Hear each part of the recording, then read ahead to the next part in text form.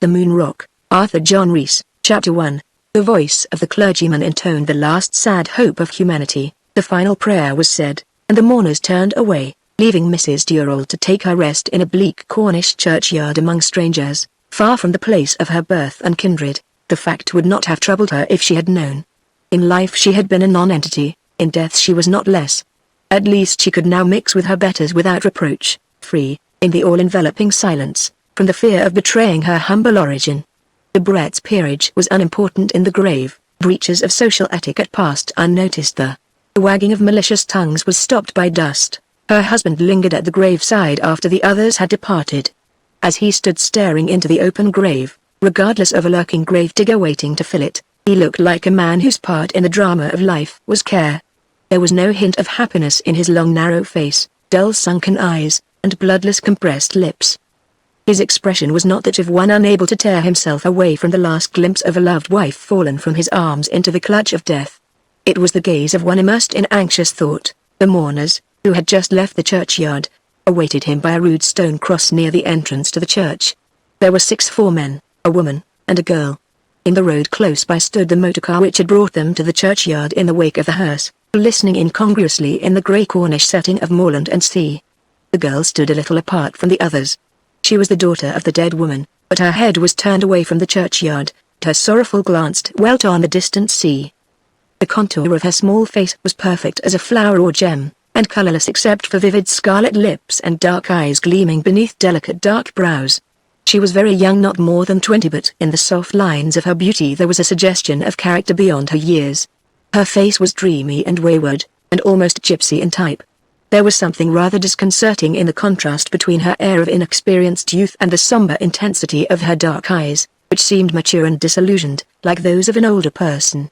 The slim lines of her figure had the lissom development of a girl who spent her days out of doors. She stood there motionless, apparently lost in meditation, indifferent to the bitter wind which was driving across the moors with insistent force. "Put this on, Cicely." Cicely turned with a start. Her aunt, a large stout woman muffled in heavy furs, was standing behind her, holding a wrap in her hand. "You'll catch your death of cold, child, standing here in this thin dress," the elder lady continued. "Why didn't you wear your coat? You'd be warmer sitting in the car. It's really very selfish of Robert, keeping us all waiting in this dreadful wind." She shivered, and drew her furs closer. "Why doesn't he come away? As if it could do any good." As she spoke the tall form of Robert Durold was seen approaching through the rank grass and mouldering tombstones with a quick stride. He emerged from the churchyard gate with a stern and moody face. "Let us get home," he said, and his words were more of a command than a request. He walked across the road to the car with his sister and daughter. The men by the cross followed. They were his brother, his brother's son, his sister's husband, and the local doctor, whose name was Ravenshaw. With a clang and a hoot the car started on the return journey. The winding cobbled street of the church town was soon left behind for a road which struck across the lonely moors to the sea. Through the moors and stony hills the car sped until it drew near a solitary house perched on the edge of the dark cliffs high above the tumbling waters of the yeasty sea which foamed at their base. The car stopped by the gate where the moor road ended. The mourners alighted and entered the gate. Their approach was observed from within, for as they neared the house the front door was opened by an elderly manservant with a brown and hawk-beaked face. Walking rapidly ahead, Robert Durold led the way into a front sitting room lighted by a window overlooking the sea. There was an air of purpose in his movements, but an appearance of strain in his careworn face and twitching lips. He glanced at the others in a preoccupied way, started perceptibly as his eye fell upon his daughter. "There is no need for you to remain, Cicely," he said in a harsh dry voice. Cicely turned away without speaking. Her cousin Charles jumped up to open the door, and the two exchanged a glance as she went out. The young man then returned to his seat near the window. Robert Durold was speaking emphatically to Dr. Ravenshaw, answering some objection which the doctor had raised. "No, Ravenshaw, I want you to be present. You will oblige me by remaining. I will go upstairs and get the documents. I shall not keep you long." "Lasser, serve refreshments." He left the room quickly, as though to avoid further argument. The elderly serving man busied himself by setting out decanters and glasses, and went out like one who considered his duty done, leaving the company to wait on themselves. Chapter 2. The group in the room sat in silence with an air of stiff expectation. The members of the family knew they were not assembled to pay respect to the memory of the woman who had just been buried. Her husband had regarded her as a drag upon him, and did not consider her removal an occasion for the display of hypocritical grief. Rather was it to be regarded as an act of timely intervention on the part of death, who for once had not acted as marplot in human affairs. They were there to listen to the story of the triumph of the head of the family, Robert Thorold. Most families have some common source of interest and pride. It may be a famous son, a renowned ancestor, a faded heirloom, even a musical daughter. The pride of the Thorold family rested on the belief that they were of noble blood, the lineal inheritors of a great English title which had fallen into abeyance hundreds of years before. Robert Thorold had not been content to boast of his nobility and die a commoner like his father and grandfather before him. His intense pride demanded more than that. As a boy he had pored over the crabbed parchments in the family deed box which indicated but did not record the family descent, and he had vowed to devote his life to prove the descent and restore the ancient title of Thorold of Missenden to the Thorolds of which he was the head. There was not much to go upon when he commenced the labor of 30 years, merely a few old documents, a family tradition, and the similarity of name. And the Thorolds were poor. Money, and a great deal of it, was needed for the search, in the first instance, of the unbroken line of descent, and for the maintenance of the title afterwards if the claim was completely established. But Robert Thorold was not to be deterred by obstacles, however great. He was a man with a single idea, and such men are hard to balk in the long run. He left England in early manhood and remained away for some years. His family understood that he had gone to seek a fortune in the wilds of the earth. He reappeared a saturnine silent man as suddenly as he had gone away. In his wanderings he had gained a fortune but partly lost the use of one eye. The partial loss of an eye did not matter much in a country like England, where most people have two eyes and very little money, and therefore pay more respect to wealth than vision. Robert Thorold invested his money, and then set to work upon his great ambition with the fierce restlessness which characterized all his proceedings in life. He married shortly after his return. He soon came to the conclusion that his marriage was a great mistake, the greatest mistake of his life. His wife had borne him 2 girls. The first died in infancy, and some years later Cicely was born. His regrets increased with the birth of a second daughter. He wanted a son to succeed him in the title when he gained it. Time passed, and he became enraged. His anger crushed the timid woman who shared his strange lot. His dominating temperament and moody pride were too much for her gentle soul. She became desperately afraid of him and his stern ways, of that monomania which kept them wandering through the country searching for links in a pedigree, which had to be traced back for hundreds of years before Robert Thorold could grasp his heart's desire. When she died in the house on the cliffs where they had come 6 months before, Robert Thorold had accomplished the task to which his life had been devoted. Some weeks before he had summoned his brother from London to disclose his future plans. The brothers had not met for many years, but Austin was quick to obey when he learnt that a fortune and a title were at stake. The sister and her husband, Mr. and Mrs. Pendleton, had reached Cornwall 2 days before the funeral. They were to take Cicely back to London with them. It was Robert Thorold's intention to part with his daughter and place her in his sister's charge. For a reason he had not yet divulged, Cicely was to have no place in his brilliant future. He disliked his daughter. Her sex was a fatal bar to his regard. He had heaped so many reproaches on her mother for bringing another girl into the world that the poor woman had descended to the grave with a confused idea that she was to blame. Cicely had a strange nature, reticent, yet tender. She had loved her mother passionately, and feared and hated her father because he had treated his wife so harshly. She had been the witness of it all from her earliest childhood to the moment when the unhappy woman had died, with her eyes fixed on her husband's implacable face, holding fast to her daughter's hand, as though she wanted to carry the pressure of those loving fingers into the grave. A clock on the mantelpiece ticked loudly. But it was the only sound which disturbed the quietness of the room. The representatives of the family eyed one another with guarded indifference. Circumstances had kept them apart for many years, and they now met almost as strangers. Mrs. Pendleton sat on a sofa with her husband. She was a notable outline of a woman, large and massive, with a shrewd capable face and a middle-class mind. She lived, when at home, in the rarefied atmosphere of Golders Green, in a red house with a red-tiled roof, one of a street full similarly afflicted, where she kept 2 maids and had a weekly reception day. She was childless, but she disdained to carry a pet dog as compensation for barrenness. Her husband was a meager shrimp of a stockbroker under his wife's control, who golfed on Sundays and played auction bridge at his club twice a week with cyclic regularity. He and his wife had little in common except the habit of living together, which had made them acquainted with each other's ways. Mrs. Pendleton had not seen either of her brothers for a long time. Robert had been too engrossed in digging into the past for the skeletons of his ancestors to do more than write intermittent letters to the living members of his family, acquainting them with the progress of his search. Austin Thorold, Robert's younger brother, had spent a portion of his life in India and had but recently returned. He had gone there more than 20 years before to fill a government post, taking with him his young wife, but leaving his son at school in England for some years. His wife had languished and died beneath an Indian sun, but her husband had become acclimatized, and remained until his time was up and he was free to return to England with a pension. His sister and he met on the previous day for the first time since he had left England for India, and Mrs. Pendleton had some difficulty in identifying the elderly and testy Anglo-Indian with the handsome young brother who had bade her farewell so many years before. And she had even more difficulty in recognizing the fair-haired little boy of that time in the good-looking but rather moody-faced young man who at the present moment was seated near the window, staring out of it. The fifth member of the party was Dr. Ravenshaw, who practiced in the church town where Mrs. Thorold had been buried, and had attended her in her illness, but he had not been asked to share in the family council on that account. His presence was due to his intimacy with Robert Thorold, which had commenced soon after the latter's arrival in Cornwall. The claimant for a title had found in the church-town doctor an antiquarian after his own heart, whose wide knowledge of Cornish antiquities had assisted in the discovery of the last piece of evidence necessary to establish his claim.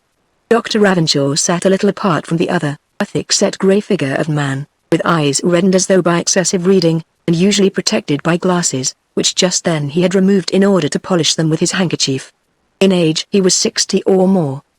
His thick grey beard was mingled with white, and the heavy moustache which drooped over his mouth was quite white. He presented a commonplace figure in his rough, worn tweeds and heavy boots, but he was a man of intelligence in spite of his unassuming exterior. He lived alone, cared for by a single servant, and he covered on foot a scattered practice among the fishing population of that part of the coast.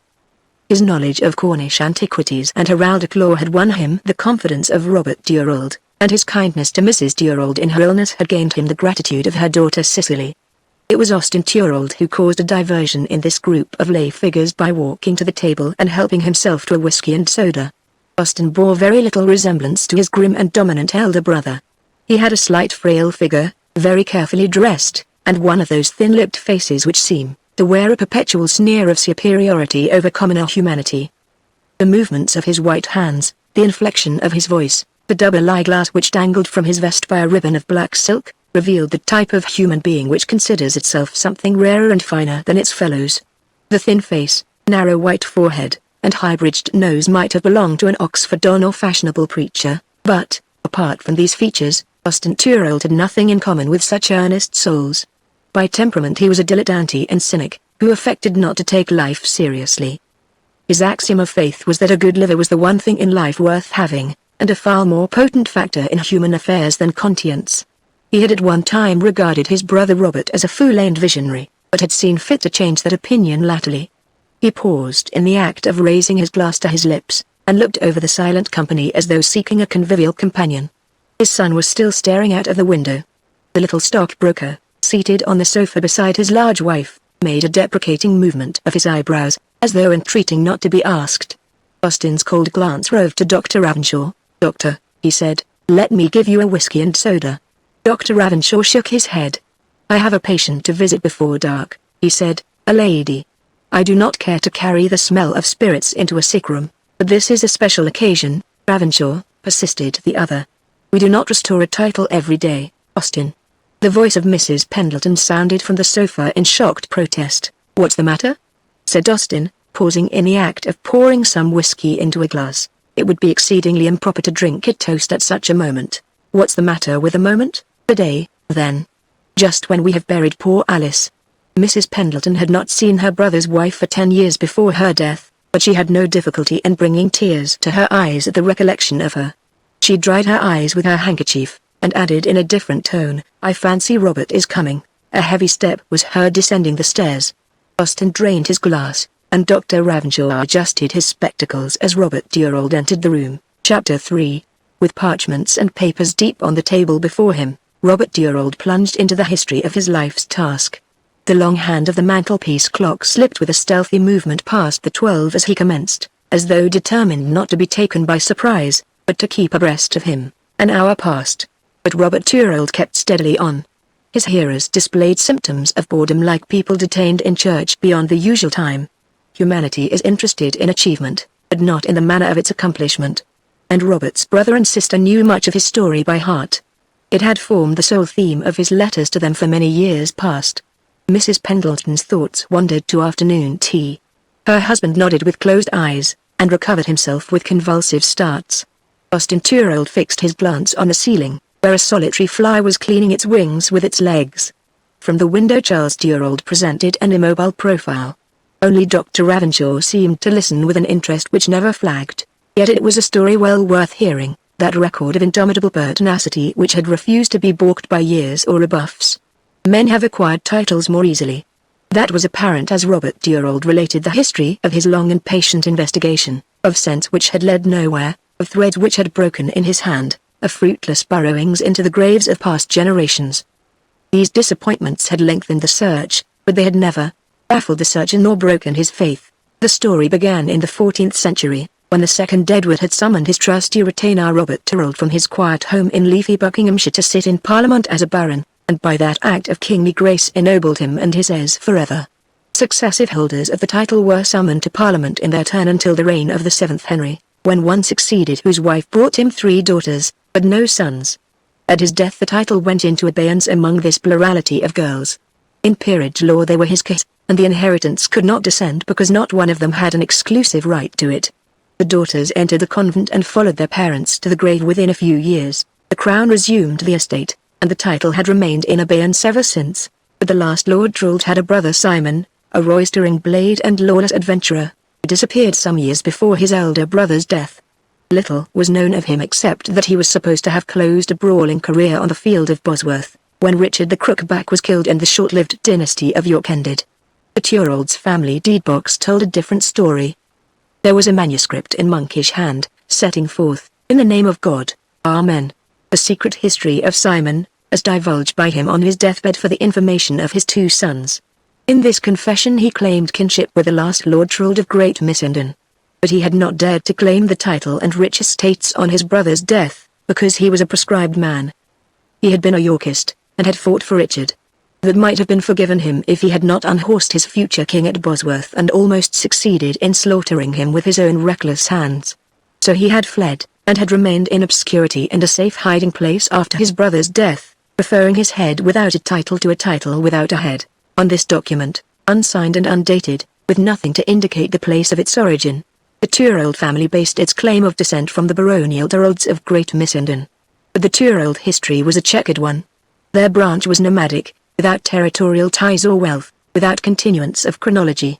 They could not trace their own genealogy back for 200 years. There was a great gap of missing generations which had never been filled in.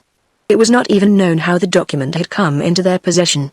Simon's 2 sons and their descendants had vanished into unknown graves, leaving no trace. But the family clung fast to their belief that they were the lineal descendants of the Turolds of Buckinghamshire. It had remained for Robert Turold to prove it. His father and grandfather had bragged of it, had fabricated family trees over their cups, and glowed with pride over their noble blood, but had let it go at that. Robert was a man of different mould.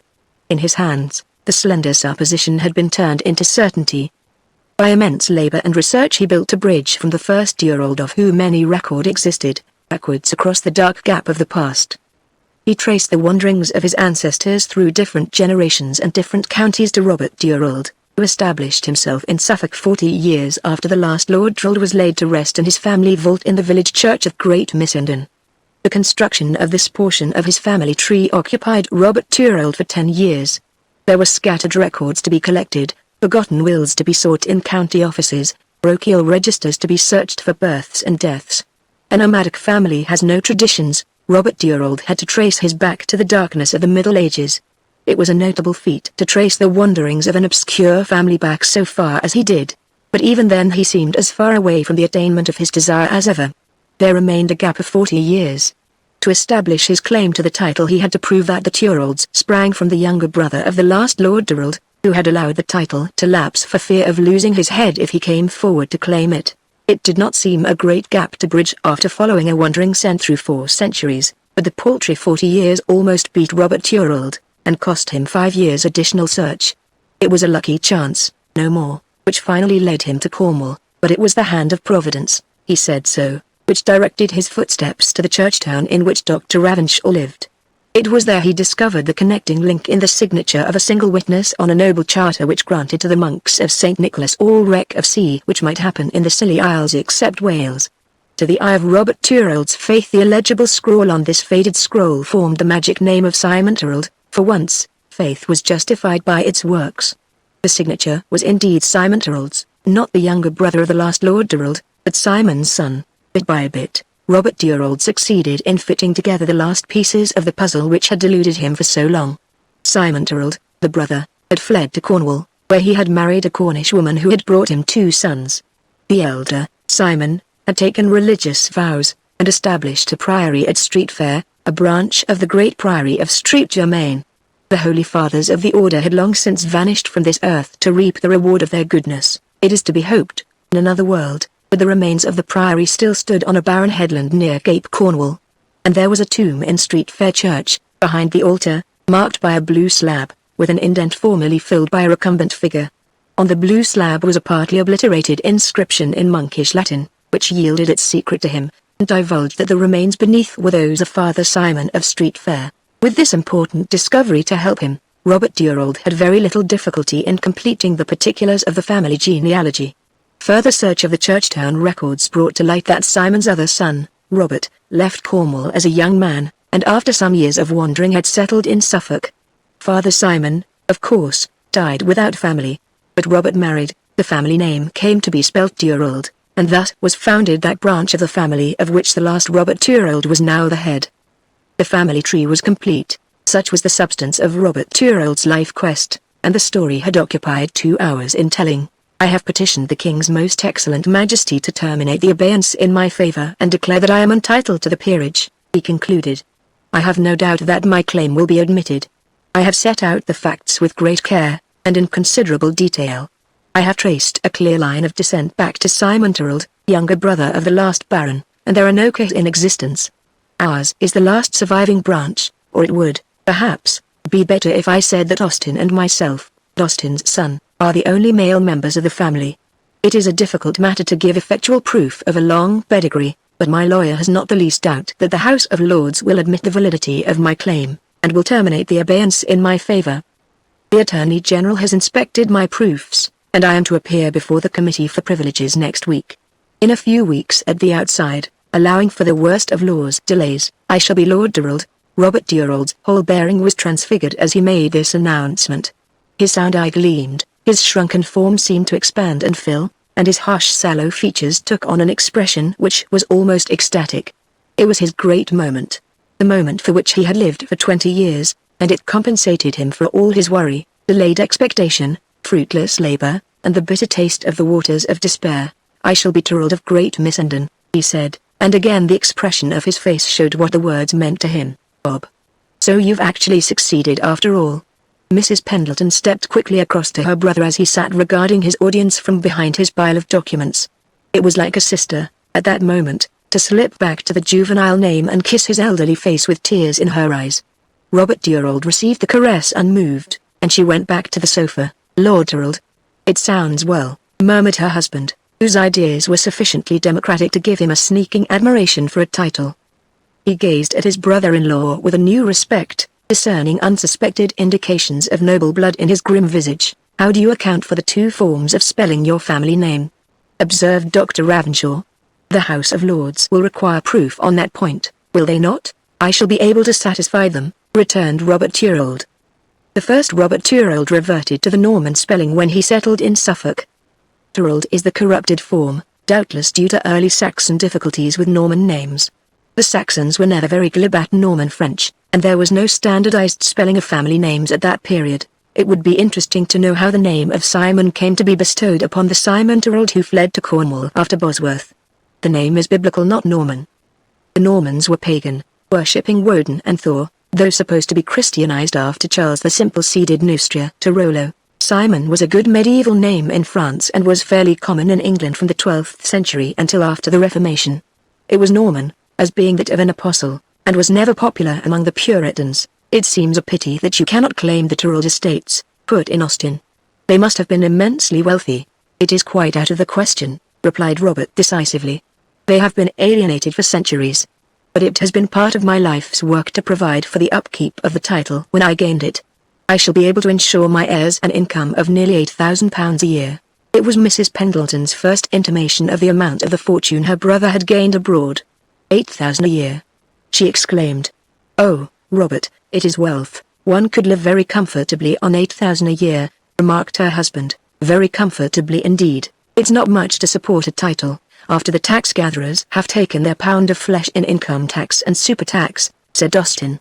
Robert, with his iron frame, will probably outlive a weakling like myself, but if he doesn't I'm sure I shall find it difficult to keep up the title on the money. One word, said Dr. Ravenshaw, with a quick glance at Robert Thorold. This is a barony by writ that you are claiming. Does not your daughter succeed you if you gain it, and not your brother? No, replied Robert Thorold. The next holder of the title, after me, will be my brother, and his son will succeed him. Little Mr. Pendleton looked questioningly at his brother-in-law. A similar question was on my lips. He said hesitatingly, I know very little of such matters, but in view of our family's probable entry into the ranks of the old nobility I have deemed it my duty to make myself acquainted, to some extent, with the history of the titular title and peerage law. It seems a very complicated business, peerage law, I mean in the case of baronies by writ, but I certainly gathered the impression that a sole daughter can succeed, although several daughters are regarded as cohort. My daughter cannot succeed to the titular title, rejoined Robert Thorold. The words seemed to be wrung out of him reluctantly. It is not for me to question your great knowledge of English peerage law, Robert, pursued Mr. Pendleton with a kind of timid persistence.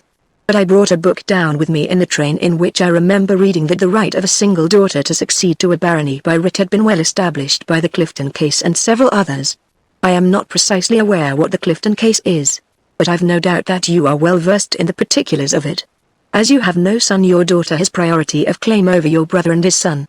From what you say I can see that I must be quite wrong, but I'd be glad if you would explain to me. You have stated the law accurately enough, said Robert Thorold, but my daughter does not succeed to the title. Why not? Embarrassment, perceptible as a cloud, deepened on Robert Thorold's face. He regained his self-control with an effort. There was an informality in my marriage, said he at last. My daughter's birth was irregular. Do you mean that she is illegitimate? Asked Dr. Ravenshaw. Robert Thorold inclined his head. Yes, he said. At this admission his sister bounced from the sofa with a startled cry. So that was why there was no name plate on the coffin, she exclaimed. Oh, Robert, what a terrible thing, what a disgrace. Spare me your protests until you have heard the explanation, Robert coldly rejoined. He pointed a hand in the direction of the churchyard, was married before she met me. She kept the fact from me. It was apparently a secret passage in her life. During our long association together she gave no hint of it. She confessed the truth on her deathbed. In justice to her memory let me say that she believed her husband dead. Robert Thorold told this with unmoved face in barest outline etched in dry point, as it were leaving his hearers to fill in the picture of the unhappy woman who had gone through life tormented by the twin demons of conscience and fear, which had overtaken her and brought her down before she could reach the safe shelter of the grave. Mrs. Pendleton, whose robust mind had scant patience with the policy of cowardice which dictates deathbed confessions, regretted that Alice, having remained silent so long, had not kept silence altogether. You do not intend to make this scandal public, Robert? She said anxiously. I am compelled to do so, was the gloomy response. Is it necessary?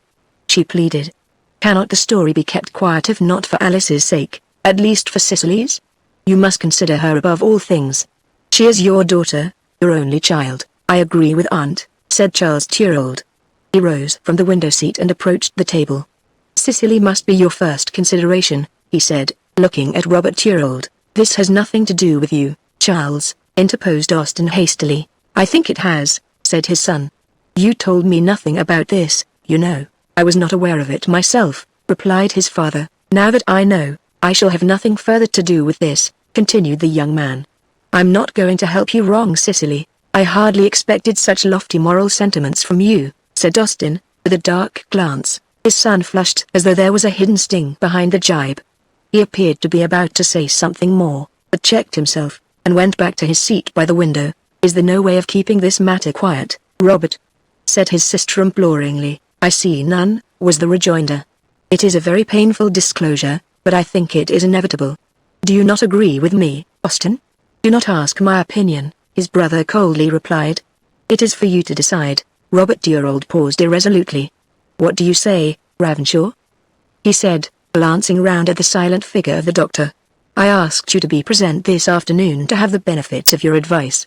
I owe much to you, so I beg you to speak freely." "Since you have asked my advice," said Dr. Ravenshaw gravely, "I say that I entirely agree with Mrs. Pendleton. Your first duty is to Cicely. She should outweigh all other considerations. If you make her illegitimacy public, you may live to be sorry for having done so." Mrs. Pendleton cast a moist, grateful glance at the speaker, but Austin Turold turned on him a look of cold hostility. Robert Turold sat brooding for a few moments in silence. He had asked advice, but his own mind was made up. The humane views of his sister and Dr. Ravenshaw were powerless to affect his decision. The monstrous growth of his single purpose had long since strangled such transient plants as human affection and feeling in his heart and mind. "The facts must be made public," he said inexorably. "The honor of a noble family is in my hands, and I must do my duty. It would be an insult to my sovereign and my peers, and a grievous wrong to our family, if I concealed any portion of the truth. I shall make adequate provision for Cicely.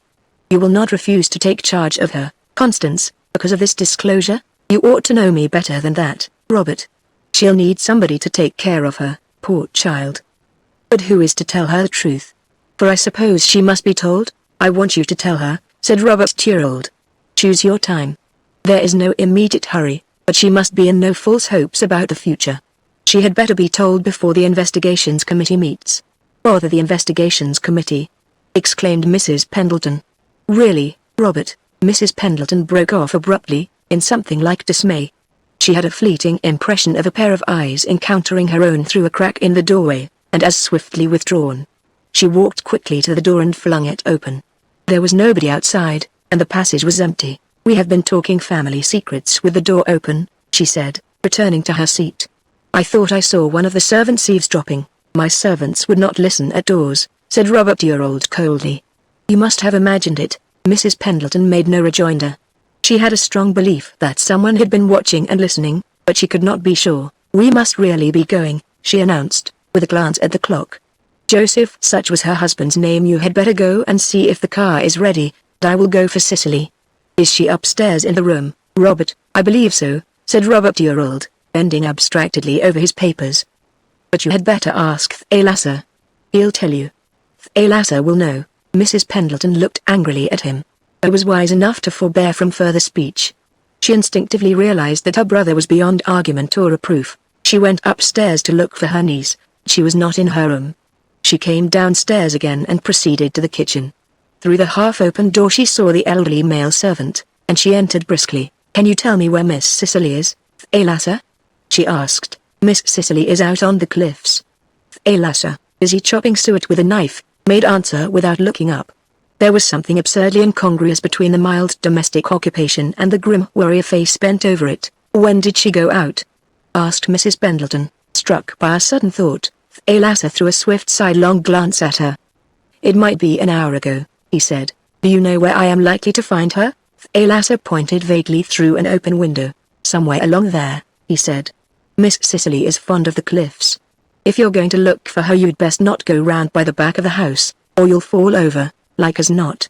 It's a savage spot, only fit for savages or madmen." He turned his back and bent over his chopping board again. Mrs. Pendleton turned away in perplexity, and walked up the passage to the front door. There her eye fell on the figure of Charles Turold, lounging moodily over the gate, smoking a cigarette. She walked down the flinty path and touched his arm. "Would you mind going and looking for Cicely?" she said. "She is out on the cliffs, Thalasser says." She pointed a hand in the direction she supposed the girl to be. The young man's moodiness vanished in eager alacrity. "Certainly," he replied. "I'll go with pleasure." He tossed away his cigarette and disappeared around the side of the house. Chapter 4. Cicely first opened her eyes on a grey day by a grim coast, and life had always been grim and grey to her. Her memory was a blurred record of wanderings from place to place in pursuit of something which was never to be found. Her earliest recollection was of a bleak eastern coast, where Robert Turold had spent long years in a losing game of patience with the sea. He had gone there in the belief that some of his ancestors were buried in a forgotten churchyard on the cliffs, and he spent his time attempting to decipher inscriptions which had been obliterated almost as effectually as the dead whose remains they extolled. The old churchyard had been called the Garden of Rest by some sentimental versifier. But there was no rest for the dead who tried to sleep within its broken walls. The sea kept undermining the crumbling cliffs upon which it stood, carrying away earth, and tombstones, and bones. Nor was it a garden. Nothing grew in the dank air but crawling things which were horrible to the eye. There were great rank growths of toadstools, yellow, blue, livid white, or spotted like adders, which squirmed and squelched underfoot to send up a sickly odor of decay. The only green thing was some ivy, a parasitic vampire which drew its lifeblood from the mouldering corpse of an old church. It was in this desolate place that the girl conceived her first impression of her father as a stern and silent man who burrowed among old graves like a mole. Robert Durald had fought a stout battle for the secret contained in those forgotten graves on a bleak headland, but the sea had beaten him in the long run, carrying off the stones piecemeal until only one remained, a sturdy pillar of granite which marked the bones of one who, some 150 years before, had been an English gentleman and a Christian. So much of the epitaph remained. Robert Durald hoped that it was an ancestor, but he was not destined to know. One night the stone was carried off with a great splash which was heard far, and left a ragged gap in the cliffside, like a tooth plucked from a giant's mouth. When Cicely first saw the cliffs of Cornwall she was reminded of those early days, with the difference that the Cornish granite rocks stood firm, as though saying to the sea, "Here rises England." The house Robert Durald had taken looked down on the sea from the summit. It was a strange place to build a house, on the brink of a broken Cornish cliff line, above the grey surges of the Atlantic, among a wilderness of dark rocks, facing black moors, which rolled away from the cliffs as lonely and desolate as eternity. The place had been built by a London artist, long since dead, who had lived there and painted seascapes from an upstairs studio which overlooked the sea. The house had remained empty for years until Robert Durald had taken it 6 months before. It was too isolated and lonely to gain a permanent tenant, and it stood in the teeth of Atlantic gales. The few scattered houses and farms of the moors cringed from the wind in sheltered depressions, but Flint House faced its everlasting fury on the top of the cliffs, a rugged edifice of grey stone, a landmark visible for many miles. The house suited Robert Durald well enough, because it was near the church town in which he was conducting his final investigations. It never occurred to him to consider whether it suited his wife and daughter. It was a house, and it was furnished. What more was necessary? It was nothing to him if his wife and daughter were unhappy. It was nothing to him if the sea roared and the house shook as he sat poring at nights over his parchments in the dead artist's studio. He had other things to occupy his mind than nature's brutality or the feelings of womanhood. Cicely had climbed down to the foot of the rocks. She was sitting in her favorite spot, a spur of rock overhanging a green nook in the broken ugliness of the cliffs, sheltered from the sea by an encircling arm of rock, and reached by a steep path down the cliff.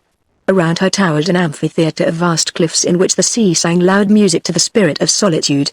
In the moaning waters in front of the cove a jagged rock rose from the incomparable green, tilted backward and fantastically shaped, like a great grave face watching the house on the summit of the cliff. The rock had fascinated the girl from the first moment she had seen it. In the summer months, tourists came from afar to gaze on its fancied resemblance to one of the illustrious dead. But to Cicely there was a secret brooding consciousness in the dark mask. It seemed to her to be watching and waiting for something. For what? Its glance seemed to follow her like the eyes of a picture. And it conveyed a menace by its mere proximity, even when she could not see it. When she looked out of her window at night, and saw only the shadow of the rock with the face veiled in darkness, she seemed to hear the whisper of its words, "I am here. Do not think to escape. I will have you yet." Among the fisher folk of that part of the coast it was known as the Moon Rock. The old Cornish women had a tradition that when a fishing boat failed to return to that bay of storms, the spirit of the drowned man would rise to the surface and answer his wife if she hailed him from the shore. It was a right and solemn ceremony, now fallen into decay. There was a story of one young wife who, getting no answer, left her desolate cottage at midnight and swam out to the Moon Rock at high tide. She had scrambled up its slippery sides and called her husband from the summit. She had called and called his name until he came.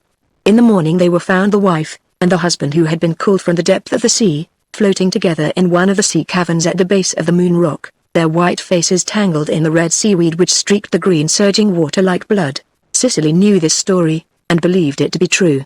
Sometimes, when the moon lingered on the black glistening surface of the Moon Rock, she fancied she could see a misty fluttering figure on the rock, and hear it calling. Calling. She would sit motionless at her window, straining her ears for the reply. After a time the response would come faintly from the sea, at first far out, then sounding louder and clearer as the spirit of the husband guided his drowned body back to his wife's arms. When it sounded close to the rock, the evanescent figure on the summit would vanish to join the spirit of her husband in the churning waters at the base. Then the face of the moon rock seemed to smile, and the smile was so cruel that Cicely would turn from the window with a shudder, covering her face with her hands. Her strange upbringing may have contributed to such morbid fancies. In his monstrous preoccupation with a single idea, Robert Turrell had neglected his duty to his daughter. She counted for nothing in his scheme of life, and there were periods when he seemed to be unconscious of her existence. She had been allowed to grow up with very little education or training. She had passed her childhood and girlhood in remote parts of England, without companions, and nobody to talk to except her mother and Thalassa, who accompanied the family everywhere. She loved her mother, but her love was embittered by her helplessness to mitigate her mother's unhappy lot. Thalassa was a savage old pagan whose habitual watchful secretiveness relaxed into roaring melody in his occasional cups. In neither aspect could he be considered a suitable companion for the budding mind of a girl. He loomed in her thoughts as a figure of greater import than her father or mother. Her father was a gloomy recluse, her mother was crushed and broken in spirit. Thalassa had been the practical head of the house ever since Cicely could remember anything, an autocrat who managed the domestic economy of their strange household in his own way, and brooked no interference. "Ask Thalassa, Thalassa will know," was Robert Turrell's unvarying formula when anybody attempted to fix upon him his responsibility as head of the house. Sometimes Cicely was under the impression that her father, for some reason or other, feared Thalassa. She could recall a chance collision, witnessed unseen, through a half-open door. There had been loud voices, and she had seen the fiery threatening eye Thalassa's and her father's moody averted face. From a child she had developed in her own way, as wild and wayward as the gulls which swooped around the rocks where she was sitting. Nature revealed her heart to her in long solitary walks by sea and fen. But of the world of men and women Cicely knew nothing whatever. The secrets of the huddle of civilization are not to be gathered from books or solitude. Cicely was completely unsophisticated in the ways of the world, and her deep passionate temperament was full of latent capacity for good or evil, for her soul's salvation or shipwreck. Because of her upbringing and temperament she was not the girl to count the cost in anything she did. She was a being of impulse who had never learned restraint, who would act first and think afterwards. Her dislike of her father was instinctive, almost impersonal, being based, indeed, on his treatment of her mother rather than on any resentment of his neglect of herself. But Robert Turrell had never been able to intimidate his daughter or tame her fearless spirit. She had inherited too much of his own nature for that. At that moment she was sitting motionless, immersed in thought, her chin on her hand, looking across the water to the horizon, where the Scilly Islands shimmered and disappeared in a grey, melting mist. She did not hear the sound of Charles Turrell's footsteps, descending the cliff path in search of her. The young man stood still for a moment admiring her exquisite features in their soft contour and delicate coloring. He pictured her to himself as a white wildflower in a grey wilderness. He could not see himself as an exotic growth in that rugged setting, a rather dandified young man in a well-cut suit, with an expression at once restless and bored on his good-looking face. He scrambled down the last few slippery yards of the path and had almost reached her side before she saw him. "I have been sent for you," he explained. "I knew I should find you here." She got up immediately from the rock where she had been sitting, and they stood for a moment in silence. She thought by his look that he had something to say to her. As he did not speak she commenced the ascent of the stiff cliff path. He started after her, but the climb took all his attention, and she was soon far ahead. When he reached the top she was standing near the edge looking around her. "This is my last look," she said as he reached her side. Her hand indicated the line of savage cliffs, the tossing sea, the screaming birds, the moors beyond the rocks. "Perhaps you will come back here again someday," he replied. She made no answer. He drew closer, so close that she shrank back and turned away. "I must go now," she hurriedly said. "Stay, Cicely," he said. "I want to speak to you. It may be the final opportunity, the last time we shall be alone together here." She hesitated, walking with slower steps and then stopping. As he did not speak she broke the silence in a low tone. "What do you wish to say to me? Are you sorry you are leaving Cornwall?" He hesitatingly began. She made a slight indifferent gesture. "Yes, but it does not matter. Mother is dead, and my father does not care for me." She flushed a deep red and hastily added, "No one will miss me. I am so alone." "You are not alone," he impetuously exclaimed. "I love you, Cicely, that is what I wish to say. I came here to tell you." He caught a swift fleeting glance from her dark eyes, immediately veiled. "Do you really mean what you say?" She replied, a little unsteadily, "Yes, Cicely. I have loved you ever since I first met you," he replied. "And, since then, I have loved you more and more." "Oh, why have you told me this now?" she exclaimed. "You think I am lonely, you are sorry for me. I cannot stay longer. Aunt will be waiting for me." He sprang before her in the narrow path. "You must hear what I have to say before you go," he said curtly. "We are not likely to meet again for some time if we part now. I intend to leave England." She looked at him at those words, but he was at a loss to divine the meaning of the look. "You are leaving England?"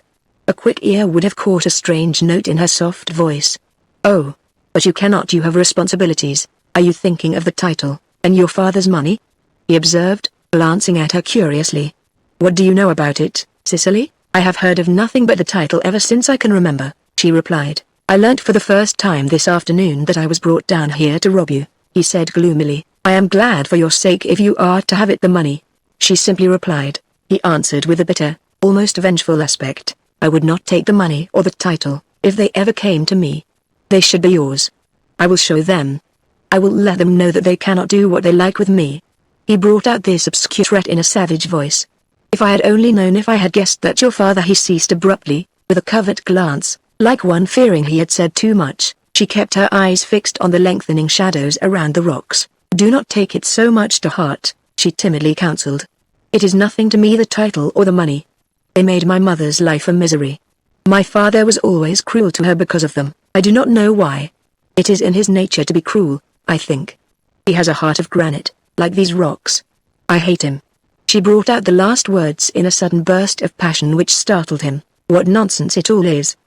he exclaimed, suddenly changing his tone. "All this talk about a title which may never be revived. Let them have it between them, and the money too.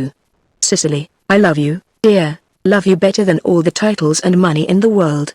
I am not worthy of you, but I will try to be. Let us go sway and start life. Just our two selves." "I cannot." She stood in front of him with downcast gaze, and then raised her eyes to his. Had he been as experienced in the ways of her sex as he believed himself to be, he would have read more in her elusive glance than her words. "You may be sorry if you do not," he said, with a sudden access of male brutality. "There are reasons I cannot explain to you. Even if there are, I cannot do what you ask," she replied. Her face was still averted, but her voice was steady. "Then do you want to go with Aunt to London?" he persisted, trying to catch a glimpse of her hidden face. She shook her head. "Or to stay with your father?" "No." There was a strange intense note in the brief word. "Then come with me, Cicely. I love you more than all the world. We have nobody to please except our two selves. You have your duty to your father to consider. Let us leave him out of the question," said the young man hurriedly. "He is as selfish and heartless as his brother. I tell you again, I'll have nothing to do with this title or your father's money. I will make my own way with you by my side. I have a friend in London who would be only too glad to receive you until we could be married. You are leaving your home tonight, and you are as free as air to choose. Will you come?" "Of course," he began again, in a different tone, as she still kept silent. "It may be that I have misunderstood. I thought that you had learned to care for me. But if you dislike me, do not say that," she replied, turning a deeply wounded face towards him. "It is not that, do not think so. You have been kind and good to me, and I shall never forget you. But I have a contempt for myself. I have a contempt for myself also after this afternoon," he retorted. "Come, Cicely." "No, it is impossible." "Hark, what was that?" The girl spoke with a sudden uplifting of her head. Above them, from the direction of the house, the sound of a voice was heard. "It is Aunt calling me," she said. "I must go." "Goodbye." "Is it goodbye, then?" "It must be. But I shall often think of you." He had the unforgettable sensation of two soft burning lips touching the hand which hung at his side, and turned swiftly but too late. She was speeding along the rocky pathway which led to the house. "Wait, Cicely," he cried. A seabird's mournful cry was the only answer. He glanced irresolutely towards the path, and then retraced his steps towards the edge of the cliffs. A cold sun dipped suddenly, as though pulled down by a stealthy invisible hand. The twilight deepened, and in the lengthening shadows the rocks assumed crouching menacing shapes which seemed to watch the solitary figure standing near the edge, lost in thought. Chapter 5. Through the flowers on the hotel dining table, Mrs. Pendleton was able to watch her niece unnoticed, because the flowers occupied such an unreasonably large space on the little round table set for three. Besides, Cicely had been engrossed in her own thoughts throughout the meal. Mrs. Pendleton was disturbed by her quietness. There was something unnatural about it, something not girlish. She had not spoken once during the drive from Flint House to Penzance, and she sat through dinner with a still white face, silent, and hardly eating anything. Mrs. Pendleton supposed Cicely was fretting over her mother, but she did not understand a girl whose grief took the form of silence and stillness. She would have preferred a niece who would have sobbed out her grief on her shoulder, been reasonably comforted, and eaten a good dinner afterwards. But Cicely was not that kind of girl. She was strange and unapproachable. There was something almost repellent in her reserve, something in her dark preoccupied gaze which made Mrs. Pendleton feel quite nervous, and unfeignedly relieved when Cicely had asked to be allowed to go to her room immediately the meal was concluded. As she sat at the table, reviewing the events of the afternoon, after the girl had taken her departure, Mrs. Pendleton regretted that she had consented to take charge of Cicely. She flattered herself that she was sufficiently modern not to care a row of pins for the stigma on the girl's birth, but there were awkward circumstances, and not the least of them was her own rash promise to break the news to Cicely that she was illegitimate. That disclosure was not likely to help their future relations together. Mrs. Pendleton reflected that she knew very little about her niece, whom she had not seen since she was a small girl. The recollection of her set face and tragic eyes at the dinner table impelled prompt recognition of the fact that she was going to be difficult to manage. But there was more than that. With a feeling of dismay, Mrs. Pendleton's mind awoke to a belated realization of the scandal which would fasten on Cicely and her birth if Robert succeeded in establishing his claim to the title. A peer of the realm with an illegitimate, disinherited daughter? The story would be pounced upon by a sensational press, avid for precisely such topics. In imagination Mrs. Pendleton saw the flaming headlines, the photographs, and the highly spiced reports in which every detail of her brother's private life was laid bare for a million curious eyes. Such an exposure was too terrible to be faced. Mrs. Pendleton saw her own comfortable life affected by it, saw her position in her small social circle shaken and overwhelmed by the clamor of notoriety. She saw herself the focus of the malicious tea-table gossip of all her friends. Decidedly, it would not do. She did her brother the justice to realize that he had overlooked the public effect of the disclosure of his painful domestic secret as completely as she had. He had forgotten that his accession to the peerage would make him, as it were, a public figure, and the glamour which the newspapers would throw over his lifelong quest would invest every act of his life with a publicity from which he could not hope to escape. If he had foreseen this, he would have made some other arrangement for his daughter's future, not for the girl's sake, but for the honor of the famous old name of which he was so fanatically proud. The question remained, what was to be done? Robert would have to be told, of course. Mrs. Pendleton's first impulse was to retract her promise to take charge of Cicely, and wash her hands of the whole affair. Then she thought of the money, and wavered. Robert had made her a generous offer, and the money would have helped so much. She had already planned the spending of the check he had given her that afternoon. She had thought of a new suite of drawing-room furniture, and bedroom carpets. She had a vision of a small motor car, later on. As she pondered over the situation she thought she saw a way out, a way so simple and practical that she was astonished that it had not occurred to her before. Mrs. Pendleton was a woman of decision and prompt of action when she made up her mind. Her mind was made up now. She glanced across the table at her husband. "Joseph," she said. Mr. Pendleton, hidden behind the sheets of a newspaper just arrived from London, had the temerity not to hear. He was in a grumpy mood, arising, in the first instance, from having been dragged away from his business and his club to Cornwall. It was nothing to him that he was in the land of Lyoness. His brief impression of the duchy was that it was all rocks, and that Penzance was a dull town without a proper seafront, swarming with rascally shopkeepers who tried to sell serpentine matchboxes at the price of gold ones, provided with hotels where dull tourists submitted to a daily diet of Cornish pasties and Pollock under the delusion that they were taking in local colour in the process. Mr. Pendleton's stomach resented his own rash deglutition of these dainties, and in consequence he was suffering too much with acute indigestion to think of the compensation he would gain at next year's academy by standing with a bragging knowing air before pictures of the Cornish coast, expatiating to his bored acquaintances, who had never been to Cornwall, on their lack of merit compared with the real thing. Like most husbands, Mr. Pendleton had been able to reach the conclusion that the real cause of his bodily and mental discomfort was his wife, so he maintained a sulky silence behind the pages of his newspaper, with that lack of ceremony which the familiarity of marriage engenders in the female breast. His wife leant across the table and plucked the paper from his hand. "Listen to me, Joseph," she said. "I want to talk to you." Lacking the newspaper screen, Mr. Mr. Pendleton's rebellious tendencies instantly evaporated beneath his wife's searching eye. "Yes, my dear," he replied meekly. "What about Cicely? Did you notice that she did not speak a word during dinner? Perhaps she was overcome with grief, my dear." "Nonsense. Grief does not make a woman speechless.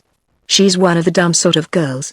I always mistrust a girl who hasn't plenty to say for herself." "Well, you know, my dear, she has had a strange sort of life. She hasn't had the educational advantages of other young women," Mr. Pendleton was going to add, "in her station of life, but a timely recollection of the afternoon's disclosures caused him to substitute, with wealthy fathers. "Robert has neglected his duty to her shamefully. I've been thinking it all over, and I'm half sorry now that I consented to take charge of her." "Then why do it?" said her husband placidly. "It's the scandal I fear," rejoined his wife, pursuing her own thought. "There's bound to be a lot of talk and newspaper publicity when Robert comes into the title. It would be much better to keep this quiet, after all these years. There is really no occasion for it, if Robert will only listen to reason. Robert wishes to avoid future trouble and complications about the succession. That could be arranged by getting Cicely to sign some agreement renouncing all claim on the title. I doubt if such a document would be legal, my dear," said her husband dubiously. "That wouldn't matter in the least," replied Mrs. Pendleton, with a woman's contempt for the law. "It would be purely a family arrangement. Cicely could be assured by somebody in whom she has reliance, not her father, of course, that there was some legal reason why she could not succeed. I do not think there would be any trouble with her. She does not look the kind of girl to delight in a title and a lot of money. Robert would have to settle a handsome allowance on the poor child. Indeed, it is the very least he can do. If Robert agreed to this course, there would be no need to blurt out the brutal truth, and I would take Cicely under my charge." Mr. Pendleton saw several objections to his wife's plan, but he had long learnt the futility of domestic argument on the husband's side at least. "How much do you consider your brother ought to allow Cicely?" he asked. "2,000 a year. Robert can well afford it. Do you think your brother Austin would agree?" "Of course he wouldn't. Austin is horribly selfish. He wouldn't give Cicely a penny if he had his way, now that he knows the truth. But I don't intend to consult Austin in the matter. I thought of asking Dr. Ravenshaw to go with me and try and influence Robert. Robert trusts him implicitly, and he seems to have a great deal of influence with him. I feel sure he would do his utmost to bring Robert to listen to reason. Do you not think my plan a good one?" In the secret depth of his heart Mr. Pendleton did not, but with the moral cowardice of a husband he forbore from saying so. "It might be tried," he feebly muttered. "Very well, we will try it, then," said his wife, rising from her seat as she spoke. "Go and order that motor car we had this afternoon while I get ready." Mr. Pendleton was accustomed to his wife's energetic way of doing things on the spur of the moment, but he had never become used to it. "Do you intend to go and see your brother tonight?" he said, with an air of surprise. "Why not?" Mr. Pendleton sought for a reason, but could find none. "It's rather late, isn't it?" he suggested. "Nonsense." Mrs. Pendleton glanced at her wristwatch. "It's not much past 8. Why not leave it until the morning?" said her husband, with a lingering glance at the cheery glow of the log fire in the lounge. "It's a beast of a night to be out. Hark to the wind. If it is to be settled, it must be settled tonight," said Mrs. Pendleton decisively. "There'll be no time in the morning for anything, if we are to catch the 10 o'clock train for London. Besides, Austin would see us if we went there in daylight, and I do not want him to know anything about it. He would only try and put obstacles in our way. What about Cicely? She will be quite all right in her room. She looked tired out, and needs a good night's rest. You had better see about the car at once." Mr. Pendleton said no more, and his wife bustled away to put on her outdoor things. When she descended from her room, her husband was awaiting her in the lounge, and the headlight of the hired motor car gleamed in the darkness outside. They set out through the narrow uneven streets, which smelt strongly of mackerel and pitch. In a few minutes the car was clear of the town, and running at an increased pace through the gusty darkness of the moors. Chapter 6. With a face grimly immobile as the carved head of a heathen god, Thalassa stood at the front door watching the departure of Cicely and her aunt until the car was lost to sight in a dip of the moors. Then with a glance at the leaping water at the foot of the cliffs, grey and mysterious in the gloaming, he turned and went inside the house. It was his evening duty to prepare the lamps which lighted up the old house on the cliffs. Cicely generally helped him in that tedious duty, but she was gone, and for the future he must do it alone. The lamps were kept in a little low-browed room off the stone kitchen. The Thalassa betook himself. Robert Durald disliked the dark, and a great array of lamps awaited him. large ones for the rooms, small ones for the passages and staircase. Thalassa set to work with a will, filling them with oil, trimming the wicks, and polishing the glasses with a piece of chamois leather. As he filled and trimmed and polished he sang to himself an old sea song. The devil and me, we went away to sea. In the old brig Lisbeth Jane, his voice was gruff and harsh, and the melody, such as it was, did nothing to relax his expression, which remained grim and secret as ever. Each lamp he lit as he finished it, and their gathered strength gushed in a flood of yellow light on his crafty brown face and deep-set eyes. He placed several of the lamps on a tray, carefully lowered the wicks, and carried them to their allotted places, returning for others until only half a dozen small lamps remained. These he gathered on the tray and took upstairs. Night had fallen. The wind was rising without, and seemed to rustle and whistle in the draughty passages of the old house. Thalassa placed one lamp at the head of the stairs, and others in the niches of the passage, where they flickered feebly and diffused a feeble light. Halfway down the passage he paused before a closed door. It was the room in which Cicely's mother had died. With an expressionless face he went in and left the last lamp burning dimly on the mantelpiece, like a votary candle on an altar of the dead. Issuing forth again he cast a look around him and walked to Robert Turrell's study at the end of the passage. The door was closed, but he opened it and entered. Robert Durald was busily engaged writing at a large table by the light of a swinging lamp. He looked up from his papers as Thalassa entered, and thoughtfully watched him as he trimmed the lamp and tended the fire. With these duties completed Thalassa still lingered, as though he expected his master to speak. "What's the glass like tonight, Thalassa?" remarked Robert Turrell absently. The allusion was to a weather glass which hung in the hall downstairs. As a topic of conversation it was as useful to master and servant as the weather is to most English people. That is to say, it helped them when they were word-bound. "Going down fast," replied Thalassa. "Then I suppose we are in for another rough night." "The glass is always going down in Cornwall, and we are always in for another rough night," responded the servitor curtly. "Are you going to stay much longer in the forsaken hole?" "Not much longer," replied his master in a mild tone. "It is, perhaps, a dreary spot to you, but not to me. No, never to me. The last link in my long search has been found here hidden away in this little out-of-the-way Cornish place. Think of that, Thalassa. I shall be Lord Durald." "I don't see what good it will do you," retorted the man austerely. "You've spent a mint of money over it.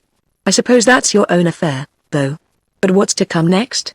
That's what I want to know. When I leave Cornwall." "You mean we, don't you?" Thalassa interrupted. "Of course I mean you as well as myself," Robert Durald replied almost humbly. "I should be sorry to part with you, Thalassa, you must be well aware of that. It is my intention to purchase a portion of the family estate at Great Missenden, which is at present in the market, and spend the remainder of my life in the place which once belonged to my ancestors. That has been the dream of my life, and I shall soon be able to carry it out." A silence fell between them upon this statement, and Robert Durald's eyes turned towards his papers again. But Thalassa stood watching him, as though he had something on his mind still. He brought it out abruptly. "And what about your daughter?" "My daughter is going to London with my sister for a prolonged visit," said Robert Durald hurriedly. "She needs womanly training and other advantages which I, in my preoccupations, have been unable to bestow upon her. It is greatly to her advantage to go." Robert Durald gave this explanation with averted face, in a tone which sounded almost apologetic. The relative positions between them seemed curiously reversed. It was as though Thalassa were the master, and the other the man. "Oh, that's it, is it?" Thalassa turned a cautious yet penetrating eye upon his master. "Well, she's your own daughter, so I suppose you know what's the best for her." He spoke indifferently, but there was an odd note in his voice. He picked up his tray, and carelessly added, "For my part one shall be glad to get out of Cornwall. It's a savage place, only fit for savages and seagulls." There's the wind rising again. A violent gust shook the house, and rattled the window panes of the room.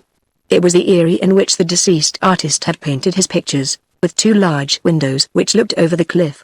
Again the gale sprang at the house, and smote the windows with spectral blows. Downstairs, a door slammed sharply. "Damn the wind!" exclaimed Thalassa peevishly. "There's no keeping it out. I'm going downstairs to lock up now." "You'll have your supper up here, I suppose?" "Yes. I have a lot of work to do before I go to bed." Thalassa left the room without further speech, and Robert Durald began rummaging among his papers with a hand which trembled slightly. The table was littered with parchments, old books, and some sheets of newly written foolscap. He picked up his pen and plunged it into a brass inkstand, then paused in thought. His face was perturbed and uneasy. It may be that he was reviewing the events of the day, wondering, perhaps, whether he had paid too high a price for the attainment of his ambition. For it he had sacrificed his daughter and the woman who now slept in the churchyard nearby, indifferent to it all. Nothing could restore to him the secret he had divulged that afternoon. A shade of apprehension deepened on his downcast face. Then he frowned impatiently, and plunged into his writing again. Chapter 7. On leaving his master's room, Thalassa went swiftly downstairs and disappeared into some remote back region of the lonely old house. He had other duties to perform before his day's work was finished. There was wood to be chopped, coal to be brought in, water to be drawn. Nearly an hour elapsed before he reappeared, candle in hand, and entered the kitchen. A little woman with a furtive face, sharp nose, and blinking eyes was seated at one end of the kitchen table with playing cards spread out in front of her. She looked up at the sound of the opening door, and fear crept into her eyes. She was Thalassa's wife, but the relationship was so completely ignored by Thalassa that other people were apartment to forget its existence. The couple did the work of Flint House between them, but apart from that common interest Thalassa gave his wife very little of his attention, leading a solitary morose life, eating and sleeping alone, and holding no converse with her apart from what was necessary for the management of the house. How he had ever come to bend his neck to the matrimonial yoke was one of those mysteries which must be accounted a triumph for the pursuing sex, a tribute to the fearlessness of woman and the ardor of the chase. On no other hypothesis was it possible to understand how such a feeble specimen of womanhood had been able to bring down such an untoward specimen of the masculine brute. Outwardly, Thalassa had more kinship with a pirate than a husband. There was that in his swart-eagle visage and moody eyes which suggested lawless cruises, untrammeled adventure, and the fierce wooing of brown women by tropic seas rather than the dull routine of married life.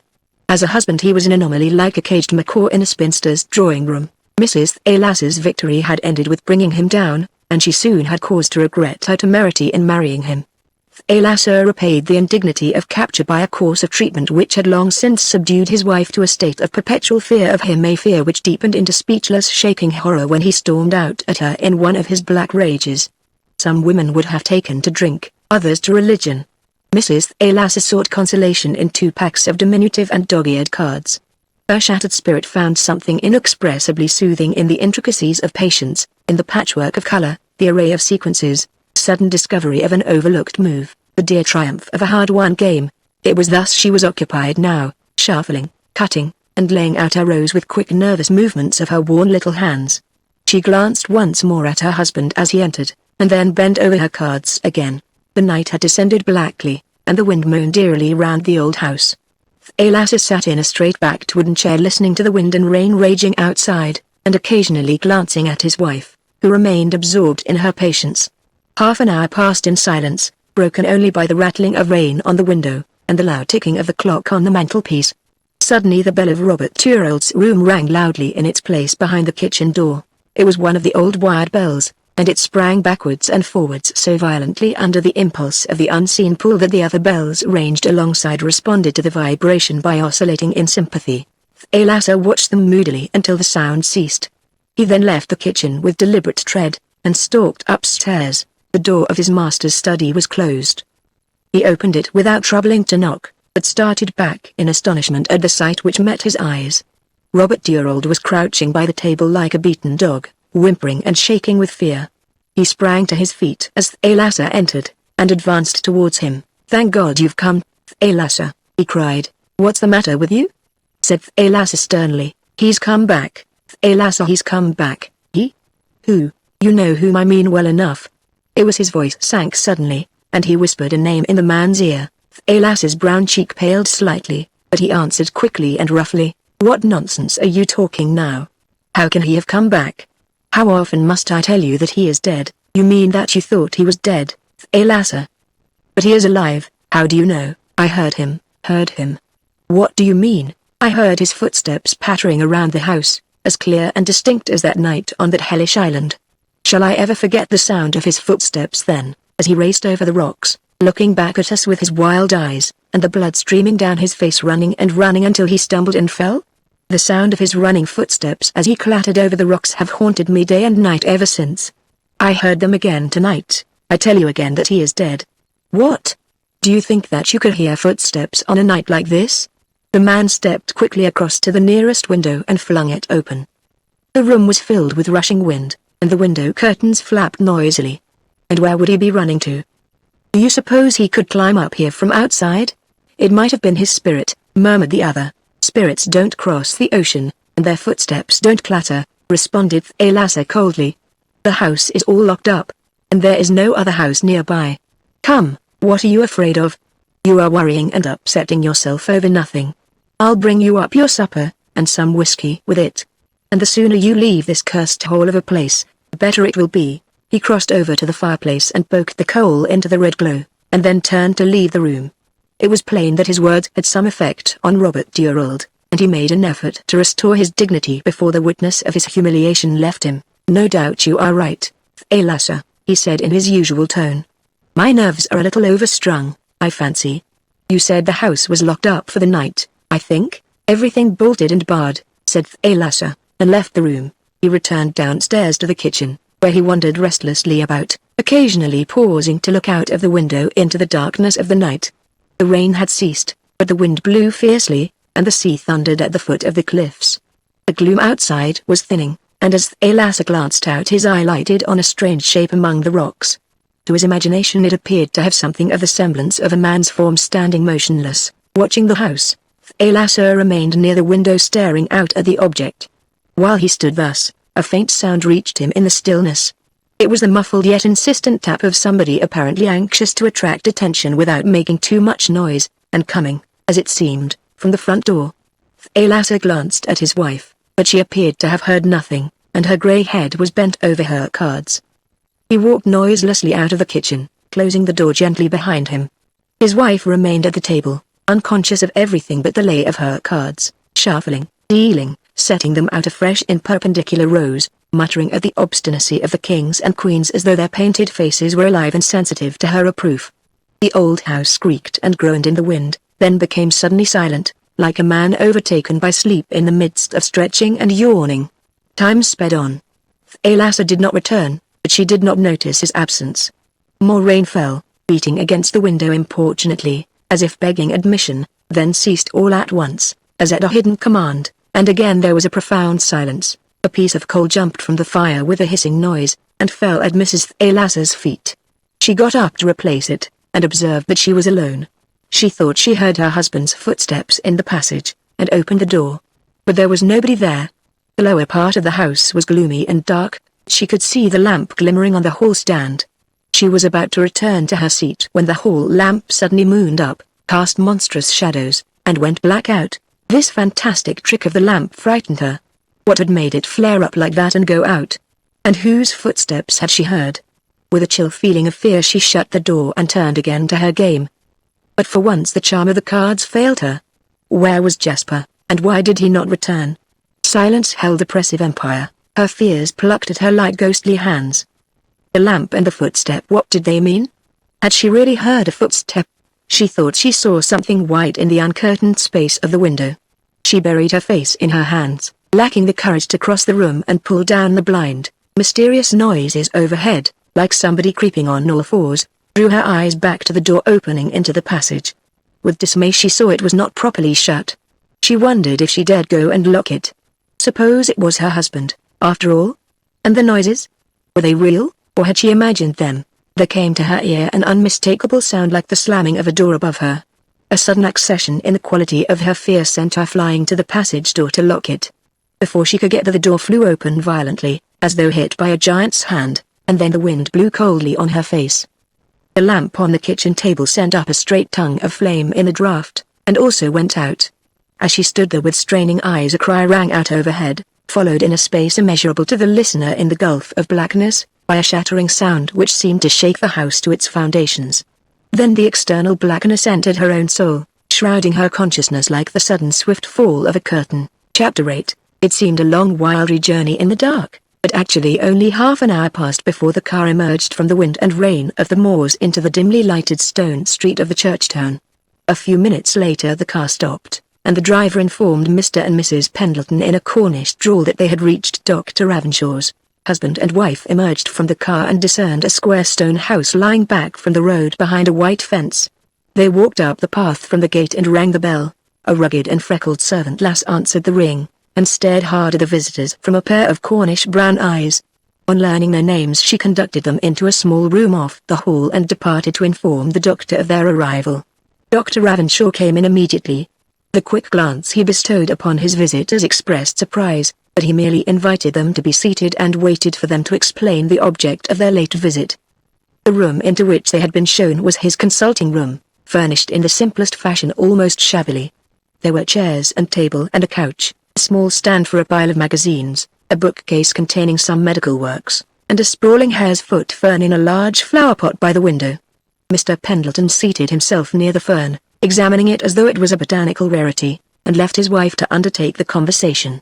Mrs. Pendleton was accustomed to take the lead, and immediately commenced. "I have taken the liberty of coming to ask your advice about my niece, Doctor.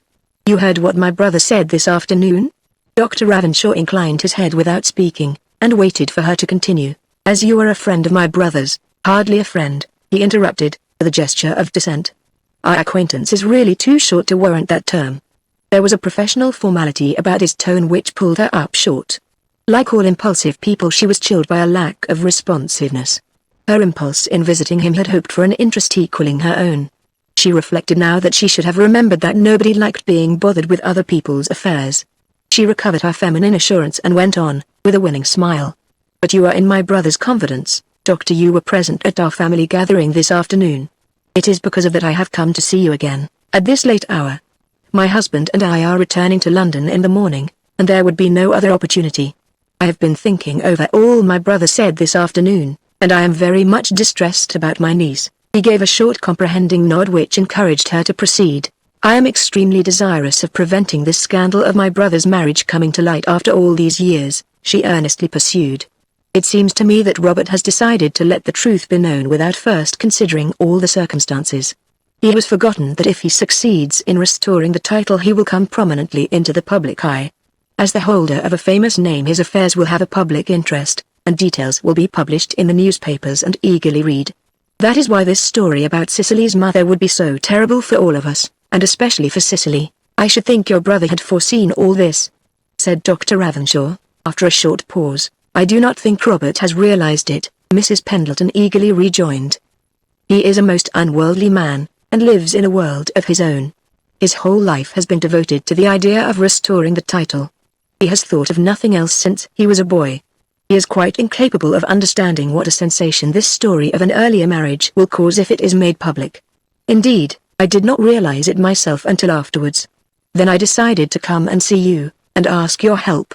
I quite agree with you that it would be better if the story could remain unknown, after all these years. But how can I help you?" She had anticipated that question, and proceeded to unfold her plan. "It might be kept quiet, I think," she said meditatively. "It is Robert's duty to keep it secret for Cicely's sake. I am chiefly concerned about her. Girls are difficult, so different from boys. It wouldn't be so bad if she were a boy. A boy could change his name and emigrate, go on a ranch and forget all about it. But it is different for a girl. Leaving the shock out of the question, this thing would spoil Cicely's life and ruin her chances of a good marriage if it was allowed to come out. People will talk. It is inevitable that they should, in the circumstances. I fancy the matter could be arranged in a way to satisfy Robert so as not to interfere with his plans about the title. What do you suggest? Cicely could be told that there is some obstacle which prevents her succeeding to the title. Robert has not brought her up as an heiress with expectations. He has never treated her fairly, poor girl. It was his dream to have a son to succeed him. Not that it would have made any difference if Cicely had been a son, after what's come to light.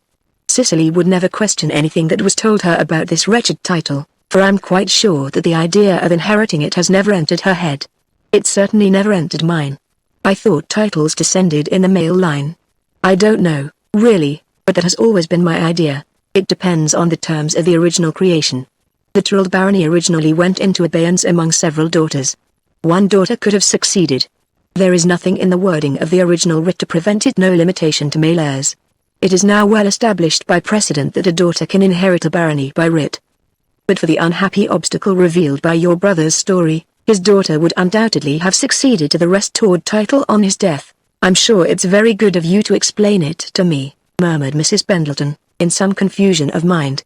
It sounds quite reasonable, too. A woman can inherit the throne of England, so why not a title? but it never occurred to me before. Cicely, of course, cannot succeed to my brother's title because of her birth. But is there any need for this to be known? Could she not sign a paper announcing her rights in return for a share of my brother's fortune? I doubt if the law would approve of the arrangement if it became known. The law should realize that it was done from the best of motives to keep from an innocent girl a secret which would darken her life, responded Mrs. Pendleton with decision. I wasn't looking at it altogether in that light, replied Dr. Ravenshaw with a slow shake of the head. But it might have been tried. Oh yes, it might have been tried. He rose from his chair, and paced thoughtfully up and down the room. Is it too late to try it now? She asked. He looked at her thoughtfully. In what way? By trying to persuade my brother to change his mind. He is not likely to change his mind. That, responded Mrs. Pendleton, remains to be put to the test. I intend to see him tonight, before it is too late. I beg you for Cicely's sake to come with me and try and persuade him. Such a request as you propose to make should come only from a member of the family, replied Dr. Ravenshaw.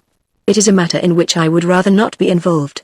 If you wish support, I would remind you that there are 2 other members of your own family, your other brother and his son, staying temporarily in this church town, not far from here. Why not go to them? With a charmingly feminine gesture Mrs. Pendleton washed her hands of the other members of the family. I would not dream of going to Austin, she said in decided tones. He would not approve of my plan, nor, indeed, would Robert listen to him if he did. But he would listen to you, I feel sure. That is my reason for coming to you. She rose from her seat, and sought to shepherd him into compliance by approaching him with a propitiatory smile. Do come, Doctor. I have trespassed too much on your kindness already, but oblige me further in this. It's rather late for a visit, he replied. It's only 9:30, she said, with a glance at her wristwatch. My brother sits up till all hours over his papers and books. I will take all responsibility upon myself for the visit. I will tell Robert that I literally had to drag you with me, and he will understand that we simply had to see him tonight, as he knows we are going home to London first thing in the morning. Do come, Dr. Ravenshaw. The car is waiting. He consulted his own watch. Very well, Mrs. Pendleton, he assented. I will accompany you. Please excuse me while I get my coat. He rejoined them in a moment or two, and they proceeded outside to the waiting car. Chapter 9. A few minutes later the car stopped in the gloom outside the old house on the cliffs. The storm had passed, but the sea still raged white beneath an inky sky. A faint gleam from a shuttered front window pointed a finger of light to the gravel path which led to the front door. Mrs. Pendleton knocked, and an answer came quickly.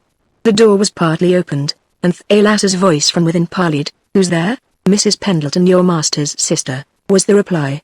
Let us in, Thalassa. The door was at once opened wide, and Thalassa stood back for them to enter. By the light of the lamp he carried they saw that he was dressed and coated for a journey, with his hat on. I'm glad you've come, he said to Dr. Ravenshaw. It's you I was just going out to fetch. There was something strange in his manner, and the doctor looked at him quickly. What's the matter with you, man? Is there anything wrong? That's what I don't know. But I'm afeared. Yes, by God, I'm afeared. His voice broke hoarsely, and he stood before them with his eyes averted from the 3 wondering faces regarding him. Mrs. Pendleton stepped quickly forward, and grasped his arm. What is it, Thalassa? Has anything happened to my brother? There's been a great noise in his room, like as if something heavy had crashed down, then silence like the grave. I went up and called and tried to open the door, but I couldn't. Why didn't you try to break in the door? Said Dr. Ravenshaw. 'Twa'n't my place, was the dogged retort. I know my place. I was just going to street fair for you and his brother. How long is it since this happened? Since you heard the crash, I mean, not many minutes agone. Just before you came to the door. Light us upstairs at once, Thalassa, said Mrs. Pendleton sharply. Mrs. Pendleton, will you wait downstairs while we investigate? Suggested Dr. Ravenshaw. No, she resolutely answered. I will come with you, Doctor. Robert may need me. Do not let us waste any more time. She slipped past him to Thalassa, who was mounting the stairs. Dr. Ravenshaw hurried after her. Mr. Pendleton, with an obvious call on his courage, followed last. The lamp in Thalassa's hand burned unsteadily, first flaming angrily, then flickering to a glimmer which brought them to a pause, one above the other on the stairs, listening intently, and looking into the darkness above. His bedroom is open and empty, said Thalassa when they had reached the end of the passage above. See. He pointed to the gaping door, and then turned to the closed one opposite. He's in here. His voice sank to a whisper. It was from here the noise came. He placed the lamp on the floor, and knocked hesitatingly on the dark panel of the closed door, then again more loudly. There was no reply. Far beneath them they could hear the solemn roar of the sea dashing against the cliffs, but there was no sound in the closed chamber. Its stillness and hush seemed intensified by the clamor of the sea, as though calamity were brooding in the darkness within. Robert, Robert. The high pitch of Mrs. Pendleton's voice shattered the quietude like the startling clang of an unexpected bell. Knock again, Thalassa, more loudly, very loudly, she cried, in the shrill accents of tightened nerves. Thalassa approached the door again, but recoiled swiftly. God Almighty!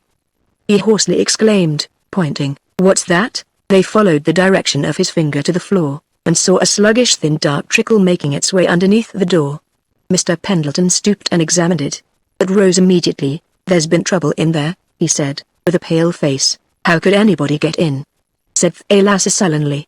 The door is locked from the inside, and it's 200 feet from the windows to the bottom of the cliffs. Oh, for pity's sake stop talking and do something, cried Mrs. Pendleton hysterically. My poor brother may be dying. She rattled the door handle. Robert, Robert, what is the matter? Let me in. It is I, Constance. We must break in the door, said Dr. Ravenshaw. Stand away, Mrs. Pendleton, please. Now, Thalassa, both together. The doctor and the servant put their shoulders to the door. Mr. Pendleton watched them with a white face, but did not go to their assistance. At the fourth effort there was a sound of splintering wood. The lock gave, and the door swung back. They peered in. At first they could see nothing. The light of the swinging lamp had been lowered, and the interior of the room was veiled in shadow. Then their eyes detected a dark outline on the floor between the table and the window, the figure of a man, lying athwart the carpet with arms outstretched, face downwards, the spread fingertips clutching at some heavy dark object between the head and the arms. Thalassa stepped across the threshold, and with shaking hand turned up the lowered wick of the swinging lamp. The light revealed the stark form of Robert Thorold. At this sight Mrs. Pendleton broke into a loud cry and essayed to cross the room to her brother's side. Keep back, Mrs. Pendleton, cried Dr. Ravenshaw, interposing himself in front of her. I begged of you not to come upstairs. Mr. Pendleton, take your wife away at once. But Mr. Pendleton's timorous and inferior mind was incapable of translating the command into action. He could only stare dumbly before him. No, no. Let me stay, I will be calm, Mrs. Pendleton pleaded. Is he dead, doctor? Dr. Ravenshaw crossed to the center of the room and bent over the body, feeling the heart. Husband and wife watched him, huddled together, their white faces framed in the shadow of the doorway. In a moment he was on his feet again, advancing towards them. We can do no good here, Mrs. Pendleton, he said gently. Your brother is dead. Dead? Robert dead? Her startled eyes sought his averted face, and her feminine intuition gathered that which he was seeking to withhold. Do you mean that he has been killed? She whimpered. I fear that there has been an accident, he replied evasively. He stood in front of them in a way which obscured their view of the prone figure, and a small shining thing lying alongside, which he alone had seen. Come, he said, in a professional manner, taking her by the arm. Let me take you downstairs. He got her away from the threshold, and pulled the broken door to, shutting out the spectacle within. Are you going to leave him like that? Whispered Mrs. Pendleton. It is necessary, till the police have seen him, he assured her. We had better send Thalassa in the car to the church town. Go for Sergeant Pengowan, Thalassa, and tell him to come at once. And afterwards you had better call at Mr. Austin Thorold's lodgings and tell him and his son. Hurry away with you, my man. Don't lose a moment. Thalassa hastened along the passage as though glad to get away. His heavy boots clattered down the staircase and along the empty hall. Then the front door banged with a crash. The others followed more slowly, stepping gently in the presence of death, past the little lamps, hardly bigger than fireflies, which flickered feebly in their alcoves. They went into the front room, where a table lamp gave forth a subdued light. Mrs. Pendleton turned up the wick and sank into a chair, covering her face with her hands. It was the room where only that afternoon Robert Thorold had unfolded the history of his life's quest, a large gloomy room with heavy old furniture, faded prints of the Cornish coast, and a white-effaced clock on the mantelpiece with a loud clucking tick. Dr. Ravenshaw knew the room well, but Robert Thorold's sister had seen it for the first time that day, and the recollection of what had taken place there was so fresh in her memory that it brought a flood of tears. Poor Bob. She sobbed. He denied himself all his life for the sake of the title. And what's the good of it all now? That was the only light in which she was able to see the tragedy in the first moment of the shock.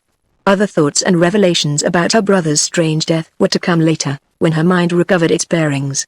For the moment she was incapable of thinking coherently.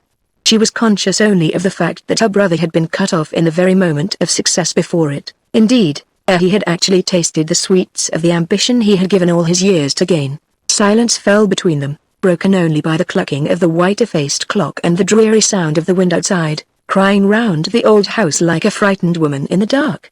Nearly an hour passed before they heard the sound of a guarded knock at the front door. Dr. Ravenshaw went and opened it.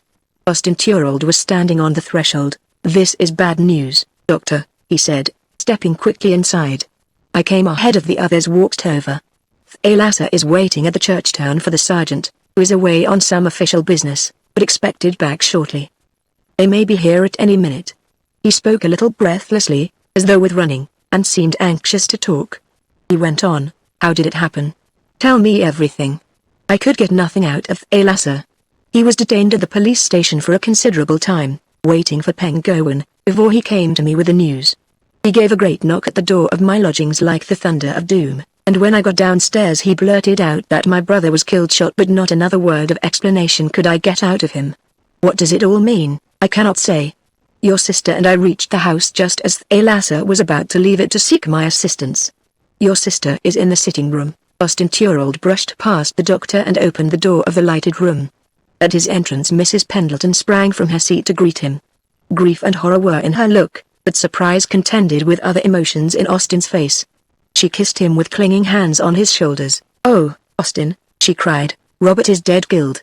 "The news has shocked me to the last degree," responded her brother. "What has happened? Did somebody send for you? Is that what brought you here?" Mrs. Pendleton shook her head, embarrassed in her grief. She remembered that she wished to keep the object of her visit secret from her younger brother, and she could not very well disclose the truth then. "Not exactly," she replied, a trifle incoherently. "I wanted to see Robert again before I returned to London in the morning. So we motored over after dinner, and found him dead." Fresh tears broke from her. Austin Thorold wandered around the room quickly and nervously, then drew Dr. Ravenshaw to the door with a glance. "I should like to go upstairs before the police come," he whispered. Dr. Ravenshaw nodded, and they went upstairs together. The shattered door creaked open to their touch, revealing the lighted interior and the dead man prone on the floor. Austin approached his brother's corpse, eyed it shudderingly, and turned away. Then he stooped to look at the small revolver lying alongside, but did not touch it. Again he bent over the corpse, this time with more composure in his glance. The object on which the outstretched arms rested was an old Dutch hood clock, which had fallen or been dragged from a niche in the wall, and lay face uppermost, the glass case open and smashed. The hands stopped at the hour of 9:30. It was a clock of the 17th century, of a design still to be found occasionally in old English houses. A landscape scene was painted in the arch above the dial, showing the moon above a wood, in a sky crowded with stars. The moon was depicted as a human face, with eyes which moved in response to the swing of the pendulum. But the pendulum was motionless, and the goggle eyes of the mechanism stared up almost reproachfully, as though calling upon the two men to rescue it from such an undignified position.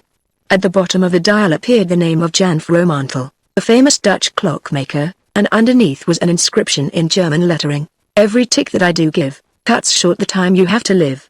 Praise thy Maker, mend thy ways, till death, the thief, shall steal thy days. Look at the blood," said Austin Thorold, pointing to a streak of blood on the large white dial.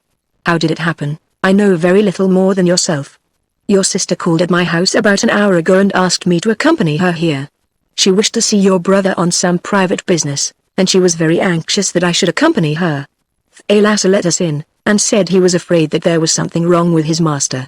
We came upstairs immediately, burst in the door, and found this." "Did Thalassa hear the shot?" "He says not, only the crash. That would be the clock, of course." "Was my brother quite dead when you found him?" "Just dead. The body was quite warm. The door was locked from inside, I think you said." "We found it locked." "Then it must have been locked from inside," returned the other, who appeared to be pursuing some hidden train of thought. "But where's the key?" "I do not see it in the door." "Oh, here it is." He stooped swiftly and picked up a key from the floor. "Robert must have taken it out after locking the door." "Perhaps it fell out when we were breaking in the door," observed the doctor. "Of course. I forgot that. I noticed that the clock is stopped at 9:30. He bent down to examine it. My brother kept private papers in the clock case, he added. Yes, it is as I thought. Here are some private documents, including his will. I had better take charge of them. Yes, I should if I were you, counseled his companion. Austin rose to his feet and placed the papers in his pocket. It is plain to me now how it happened, he said. Poor Robert must have shot himself, then tried to get his will from the clock case when he fell, bringing down the clock with him. Is that what you think? Said Dr. Ravenshaw. I see no other way of looking at it, returned Austin rapidly. The door was locked on the inside, and the room couldn't be reached from the window. This house stands almost on the edge of the cliff, which is nearly 200 feet high. My feeling is that after my poor brother shot himself he remembered in his dying moments that his will was hidden in the clock case and might not be found. He made a desperate effort to reach it and dragged it down as he fell. The doctor listened attentively to this imaginary picture of Robert Durald's last moments. But why should he destroy himself? He queried. Grief and remorse. Do you remember the disclosure he made to us this afternoon? It is a matter which might well have preyed upon his mind. I see, said the other thoughtfully. Yes, perhaps you may be right. Their conversation was interrupted by the sound of a loud knocking downstairs. That must be the police, observed Dr. Ravenshaw. Let us go down. Chapter 10. Why should Robert commit suicide? That was the burden of Mrs. Pendleton's cry, then and afterwards. There was an angry scene in the old cliff house between brother and sister before the events of that night were concluded. She utterly refused to accept Austin's theory that their brother, with his own hand, had discharged the revolver bullet which had put an end to his life and ambitions. Sitting bolt upright in indignant amazement, she rejected the idea in the sharpest scorn. It was nothing to her that the police sergeant from the church town shared her brother's view, and that Dr. Ravenshaw was passively acquiescent. She brushed aside the plausible web of circumstances with the impatient hand of an angry woman. They might talk till doomsday, but they wouldn't convince her that Robert, of all men, had done anything so disgraceful as take his own life. Arguments and events, the locked door and the inaccessible window's pathetically masculine insistence on mere details were wasted on her. The marshaled array of facts made not the slightest impression on her firm belief that Robert had not shot himself. Shaking a large finger of angry import at Austin, and addressing herself to him alone, she had said, Robert has been murdered, Austin, I feel sure. I don't care what you say, but if there's law in England I'll have his murderer discovered. And with that conclusion she had indignantly left the house with her husband, leaving her brother to walk back to his lodgings at the church town in moody solitude across the rainy darkness of the moors. For herself, she returned to her hotel to pass a sleepless night, tossing by the side of her placidly unconscious husband as she passed the tragic events of the night in review and vainly sought for some clue to the mystery. The dreadful logic of the circumstances which pointed to suicide, hammered at her consciousness with deadening persistence, but she resolutely refused to give it entry. Why should Robert commit suicide? Why indeed? It was the question which had sprung to her lips when she first heard Austin's belief, and it was to that she now clung in the midst of her agonizing doubts, as though the mere wordless insistence in her mind made it an argument of negation which gathered force and cogency by frequent repetition. But in the mass of teeming thoughts which crowded her brain in the silence of the small hours, she long and vainly sought for any other theory which would account for her brother's death. If he had been murdered, as in the first flush of her indignation she had declared, who had killed him? Who had gone to the lonely old house in the darkness of the night, and struck him down? It was not until the first faint glimmering of dawn was pushing its grey way through the closed shutters that there came to her the recollection of an incident of the previous day which had left a deep mark upon her mind at the time, but had since been covered over by the throng of later tremendous events. It was the memory of that momentary glance of a pair of eyes through the slit of the door while her brother was telling of his daughter's illegitimacy and her mother's shame. In the light of Robert's subsequent death that incident appeared in a new sinister shape as a clue to the commission of the deed itself. With the recollection of that glance there sprang almost simultaneously before her mental vision the grim and forbidding features of her brother's servant, Thalassa. If she had been asked, Mrs. Pendleton could not have given a satisfactory reason for linking Thalassa with the incident of the eyes, but she was a woman, and not concerned about reasons. The two impressions had scurried swift-footed into her mind together, and there they remained. She was now convinced that she had all along believed it was Thalassa she had seen watching through the door, watching and listening for some fell purpose of his own. She knew nothing about Thalassa, but she had taken an instant dislike to him when she first saw him. That vague dislike now assumed the form of active suspicion against him. She determined, with the impulsiveness which was part of her temperament, to bring her suspicion before the police at the earliest possible moment. She was essentially a woman of action, and in spite of her sleepless night she was up and dressed before her husband was awake. He came down to breakfast to find his wife had already finished hers, and was dressed ready to go out. "Where is Cicely?" he asked, with a glance at the girl's vacant place. "I've ordered her breakfast to be taken to her room, and sent word to her to rest in bed until I go to her." His wife replied, "I have a painful ordeal before me in breaking the news of Robert's death to her. It's all over the hotel already, unfortunately. Cicely is out of the way of gossip in her room. After I've seen her I shall leave her in your charge, Joseph. I shall have plenty on my hands today." Mr. Pendleton received this mandate with a blank face, and momentarily regretted that the arrangements for their departure by the morning's train had been cancelled. Then his better nature asserted itself, and he meekly replied that he would do what he could. "What do you suggest?" he asked. "Take her for a walk," responded his wife. "Try and keep her interested and her mind occupied." With these words she left the breakfast table and proceeded upstairs to Cicely's room before going out. On the way she again regretted having undertaken the responsibility of her niece's future.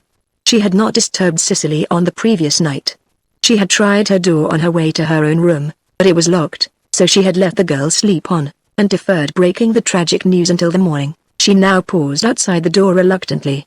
But she was not the woman to shrink from a duty because it was unpleasant, and womanly sympathy for her unhappy niece banished her diffidence. She knocked lightly and entered. Cicely was seated by the window reading. A breakfast tray, still untouched, stood on a small table beside her. She put down her book as her aunt entered, and rose to greet her. Mrs. Pendleton bent over the girl and kissed her, and took her hand. As she did so she observed that Cicely looked worn and fatigued, with black rings under her eyes, as though she, too, had passed a sleepless night. But she was wonderfully pretty, the elder woman thought, and nothing could rob her of the fresh charm of youth and beauty. "Sit down, Cicely," she said, leading her back to her chair, and taking another one beside her. "I have sad news for you, dear, and you must be a brave girl. Something has happened to your father." "What has happened?" asked Cicely quickly. Then, as if taking in the import of her aunt's tone, rather than her words, she added, "Do you mean that he is dead?" Mrs. Pendleton inclined her head with tears in her eyes. "It is worse even than that," she went on, her voice drooping to a whisper. He has been killed. We found him last night. Listen, dear, I will tell you all." She gave the cold fingers a comforting pressure as she spoke. But the hand was immediately withdrawn, and Cicely sprang away from her, then turned and regarded her with blazing eyes and a white face. "Tell me about it," she said. Mrs. Pendleton imparted as much of the facts as she felt called upon to relate. There was something about the girl's reception of the news which puzzled her, and her own look fell before the somber intensity of her gaze. Cicely heard the story in silence, and when it was finished, merely said, "I think I would like to be left alone for a little while, if you don't mind." "Oh, you mustn't sit here moping, my dear," said Mrs. Pendleton, with an attempt at cheerfulness which she felt to be clumsy and ill-timed, but Cicely's manner had momentarily disconcerted her. "You had better put on your hat and coat and go out with your uncle. He is waiting downstairs for you. It is very sad, very terrible, but you must let us help you bear it. You must not stay here alone." "You are very kind." The girl's lips quivered slightly, though her face remained calm. "But I would rather not go out. I should prefer to be left alone." There was in her expression a despairing yet calm detachment and resolve which forced Mrs. Pendleton in spite of herself to yield to her wish with a meekness which was almost timidity. "Very well, dear," she said. "If you feel like a walk later on, you will find your uncle downstairs." As she left the room she heard the door shut behind her, but Mrs. Pendleton had other things to think about that morning than the strangeness of her niece's disposition and the manner in which she had received the news of her father's death. The horror of that event filled her own thoughts to the exclusion of everything else, and she was determined to remain in Cornwall until the mystery was explained. She glanced at her watch as she reached the bottom of the stairs. She had breakfasted early, and it still wanted a few minutes to 10 o'clock. The lobby of the hotel was deserted, and through the glass doors leading to the breakfast room she could see a few guests still at their morning meal. A porter was sweeping the front entrance, and of him she inquired the way to the police station, and set out for it. It was chill and grey after the storm, with the sky obscured by scudding clouds, but a gleam of truant sunshine was sporting wantonly on the hoary castled summit of St. Michael's Mount, and promised to visit the town later on. Mrs. Pendleton walked briskly, and soon arrived at the police station. A young constable in the office came forward as she entered and inquired her business. She disclosed her name, and her relationship with the inmate of Flint House, deeming that would be sufficient to gain her an interview with somebody in authority. In that expectation she was not disappointed. The constable favored her with a good hard stare, went into another room, and reappeared to say that Inspector Dorfield would see her at once. She followed him into the inner room, where a slight man of middle age was seated at a leather-covered table opening his morning correspondence. He looked up and bowed as he saw his visitor, but waited until the constable had retired before he spoke. "Good morning," he said. "What can I do for you?" His eye regarded her with a thoughtful glance. His professional interest had been aroused by the strange death of the occupant of Flint House, whose object in visiting Cornwall had been common gossip in the district for some time past. "It is about my brother's death that I wish to see you." Mrs. Pendleton spoke earnestly, drawing her chair closer with the feeling that the man before her had sufficient intelligence to give her a sympathetic hearing. "So I gathered from your card.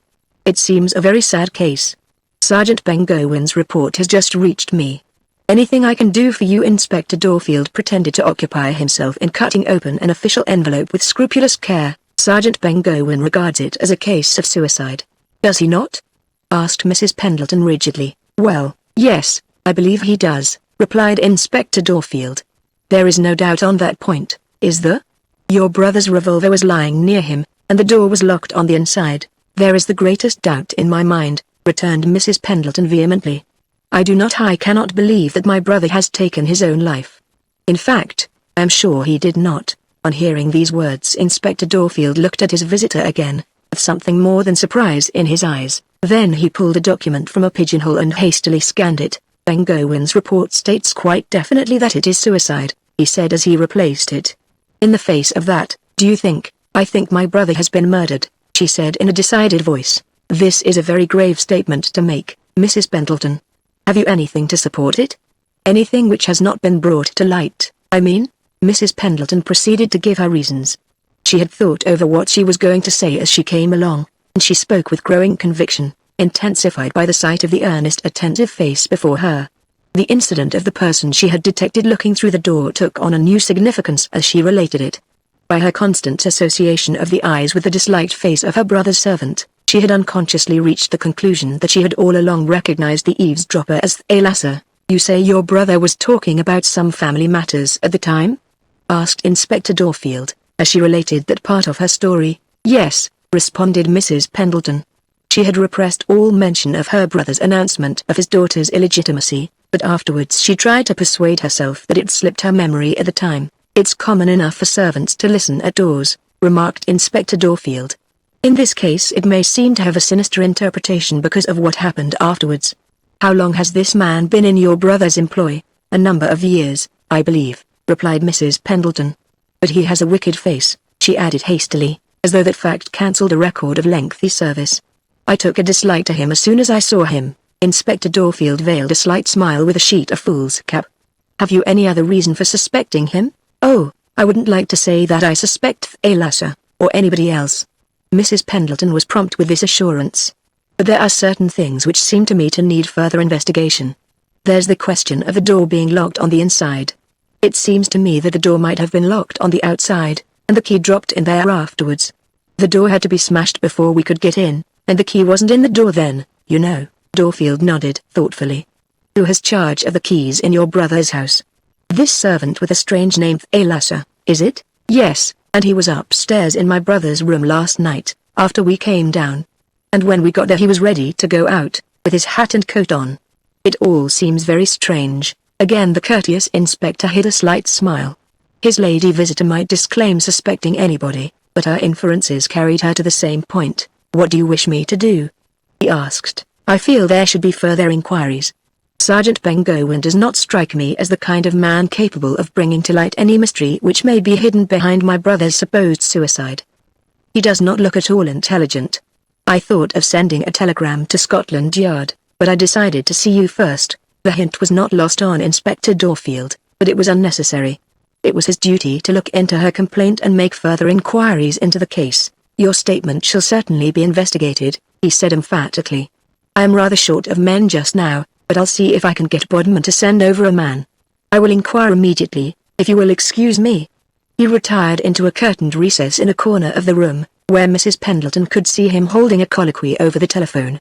After rather a lengthy conversation, he returned to announce that a detective was coming over by the next train to investigate the case. The Bodmin office is sending over Detective Barrett, of Scotland Yard, he explained. He happens to be in Cornwall on another case, and was just on the point of returning to London. I was able to speak to him personally and relate the facts of your brother's death. He decided to telephone to Scotland Yard, and come over here at once. He will arrive soon after lunch.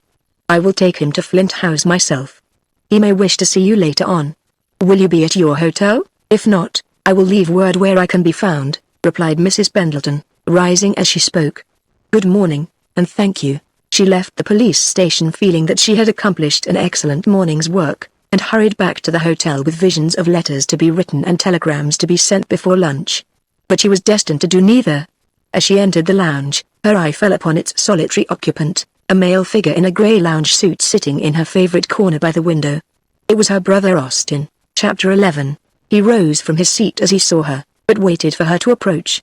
Her eyes, dwelling on his face, noted that it was not so angry as she had last seen it, but smoothed into the semblance of sorrow and regret, with, however, something of the characteristic glance of irony which habitually distinguished him, though that may have been partly due to the pince-nez which glittered over his keen eyes. There was something of an art in Austin Turald's manner of wearing glasses. It tilted, superiorly, at the world in general at an acute angle on the height bridge of a supercilious nose, the eyes glancing through them downwards, as though from a great height, at a remote procession of humanity crawling far beneath. At that moment, however, there was nothing superior in his bearing. It was so unwontedly subdued, so insistently meek, that it was to be understood that his mission was both conciliatory and propitiatory. That, at least, was the impression Mrs. Pendleton gathered as her brother informed her that he had been waiting nearly an hour to see her. She reflected that he must have arrived shortly after she left the hotel to go to the police station, and she wondered what had induced her brother to rise at an hour so uncommonly early for him, in order to pay her a morning visit. I was up betimes, said Austin, as though reading her thought. Sleep, of course, was impossible. Poor Robert. Mrs. Pendleton waited impatiently for him to disclose the real reason of an appearance which had more behind it, she felt sure, than to express condolences about their common bereavement.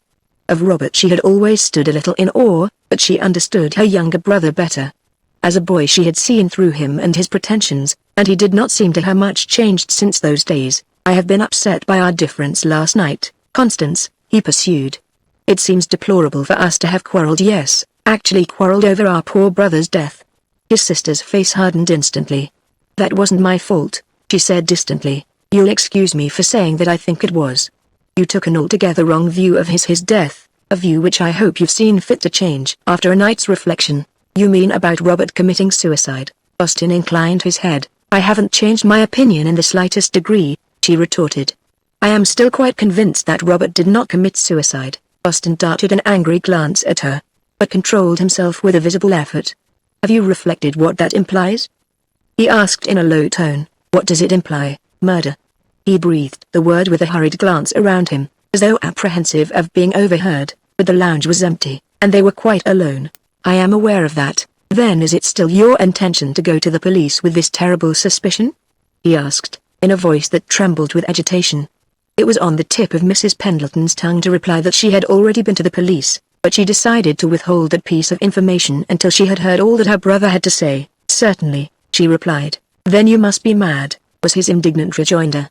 Have you considered the scandal this will entail upon us all? Not half such a scandal as that Robert should be murdered and his family permit the crime to go unpunished. I do not think that you have given this matter sufficient consideration. It is for that reason I have come to see you this morning before you take action which you may have reason to regret later on. I want you to think it over carefully. Apart from a mere feminine prejudice against the possibility of a member of the family destroying himself. If you will listen to me, I think that I shall be able to convince you that Robert, deplorable though it may seem, did actually commit suicide. What's the use of going through all this again? Said Mrs. Pendleton wearily. Robert would not commit suicide. Suicide is always difficult to explain. Nobody can say what impels a man to it. Robert had no reason to put an end to his life. He had everything to live for, everything in front of him. You cannot say that a man bordering on 60 has everything in front of him. I know it's considered middle-aged in this misguided country, where people will never face the facts of life, but in simple truth Robert had finished with life to all intents and purposes. You won't say that when you come to 60 yourself, Austin. Robert was a great strong man, with years of activity before him. Besides, people don't kill themselves because they are growing old. I never suggested it. I was merely pointing out that Robert hadn't everything in front of him. Use your own phrase. In any case he would not have killed himself, replied Mrs. Pendleton sharply. Such a disgrace. He was the proudest of men. He would never have done it. You always hark back to that. There was feigned irritation in Austen's tone. I really cannot get away from it, Austen. Can you conceive of any reason? There was a reason in Robert's case. I did not mention it to you last night in the presence of the police sergeant, but I told Dr. Ravenshaw, and he is inclined to agree with me. Since then I have thought it over carefully, and I am convinced that I am right. What is the reason? You recall the disclosure Robert made to us yesterday afternoon? About his marriage and Cicely? Yes. It must have been very painful to Robert, more painful than we imagine. It would come home to him later with stunning force all that it implied. I mean, at the time Robert did not foresee all the consequences likely to ensue from it. It was likely to affect his claim for the title, because he was bound to make it known. When he came to think it over he must have realized that it would greatly prejudice his claim. A body like the House of Lords would do their utmost to avoid bestowing an ancient name on a man, who, by his own showing, lived with a married woman for 25 years, and had an illegitimate daughter by her. These are painful things to speak of, but they were bound to come out. My own feeling is that Robert had a bitter awakening to these facts when it was too late, when he had made the disclosure. And he may have felt remorse. Remorse for what? Remorse for giving the secret away and branding his daughter as illegitimate on the day that her mother was buried. It has an ugly look, Constance, there's no getting away from that. He lapsed into silence, and awaited the effect of his words. Mrs. Pendleton pondered over them for some moments in manifest perturbation. There was sufficient resemblance between Austen's conclusions and the thoughts which had impelled her nocturnal visit to Flint House, to sway her mind like a pendulum towards Austen's view. But that only lasted for a moment. Then she thrust the thought desperately from her. No, no, I cannot, I will not believe it, she cried in an agitated voice. All this must have been in Robert's mind beforehand. His letters to me about Cicely indicated that there were reasons why he wished me to take charge of her. Robert had weighed the consequences of this disclosure, Austen, I feel sure of that. He was a man who knew his own mind. How carefully he outlined his plans to us yesterday. He was to appear before the investigations committee next week to give evidence in support of his claim to the title. And he told me that he was purchasing a portion of the family estate at Great Missenden, and intended to live there. Is it logical to suppose that he would terminate all these plans and ambitions by destroying himself? I, for one, never believe it. I have my own thoughts and suspicions. He turned a sudden searching glance on her. Suspicions of whom? I took a dislike to that terrible manservant of Robert's from the moment I saw him, said Mrs. Pendleton, setting her chin firmly. This feminine flight was too swift for Austen Turrell to follow. What has that to do with what we are talking about? He demanded. When we reached the door last night it was a lasser who let us in, with his hat and coat on, ready to go out. There was something strange and furtive about his manner, too, for I never took my eyes off him, and I'm sure he had something on his mind. I'm quite convinced it was he who was listening at the door yesterday afternoon. And he's got a wicked and crafty face, good God! Ejaculated Austen Turrell, as the full force of his sister's impressions reached his mind. Do you mean to say that because you took a dislike to this unfortunate man's face, you think he has murdered Robert? And yet there are some feminists who want to draw our judges from your sex. My dear Constance, you cannot make haphazard accusations of murder in this reckless fashion.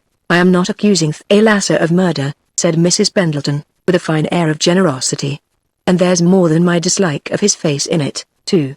He was looking through the door in the afternoon. You only think that, interrupted her brother. I feel sure it was he.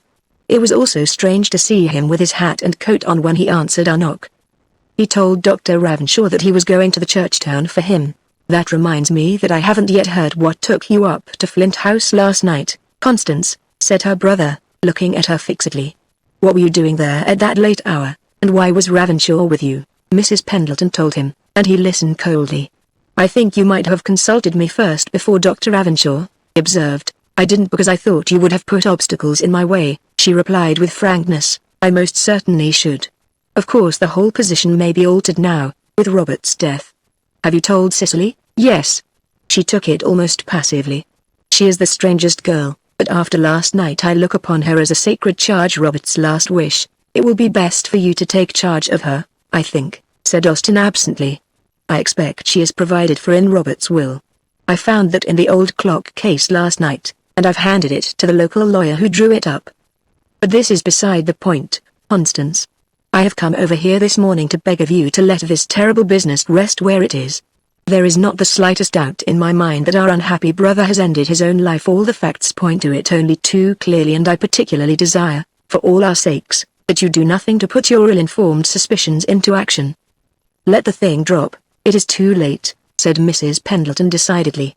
I have already been to the police. There is a detective from Scotland Yard on his way over from Bodmin. You might have told me this before and saved my time, said Austin, rising with cold anger. In my opinion you have acted most ill-advisedly. However, it's too late to talk of that.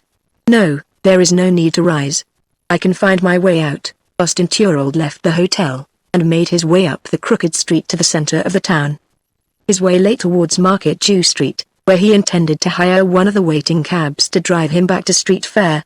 As he neared the top of the street which led to the square, his eye was caught by the flutter of a woman's dress in one of the narrow old passages which spindled crookedly off it. The wearer of the dress was his niece Cicely. She was walking swiftly. A turn of the passage took her in the direction of the Morab Gardens, and he saw her no more. Her appearance in that secluded spot was unexpected, but at the moment Austin Thorold did not give it more than a passing thought. He hurried across Market Jew Street and engaged a cabman to drive him home. The ancient vehicle jolted over the moor road in crawling ascent, and in due time reached the spot where the straggling church town squatted among boulders in the desolation of the moors, wanting but cavemen to start up from behind the great stones to complete the likeness to a village of the Stone Age. The cab drifted along between the granite houses of a wide street, like a ship which had lost its bearings, cast anchor before one where a few stunted garden growths bloomed in an ineffectual effort to lessen the general aspect of appalling stoniness. Austin Thorold paid the cabman and walked into this house. He opened the door with his latchkey, and ascended rapidly to the first floor. Lunch was set for two in the room which he entered, and Charles Thorold was seated at the table, turning over the pages of a book. He glanced up expectantly, and his lips formed one word. "Well, it is not well," was the testy response. "My charming sister has called in the assistance of Scotland Yard. You'll have to stay. We've got to face this thing out." His son received this piece of news with a pale face. "You should have foreseen this last night," he said. "I saw Cicely in Penzance near the gardens." "Where was she going?" asked Charles, flushing slightly. "I really cannot say." "You should be better acquainted with her movements than I," was the ironical response. "You do not suppose I have been altogether blind to your infatuation, do you? If you choose to go walking and flirting with a girl on Cornish moors you must expect to be observed. As a matter of fact I thought it rather a good move on your part, until I learned the secret of Cicely's birth. I tell you I won't stand this," exclaimed Charles, springing up from the table. "Won't?" said his father. "You carry things with a high hand, Jonathan." His look dwelt coldly on his son. "Do not be a fool. Sit down and let us have lunch, and we'll discuss afterwards what's best to be done." Chapter 12. With a slightly incredulous air Inspector Dorfield placed his London colleague in possession of his own knowledge of the facts of the case, based on the statements made to him by Mrs. Pendleton that morning and the facts as set forth in Sergeant Pengowen's report. Detective Barrett listened attentively, with the air of a man smiling to himself. He was not actually doing so, but that was the impression conveyed by his keen bright eyes. He was a Londoner, with an assured manner, and the conviction that his intelligence was equal to any call which might be made upon it. By temperament he was restless, but his work had given him a philosophical outlook which in some measure counterpoised that defect by causing him to realize that life was a tricky and deceptive business in which intelligence counted for more than action in the long run.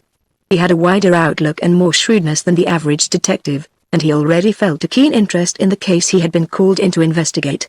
When the inspector had finished his story he picked up the blue foolscap on which was inscribed the sprawling report of the Churchtown sergeant. With a severe effort he mastered the matter contained under the flowing curves and flourishes.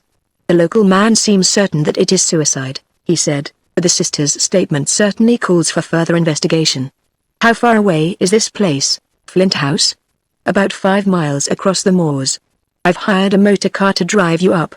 Nothing has been disturbed so far.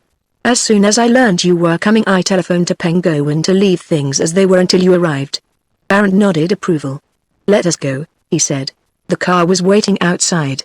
The way lay through the town and then across the moors in undulating ascent until at the highest point a rough track crossed the road at a spot where 4 parishes met. On one side of these crossroads was a druidical stone circle, and on the other was a wayside cross to the memory of an Irish female saint who had crossed to Cornwall as a missionary in the 10th century, after first recording a holy vow that she would not change her shift until she had redeemed the whole of the Cornish natives from idolatry. From the crossroads the way again inclined downward to the sea in increasing savageness of desolation. Stones littered the purple surface of the moors, or rose in insecure heaps on the steep slopes, as though piled there by the hands of the giants supposed to have once roved these gloomy wilds. Solitude held sway, but there was more than solitude in that lonely aspect, something prehistoric and unknown, unearthly, incomprehensible. Canberra and the Hill of Fires brooded in the distance. The remains of a druid's altar showed darkly on the summit of a nearer hill. No sound broke the stillness except the faint and distant sobbing of the sea. Street fair lay almost hidden in a bend or fold of the moors about a mile before them, and beyond it Dorfield pointed out to his companion Flint House, standing in gaunt outline on a tongue of coast thrust defiantly into the restless waters of the Atlantic. "A lonely weird place," said Barrett, eyeing his surroundings attentively. "An ideal setting for a mysterious crime." They drove on in silence until they reached the church town.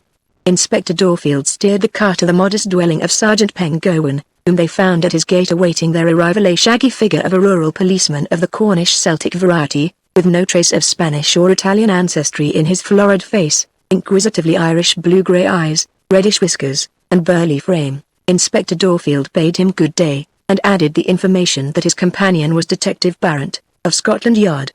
Pengowan greeted Barrett with the respect due to the name of Scotland Yard, and took a humble seat at the back of the car. They went on again, and in a few minutes the car stopped at the end of the rough moor track, close to where the black cliffs dropped to the grey sea. Flint House rose solitary before them, perched with an air of bravado upon the granite ledge, as though defying the west wind which blustered around it.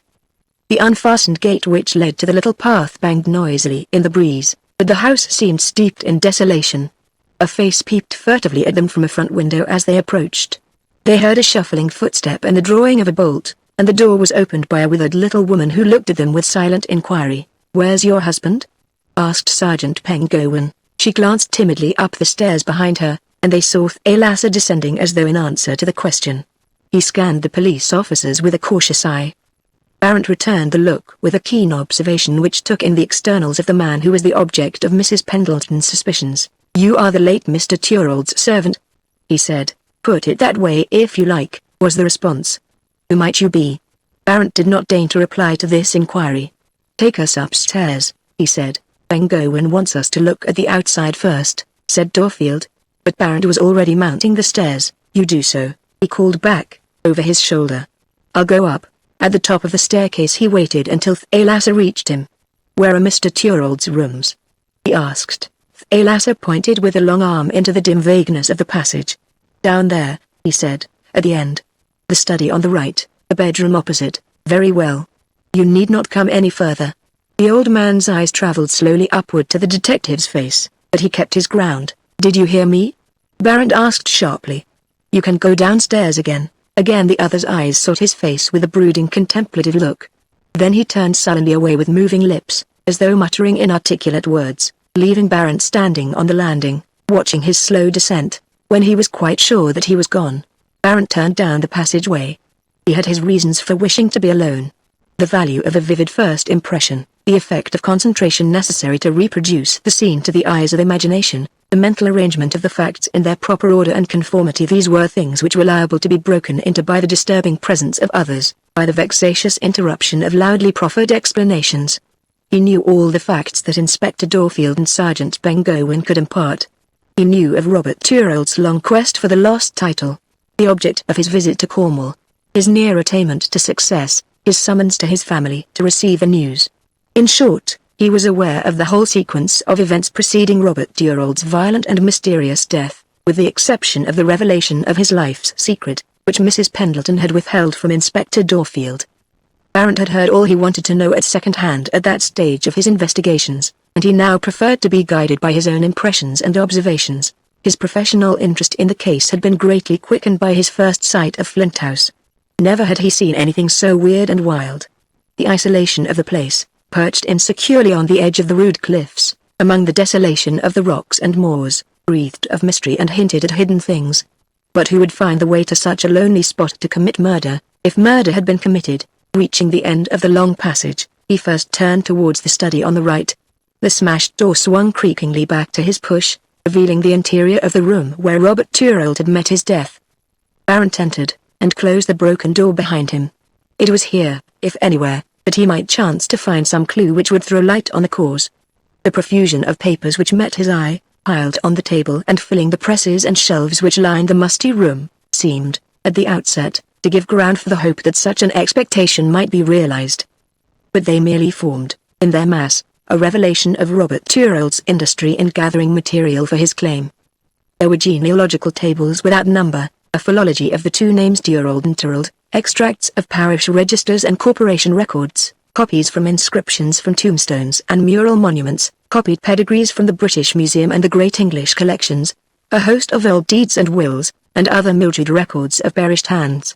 But they all seemed to have some bearing on the quest to which Robert Thorold had sacrificed the years of his manhood. He had died as he lived, engrossed in the labor of his life. A copy of Burke's Vicissitudes of Families was lying open on the table, and beside it were 2 sheets of foolscap, covered with notes in thin irregular handwriting. The first of these depicted the arms of the Thorold family, as originally selected at the first institution of heraldry, and the quarterings of the heiresses who had married into the family at a later date. The second sheet was headed Devonian and Cornwall branch of the Thorolds, and contained notes of Robert Thorold's ancestral discoveries in that spot. The notes were not finished, but ended abruptly in the middle of a sentence. It is necessary to make it clear. Those were the last words the dead man had written. He had dropped the pen, which lay beside the paper, without finishing the word clear. The sight of this unfinished sheet kindled Barrett's imagination, and he stood thoughtful, considering the meaning of it. Was it the attitude of a man who had committed suicide? Was it conceivable that Robert Thorold would break off in the middle of a sentence, in the middle of a word, and shoot himself? It seemed a strange thing to do, but Barrett's experience told him that there were no safe deductions where suicides were concerned. They acted with the utmost precipitation or the utmost deliberation. Some wound up their worldly affairs with business-like precision before embarking on their timeless voyage. Others jumped into the black gulf without, apparently, any premeditated intention, as if at the beckoning summons of some grisly invisible hand which they dared not disobey. Barrett recalled the strange case of a wealthy merchant who had cut his throat on a bank holiday and confessed before death that he had felt the same impulse on that day for years past. He had whispered that the day marked to him such a pause in life's dull round that it seemed to him a pity to start again. He had resisted the impulse for years, but it had waxed stronger with each recurring anniversary, and had overcome him at last. Every suicide was a law unto himself. Barrett willingly conceded that, but he could not so easily concede that a man like Robert Thorold would put an end to his life just when he was about to attain the summit of that life's ambition. It was a Schopenhauerian doctrine that all men had suicidal tendencies in them, in the sense that every man wished at times for the cessation of the purposeless energy called life, and it was only the violence of the actual act which prevented its more frequent commission. But Barrett reflected that in his experience suicides were generally people who had been broken by life or were bored with it. Men of action or intellect rarely committed suicide, not because they valued life highly, but because they had so much to do in their brief span that they hadn't time to think about putting an end to it. Death usually overtook them in the midst of their schemes. Robert Thorold was not a man of intellect or action, but he belonged to a type which, as a rule, cling to life. The type from which zealots and bigots spring, men with a single idea. Such men shrink from the idea of destroying the vital engine by which their idea is driven forward. Their ego is too pronounced for that. It was true that Robert Thorold believed he had realized the aim for which he had lived, and therefore, in a sense, have nothing more to live for. But that point of view was too coldly logical for human nature. Its presumption was only applicable to a higher order of beings. No man had ever committed suicide upon achieving the summit of an ambition. There were always fresh vistas opening before the human mind. Barrett left the study for the opposite room where the body of Robert Thorold had been taken. It was his bedroom, and he had been laid upon the bed. Death had not come to him easily. His harsh features were set in a stern upward frown, and the lower lip was slightly caught between the teeth, as though bitten in the final rending of the spirit. But Barrett had seen too much of violent death to be repelled by any death mask, however repellent. He eyed the corpse closely, and then proceeded to examine the death wound. In doing so he had to move the body, and a portion of the sleeve fell back, exposing the left arm to the elbow. Barrett was about to replace it when his eye lighted upon a livid mark on the arm. He rolled back the garment until the arm lay bare to the shoulder. The disclosure revealed 4 faint livid marks running parallel across the arm, just above the elbow. The arms had been straightened to the body to the elbows, and then crossed decorously on the breast. Barrett walked round to the other side of the bed, knelt down by the edge of it, and examined the underneath part of the arm. A single livid mark was imprinted upon it. The inference was unmistakable. The 4 upper marks were fingerprints, and the lower one a thumb mark. Somebody had caught the dead man's arm in such a strenuous grip that the livid impression had remained after death. The discovery was significant enough, but Barrett was not at that moment prepared to say how much it portended. It seemed certain that the marks had not been made by Robert Thorold himself. Their position suggested a left-hand clutch, though only a fingerprint expert could definitely determine that point. Even if they were not, it was too far-fetched a supposition to imagine a man gripping his own arm hard enough to bruise it. The relative weight of this discovery was, in Barrett's mind, weakened by the fact that the marks might have been caused by the persons who had carried the body from the next room. Nevertheless, the marks must be regarded as informative testimony, however slight, of the fallibility of the circumstantial deductions which had been made from the discovery of the body in a locked room, with windows which could not be reached from the outside. The presumption of suicide rested on the theory that the circumstances excluded any other hypothesis. But Barrett reflected that he did not know enough about the case to accept that assumption as warranted by the facts. The one certainty was that the study could not have been reached from the outside.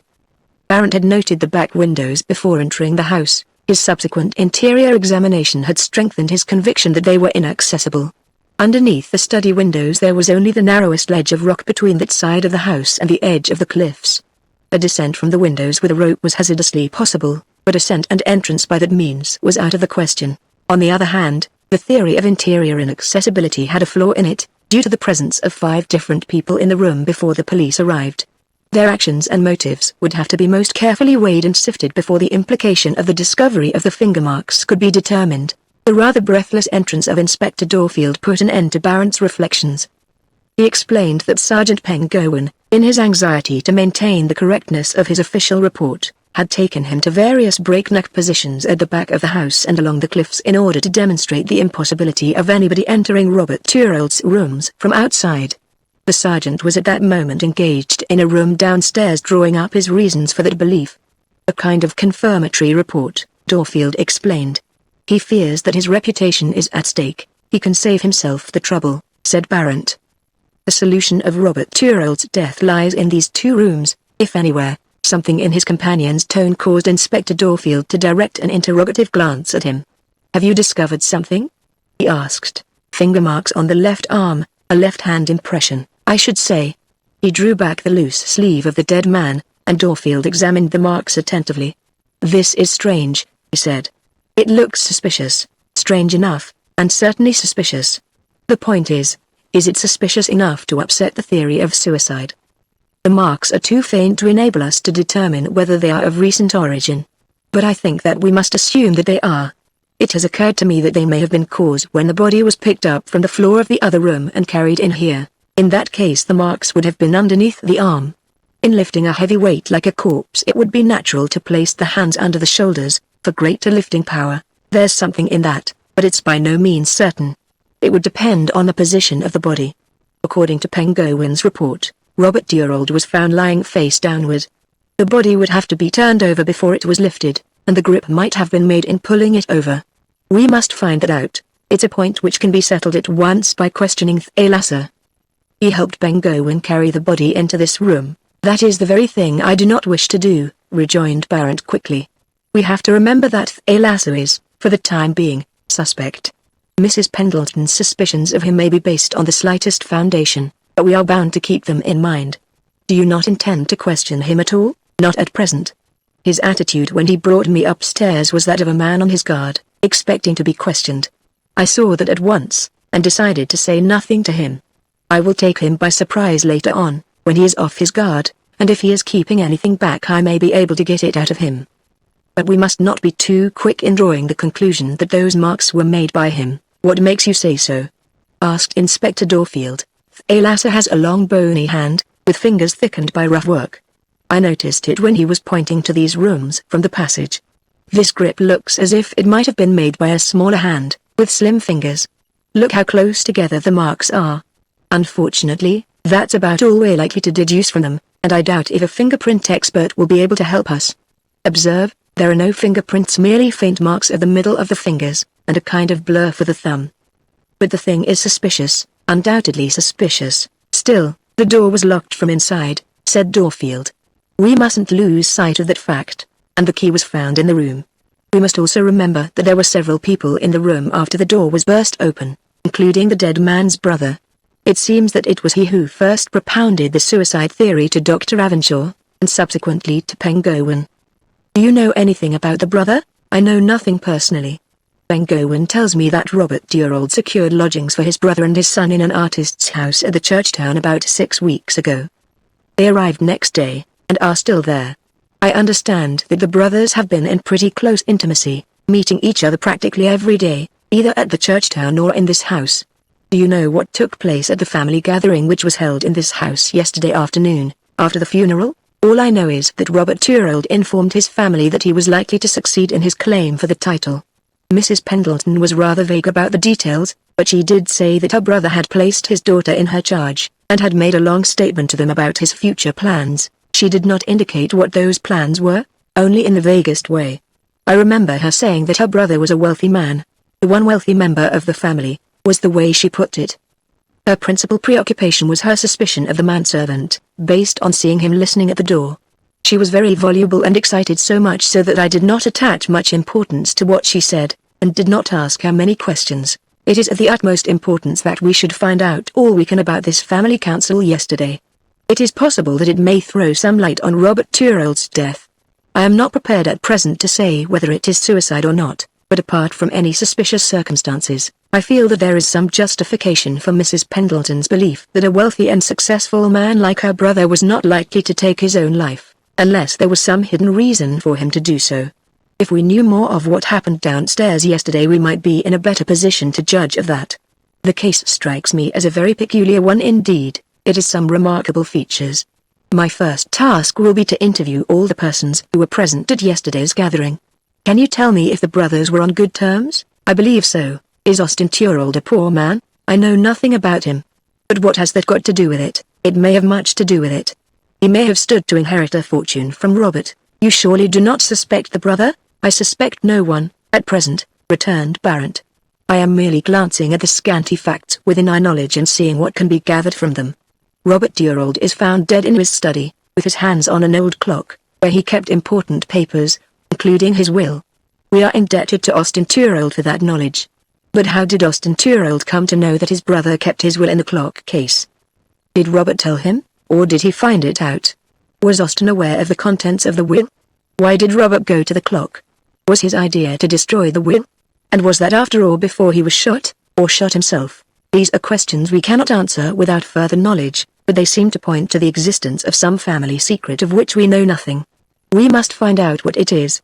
I shall first interview Austin Durold, and then call on Dr. Ravenshaw, if time permits. You'd better drop me at the church town on your way back to Penzance.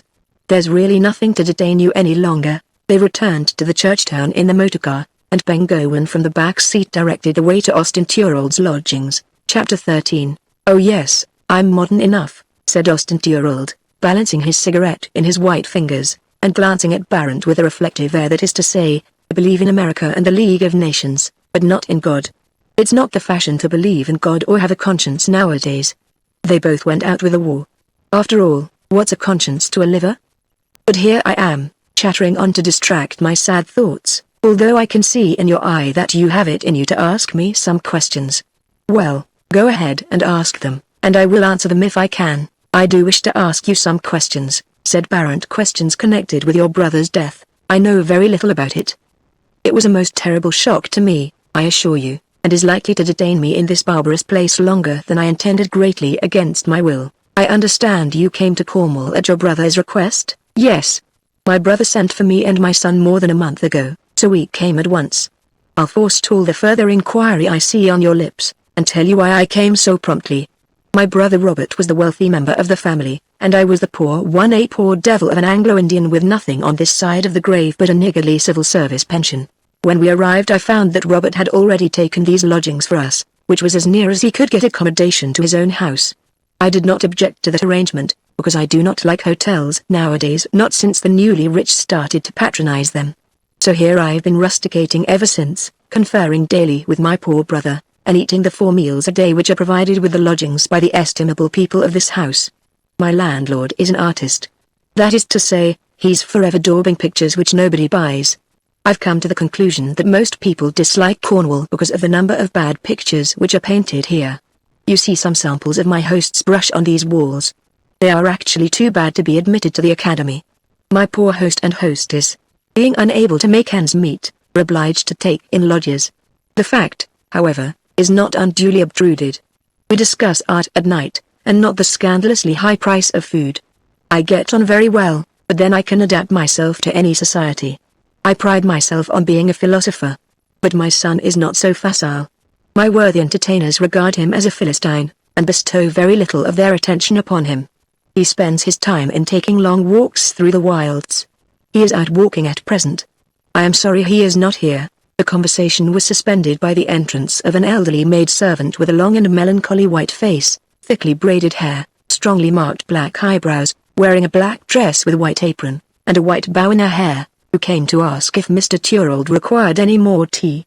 On learning that he did not, she withdrew as noiselessly as she had entered. "I see you are looking at our parlour maid," said Austin Thorold, following the direction of his visitor's glance. "She's a strange sort of parlour maid," admitted the detective.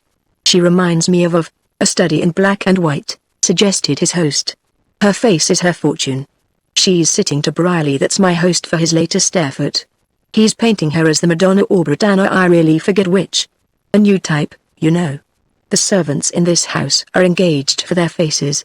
They had a villainous scoundrel of a manservant, a returned soldier, engaged as Judas Iscariot, who bolted last week with the silver spoons.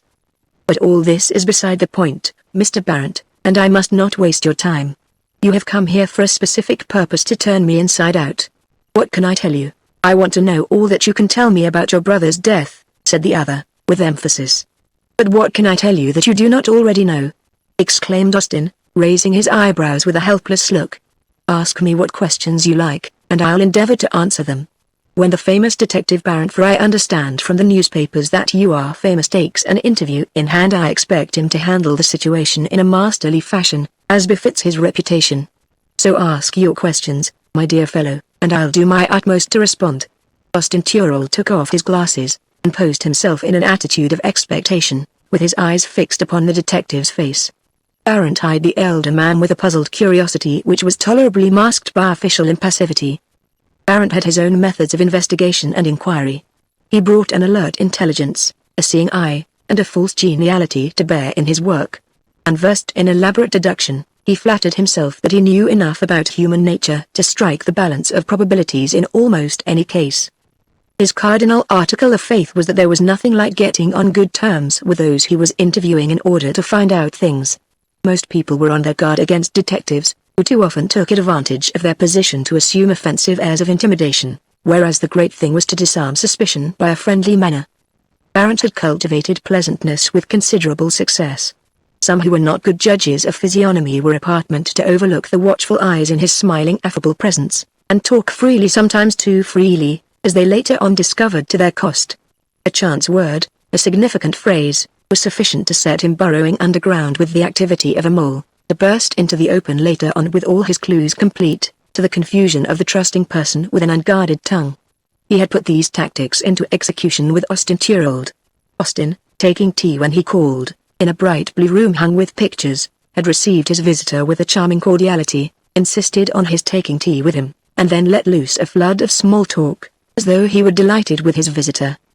His welcome was so perfect, his manners so gracefully unforced, that Barrett had an uneasy suspicion that he was being beaten at his own game, and was slightly out of countenance in consequence. Up to that moment he could not, for the life of him, decide whether Austin Thorold's polished self-assurance was a mask or not. It seemed too natural to be assumed. "Your own opinion is that your brother committed suicide?" he asked again. "No other conclusion is possible, in my mind." "But did he have any reason, that you know of, to commit suicide?" Austin shrugged his shoulders. "Suicide is not usually associated with reason," he observed. But in Robert's case there is reason, or so it seems to me. I have not seen him for many years, but during my recent close association with him I was struck by two things, the solitary aloofness of his mind, and his overwhelming pride in the family name. These two traits in his character colored all his actions. In the first place, he disliked opening his mind to anybody, but the stronger influence, his family pride, overcame his habitual secretiveness when he thought it necessary and desirable to do so in furtherance of his darling ambition, the restoration of this title. Men who lead a solitary, self-contained life, like my brother, become introspective and ultra-sensitive, and face any intimate personal revelation with the utmost reluctance. They will nerve themselves to it when the occasion absolutely requires, but the after effects, the mental self-probings, the agonized self-torture that a self-conscious proud man can inflict on himself when he comes to analyze the effects of his disclosure on other minds, are sometimes unendurable. Austin put forward this analysis of his brother's state of mind with a gravity which was in complete contrast with the light airiness of his tea-table gossip, and Barrett felt that he was speaking with sincerity. "Yes, I can understand that," he said with a thoughtful nod. "I think that is what happened in my brother's case, when he felt called upon to reveal, as he did yesterday, a shameful family secret which hurt him in his strongest point, his family pride." "Stop a minute," interrupted Barrett, in a surprised voice. "I really do not follow you here. What is this shameful secret to which you refer?" Austin Turold looked surprised in his turn. "It had to do with his marriage and his daughter's legitimacy," he slowly replied. "Surely my sister imparted this to the Penzance police inspector, when she besought his assistance." "I know nothing about it," replied Barrett quickly and emphatically. "I shall be glad if you will tell me." "Certainly." Austin Turold related the story of his brother's disclosure. Again he spoke in careful, grave words, and with a manner completely divested of any trace of his habitual flippancy. "It appears to me that this revelation must have had a very painful effect on Robert's mind," he added. "You must remember that he was an abnormal type. An ordinary man would not have made such a disclosure on the day of the funeral of the woman who was supposed to be his wife. But all Robert's acts hinged on his one great obsession. He allowed nothing to come between him and his one ambition, not even his wife, let us call her so, and child. But it would come home to him afterwards, I mean the normal point of view, the way the world would regard such a disclosure, and I have no doubt that his belated mental anguish and morbid thoughts impelled him to take his life. Understand me, Mr. Barrett, I do not mean that he did this through remorse, but through the blow to his pride. He couldn't face the racket, the gossip, the notoriety and all the rest of it. But according to your story, your brother had nothing to blame himself for," said Barrett. "You say that he was ignorant of this earlier marriage until recently? Public sentiment will not look at it that way. People will say he sacrificed a dead woman and his daughter to his own selfish ends, threw them over when he had attained his ambition. That's what came home to him, in my opinion." "I see." Barrett was silent for a while, turning this over in all its bearings. "Yes. There may be something in that point of view. But did not your brother confide the story to you before yesterday? When we were alone together during the last few days he frequently seemed on the point of telling me something. I could see that by his manner. But he never got beyond a certain portentousness, as it were. It's my belief now that he wanted to tell me, he couldn't quite bring himself to it. I am very sorry that he didn't." "Do you know how long your brother has been aware of this earlier marriage?" "Quite recently, I believe. He gave us to understand yesterday that it was a deathbed confession." "Are there any proofs of the earlier marriage?" "I am afraid I cannot enlighten you on that point either." "This is very strange," said Barrett. "The proofs are very important. This disclosure vitally affected your brother's ambitions, and was therefore likely to influence his views regarding the disposition of his property." He shot a keen glance at his companion. Austin laid aside his glasses and bent earnestly across the table. "I will be frank with you," he said, "quite frank. My brother told me a little more than a week ago that he had made a new will, and that I was his heir. Where is this will? I found it in the clock case at Flint House last night, and I have since handed it to the lawyer who drafted it." "Your brother gave you no indication of this before?" "No. He told me when I came that he had summoned me to Cornwall because of the great change in the family fortunes. As I was his only brother he desired my presence in the investigation of the final proofs and the preparation of his claim for the House of Lords. Nothing was said about the succession then. Robert was very excited, and talked only of his own future. I feel sure that he was not then thinking of who was to succeed to the title after his death. He looked forward to enjoying it himself. I certainly did not give it a thought, either. Who could have foreseen this tragic event? Do you know anything about this peerage?" "Not till latterly. I never took it seriously, like Robert. I looked upon it as a family fiction. I understand that the Trolled barony was a barony by writ, whatever that may be. The point is that if my brother had lived to restore it, the title, on his death, would have descended to his only daughter, if she had been born in wedlock. As she is illegitimate, the title would have descended to me, and after me to my son. You were here last night when they brought you the news of your brother's death, I understand? Remarked Barrett, in a casual sort of way. Yes, I did not go out again after I returned from the funeral. Was your son home with you? Most of the time. He came in later than I, and then went out for a walk when the storm cleared away. I did not see him again until this morning. Thalassa came for me with the news of my brother's death, and I did not get back from Flint House until very late. I suppose you are aware your sister does not share your view that your brother committed suicide. I understand she has some absurd suspicion about Thalassa, my brother's servant. Why do you call her suspicion absurd? Asked Barrett cautiously. It is more than absurd, replied Austin warmly. I am ashamed to think that my sister should have given utterance to such a dreadful thought against a faithful old servant who has been with Robert for half a lifetime, and was devoted to him. Mrs. Pendleton saw him looking through the door. She only thought so. She went to the door immediately to find out who it was, but there was nobody there. Do you think she imagined it? No, I think somebody was there, but it is by no means certain that it was Thalassa. It might have been Thalassa's wife. It might even have been Robert's daughter. Was not Miss Durold present at the family gathering? No, my brother naturally did not wish her to be present, and she went upstairs. She went out while we were in the room. The door was slightly open, and she may have glanced in as she passed, but this person was listening. Austin Durold shrugged his shoulders. Was your brother talking about his marriage at the time? Yes. Could Miss Durold have heard what he was saying? Anybody could. The door was partly open. There is some mystery here. Barrett spoke with a thoughtful air of one viewing a new vista opening in the distance. These surmises about the listener at the door, by their manifest though perhaps unintended implication, pointed to a deeper and more terrible mystery than he had imagined. Austin Durold did not speak. Darkness had long since fallen, and a lamp, which had been brought in by the maid who was also the model, stood on the table between the two men, and threw its shaded beams on their faces. A clock on the mantelpiece chimed 8, and aroused Barrett to the flight of time. I must get back, he said. I intended to see Dr. Ravenshaw, but I shall leave that until later. Can I get a conveyance back to Penzance? There is a public wagonette. I am not sure when it goes, but it starts from the Three Jolly Wreckers at the other end of the church town. The Three Jolly Wreckers. That's rather a cynical name for a Cornish inn, isn't it? Oh, the Cornish people are not ashamed of the old wrecking days, I assure you. He accompanied Barrett to the door with the lamp, which he held above his head to light him down the garden path. Barrett, glancing back, saw him looking after him, his face outlined in the darkness by the yellow rays of the lamp. Chapter 14. Barrett found the inn at the dark end of a stone alley, with the sound of tipsy singing and shuffling feet coming through the half-open door. He made his way up 3 granite steps into a side entrance, catching a glimpse through a glass partition of shaggy red faces and pint pots floating in the fog of tobacco smoke. A stout landlord leaned behind the bar watching his customers with the tolerant smile of a man who was making a living out of their merriment. He straightened himself as he caught sight of Barrett, and opened the sliding window. The detective inquired about the wagonette, and learned that it had not yet arrived. The roads is rough, and old Guard Crows takes his time, said the landlord, eyeing Barrett with a heavy stare. Timed as though he had a parcel of passages to be tearing round after. Can you give me some supper while I'm waiting? Super? The innkeeper scratched his chin doubtfully. 'Tis late in the evening to be getting super. There's nothing great in the house. You could have some tape wraps and egg. That will do. The innkeeper roared forth a summons, which was answered by a rugged Cornish lass from the kitchen.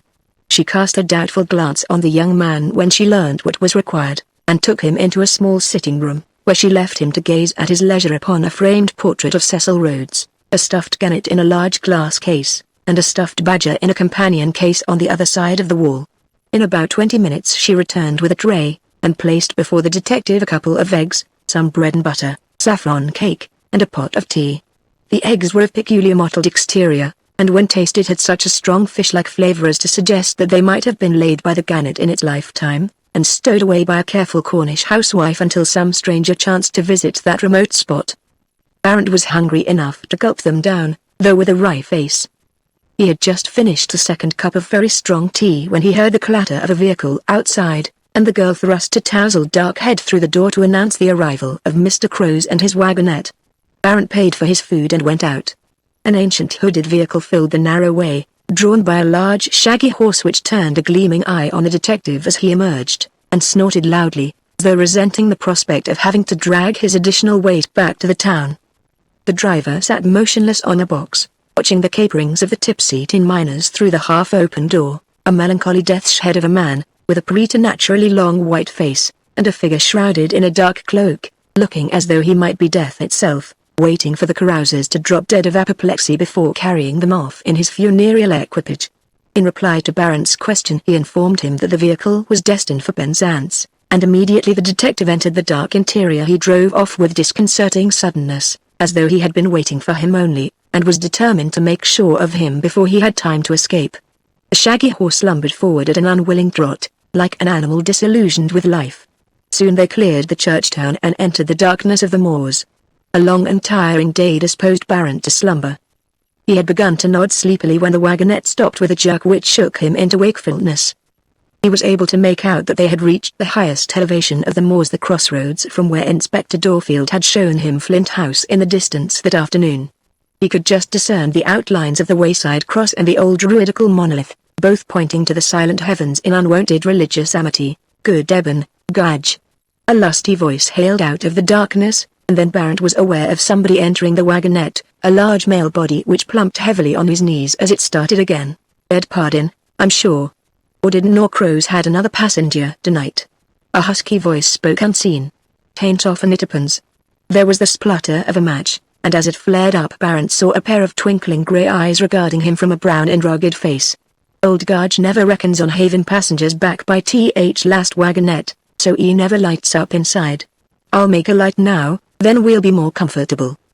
He struck another match and lit the candle in the wagonette lamp, and was revealed to Barrett's eyes as a stout and pleasant-faced man of 50 or so, with something seaman-like, or at least boatman-like, in his appearance. He gave the detective a smile and a nod, and added, "Old Crows is foolish mean about candles. It's a wonder he drives the wagonette at all, if there is no demand for it," remarked Barrett. "Or, there's a plenty demand for it, always lots of passengers except by this one," rejoined the man in the blue suit. "You'd be surprised how people gets about in these parts." He was studying the detective's face with interest. "You be a Londoner," he said quickly. "What brought you down here? How do you know that I'm a Londoner?" said Barrett, parrying the latter part of the question. "I can tell a Londoner at once," returned the other. "'Twould be strange if I couldn't. I'm Peter Porgarther. Perhaps you haven't heard of me, but I'm well known hereabouts, and if you want to see any of the sights, you'd best come to me, and I'll show you round. A guide, eh?" "There'll be guides and guides. I'll say nothing about others, but there's nobody knows this part of Cornwall like me. I was born and bred and know every inch of it. Before the war I've had London ladies say to me, 'Have you ever seen the Bay of Naples, or the Canaries?' Oh, you should see them, Mr. Porgarther, they're ever so much more grand than Cornwall. Well, while the war was on I did see the Canaries and Bay of Naples at government's expense on a minesweeper, and they're not a patch on the Cornwall coast. There's nothing to beat it in the world. It's good, is it?" said Barrett, with his accustomed affability to strangers. "If I want to see any of it I'll get you to show me round. Just came along to Mousehole and ask for Peter Porgarther. There's a great cave at the Mouse's Hole, that's what we call it hereabouts, that ain't to be beaten in the whole world. If your good lady's here, bring her with you to see it. There ain't nobody else can show it to her like I can." The London ladies don't like going down the Mousehole cave as a rule, because it's a stiffish bit of a climb, and in the holiday season there's always a lot of raffish young fellows hanging round to see the ladies go down to see what they can see, you know. But I never have no accidents like that. No bold-eyed young chap ever saw the leg of any lady in my charge, not so much as the top of a boot, because I know how to take them down. I'm well known to some of the highest ladies in the land because I have been able to take care of their legs when they were going down. I've had letters from them thanking me.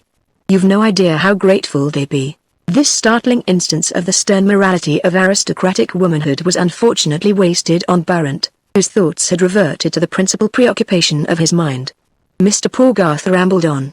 "Or, it's strange to be meeting you like this, in old Gudge's wagonette. For 12 months I've been going across the moors to see a sister of mine, who's lonely, poor soul, having lost her man in the war, drowned in a drift-tree, wasn't catching this wagonette back every night, with never a soul to speak to, until last night. Last night there was a passenger, and tonight there's you. That's strange, come to think of it. He looked hard at Barrett as if for some confirmatory expression of surprise at this remarkable accession to the wagonette's fares. He waited so long that Barrett felt called upon to say something. Who was your fellow passenger last night? Now you're asking me a question which takes a bit of answering, replied Mr. Porgarther. "'Twas like this.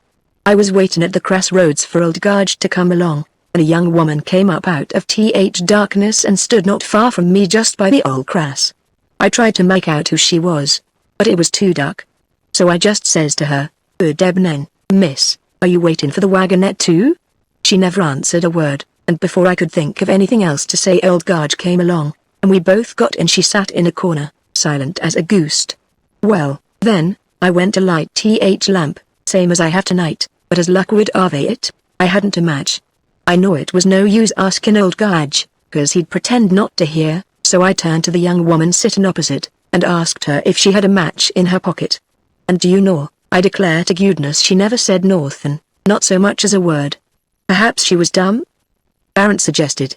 "Or, ISS, dumb enough then," retorted Mr. Porgarther. "I tried her 2 or 3 times more, but couldn't get a word out of her. Well, at last I began to get nervous, thinking she might be a spirit. So I leant across to her and says, 'Can't you say a word, miss?' It's only Peter Porgarther speaking. He's well known for his respect for your sect. No young woman need be frightened of speaking to Peter Porgarther." And with that she speaks at last, with a quick little gasp like a sob. "I'm thinking I can hear it at this minute or," she says, "why can't you leave me alone?" "Never be afraid," I says, "for I have my pride like other folk." I'll say no more. Peter Porgarther has no need to force his conversation where it ain't welcome. "A strange girl," said Barrett, beginning to feel an interest in the story. "Have you no idea who she was?" "Wait a bit," continued Mr. Porgarther, evidently objecting to any intrusion on his right, as narrator, to a delayed climax. "Well, there we sat, like 2 ghosts, till we got to Penzance. But all the time I was thinking to myself that I'd find out who she was. I said to myself I'd ride on to the station, instead of getting out a piece this side of it so as to make a short cut across to the Mouse's Hole, as I usually do.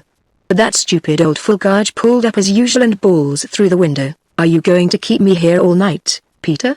Before I could say a word the young woman says, 'I'll get out here.' With that she puts the fare into his hand through the open window, and slips out before I knew what she was going to do. If it hadn't been for my rheumatics, which I got in the war, I'd have followed her. As it was, I couldn't." "So you didn't see her face, after all?" asked Barrett quickly. "I didn't, in a manner of speaking. But I did get a glimpse of her as she passed near the lamp post, just a half sight of 2 big dark eyes in a white face as she went past. I wouldn't have thought no more of it," added Mr. Porgarther, laying an impressive hand on his companion's knee, "but for what happened at Flint House last night, what's that got to do with it?" In his quickened interest Barrett vainly strove to make his voice appear calm, because the young woman must have come from Flint House.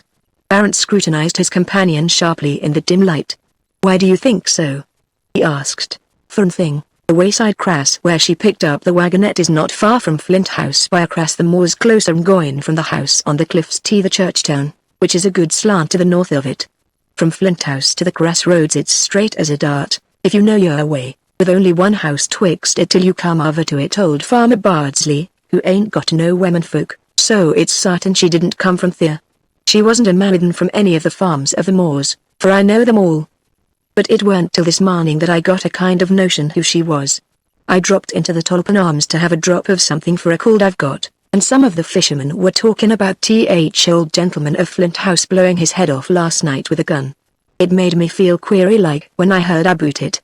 'Why,' I says, 'that'll be about the time I saw the strange young woman in Old Crow's wagonette. She must have come from Flint House, now I come to think of it.'" "What young woman was that?" asked Henry Waits. So I told them what had happened to me, just like I've told it to you.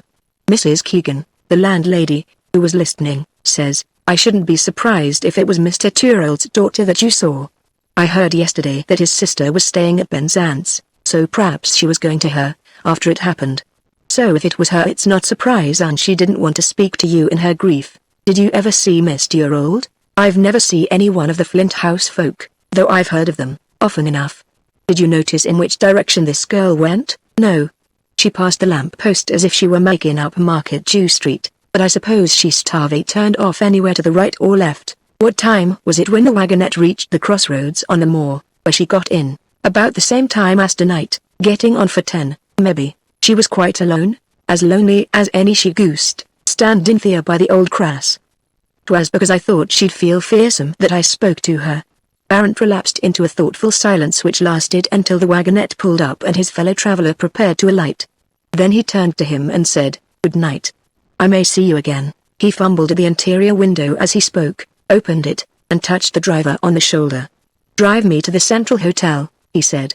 "Go as fast as you can, and I'll give you 10 shillings. Mr. Crowes nodded a cold acquiescence, and they rattled off down the silent street, leaving on Barrett's mind a receding impression of a startled red face staring after them from the footpath. The wagonette jolted round a corner, and 10 minutes later stopped at the entrance of the hotel where Mrs. Pendleton was staying. Chapter 15. When Barrett learned from the trembling lips of Mrs. Pendleton that she had not seen her niece since that morning, his first step was to get Cicely's full description, and call up Dorfield on the hotel telephone with instructions to have all the railway stations between Penzance and London warned to look out for her.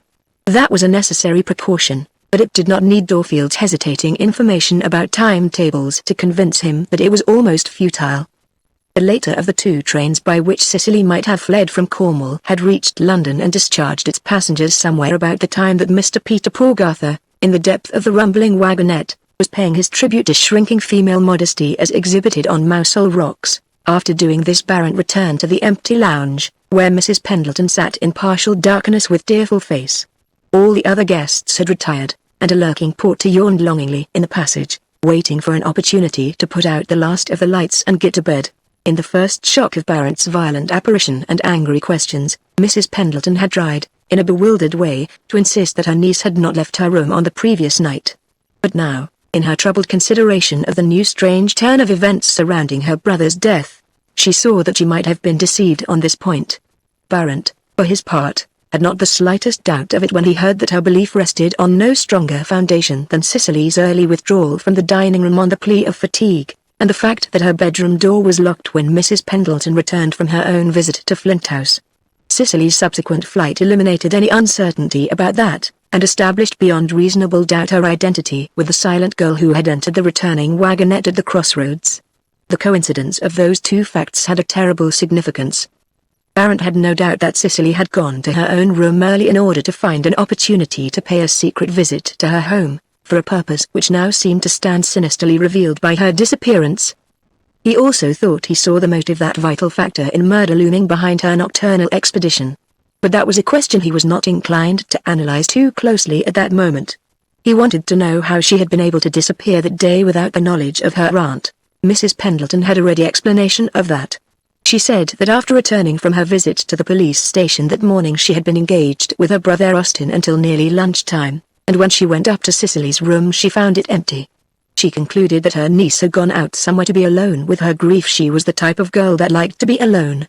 After lunch Mrs. Pendleton had letters to write, and then she had gone to her bedroom and fallen sound asleep till dinner time, worn out by the shock of her brother's death, and the sleepless night which had followed it. When Cicely did not appear at dinner she began to grow uneasy, but sought to convince herself that Cicely might have gone on a charabanc trip to Falmouth which had been advertised for that day. The incongruity of a sad solitary girl like Cicely nursing her grief in a public vehicle packed with curious chattering trippers did not seem to have occurred to her. But as time passed she grew seriously alarmed, and sent her husband out to make inquiries. She had sat in the lounge listening with strained ears for the girl's footsteps until Barrett arrived. "Has your niece any friends in Cornwall or London, or anywhere, for that matter, who would receive her?" Barrett abruptly demanded. "I really do not know," said Mrs. Pendleton. She wiped the tears from her eyes with a large white handkerchief. She was overwhelmed by the shock of her niece's disappearance, and the terrible interpretation Barrett evidently placed upon it. But Barrett was in no mood to allow for her confused state of mind. "You had better try and remember," he said irritably. "It seems to me that I've been kept in the dark. You went to the police to demand an investigation into your brother's death, but you did not say anything of the disclosure he made to you yesterday of his daughter's illegitimacy. Instead of doing so, you only directed suspicion to his manservant. Meanwhile your niece, who was placed in your care, disappears to heaven knows where, and you took no steps to inform the police. You have acted very indiscreetly, Mrs. Pendleton," to say the least. I did not know, I did not think, gasped Mrs. Pendleton. She endeavored to commence a flurried explanation of the mixed motives and impulses which had swayed her since her brother's death, but Barrett cut it short with an impatient wave of the hand. "Never mind that now," he said. "I have lost too much time already. Have you no idea where your niece is likely to have sought refuge?" Mrs. Pendleton shook her head. "Robert had no friends," she said, "and Cicely led a very lonely life. Robert told me that yesterday. That was the reason he wanted me to take charge of her, so as to give her the opportunity of making some girlfriends of her own age." She paused, embarrassed by the recollection that her brother's real intention in placing Cicely in her charge was altogether different. Barrett noted her hesitation, and interpreted it aright. "No," he said. "The real reason of your brother parting with his daughter provides the motive for her return to his house last night. What happened between them is a matter for conjecture, at present. Apparently she was the last person who saw him alive before he was shot. Now she is not to be found." There was something so portentously solemn in his manner of speaking these last words that his listener quaked in terror, and gazed at him with widened eyes. Barrett turned abruptly to another phase. "Are you quite sure that it was the manservant you saw looking through the door yesterday afternoon?" It was proof of the fallibility of human testimony that Mrs. Pendleton had sincerely convinced herself that she was quite sure. "Yes," she said. Barrett looked doubtful. By reason of his calling he was well aware of the human tendency to unintentional mistake in identity. With women especially, the jump from an impression to a conclusion was sometimes as rapid as the thought itself. "Did you see his face?" he asked. "Only the eyes." "But I am sure that they were Thalassa's eyes." Barrett did not press the point. He did not doubt the honesty of her belief, but the words in which it was conveyed suggested hasty impression rather than conviction. Such proofs of identity were not to be relied upon. "Had your brother's servant any reason, so far as you know, to be listening at the door?" he asked. "All servants are curious," murmured Mrs. Pendleton. She shook her head wisely, as one intimating a wide knowledge of their class. "All curious servants are not murderers," returned Barrett. "This man has been in your brother's service for a long time, has he not?" "For a great number of years. Almost ever since Robert returned to England, I think. So Mr. Austin Thorold informed me." "Had he any grudge against his master, Thalassa?" "I really couldn't tell you, because I do not know. But he has a most truculent and overbearing manner, not at all the kind of manner you expect in a servant, and he seemed to do just what he liked. I disliked him as soon as I saw him. I'm sure he looks more like some dreadful old sea pirate than a gentleman's servant. I would not have him in my household." Mrs. Pendleton set her lips firmly. "No, not for a single moment. But I suppose poor Robert was attached to him from long association." Barrett nodded in an understanding way. "Then this man Thalassa must have known your niece from childhood," he said in a casual tone. "Was he attached to her, do you think?" "I know nothing of that." "That's rather a pity," he said with a gentle shake of the head. He looked at her knowingly. "I do not understand you," she faltered. "You had grounds for your suspicions of Thalassa, reasonable grounds. He must have admitted your niece into the house last night, you know." "I must get it out of him." She gave a start, for she saw now where his drift of questions was taking them. With a sickening sense of horror she realized that her slight suspicions were being used by him to help fashion a case against her own flesh and blood. "What are you suggesting?" she breathed, with a nervous look. "Nothing at present," he said, with a quick realization of the fact that he was in danger of talking too much. "Can you tell me if your niece is provided with money?" "My brother gave her £25 in bank notes yesterday, he told me. That is enough to keep her for some weeks." "You are quite sure you cannot form any idea where she has gone?" "No," said Mrs. Pendleton coldly, with a belated inward resolve not to be so ready in volunteering information to the police in future. "I should like to see the room your niece occupied last night," he said. "That was a search which brought nothing to light." Barrett left the hotel just as little Mr. Pendleton returned to it with an alarmed face and a feeling of personal guilt at his failure to find Cicely. Barrett passed him with a side glance, his mind full of the problem of the girl's disappearance.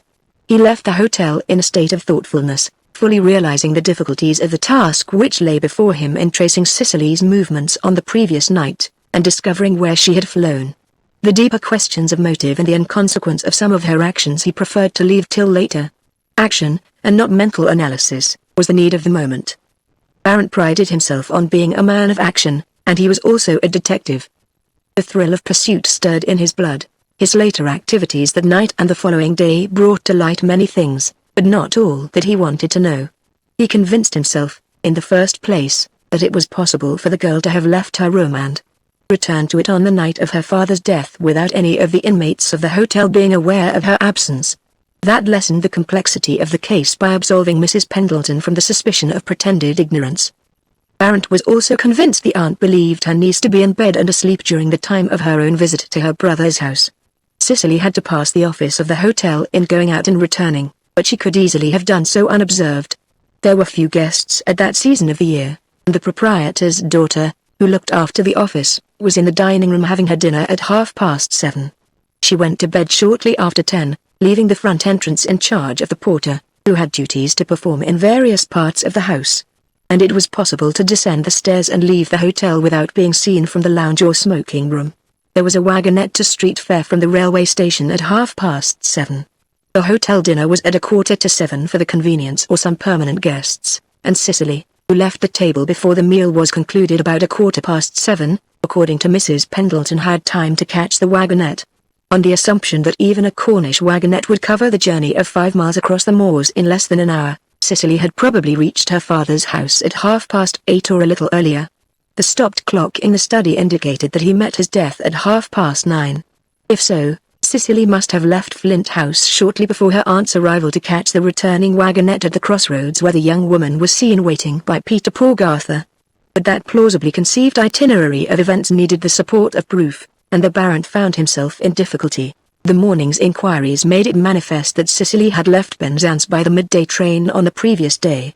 After leaving Mrs. Pendleton, Baron had gone to the station. The sour and elderly ticket clerk on duty could give him no information, but let it be understood that there was another clerk selling tickets for the midday train, which was unusually crowded by farmers going to Redruth. The other clerk, seen in the morning, had no difficulty in recalling the young lady of Barrett's description. She was pretty and slight and dark, the pale clear complexion, and she carried a small handbag. She asked for a ticket to London.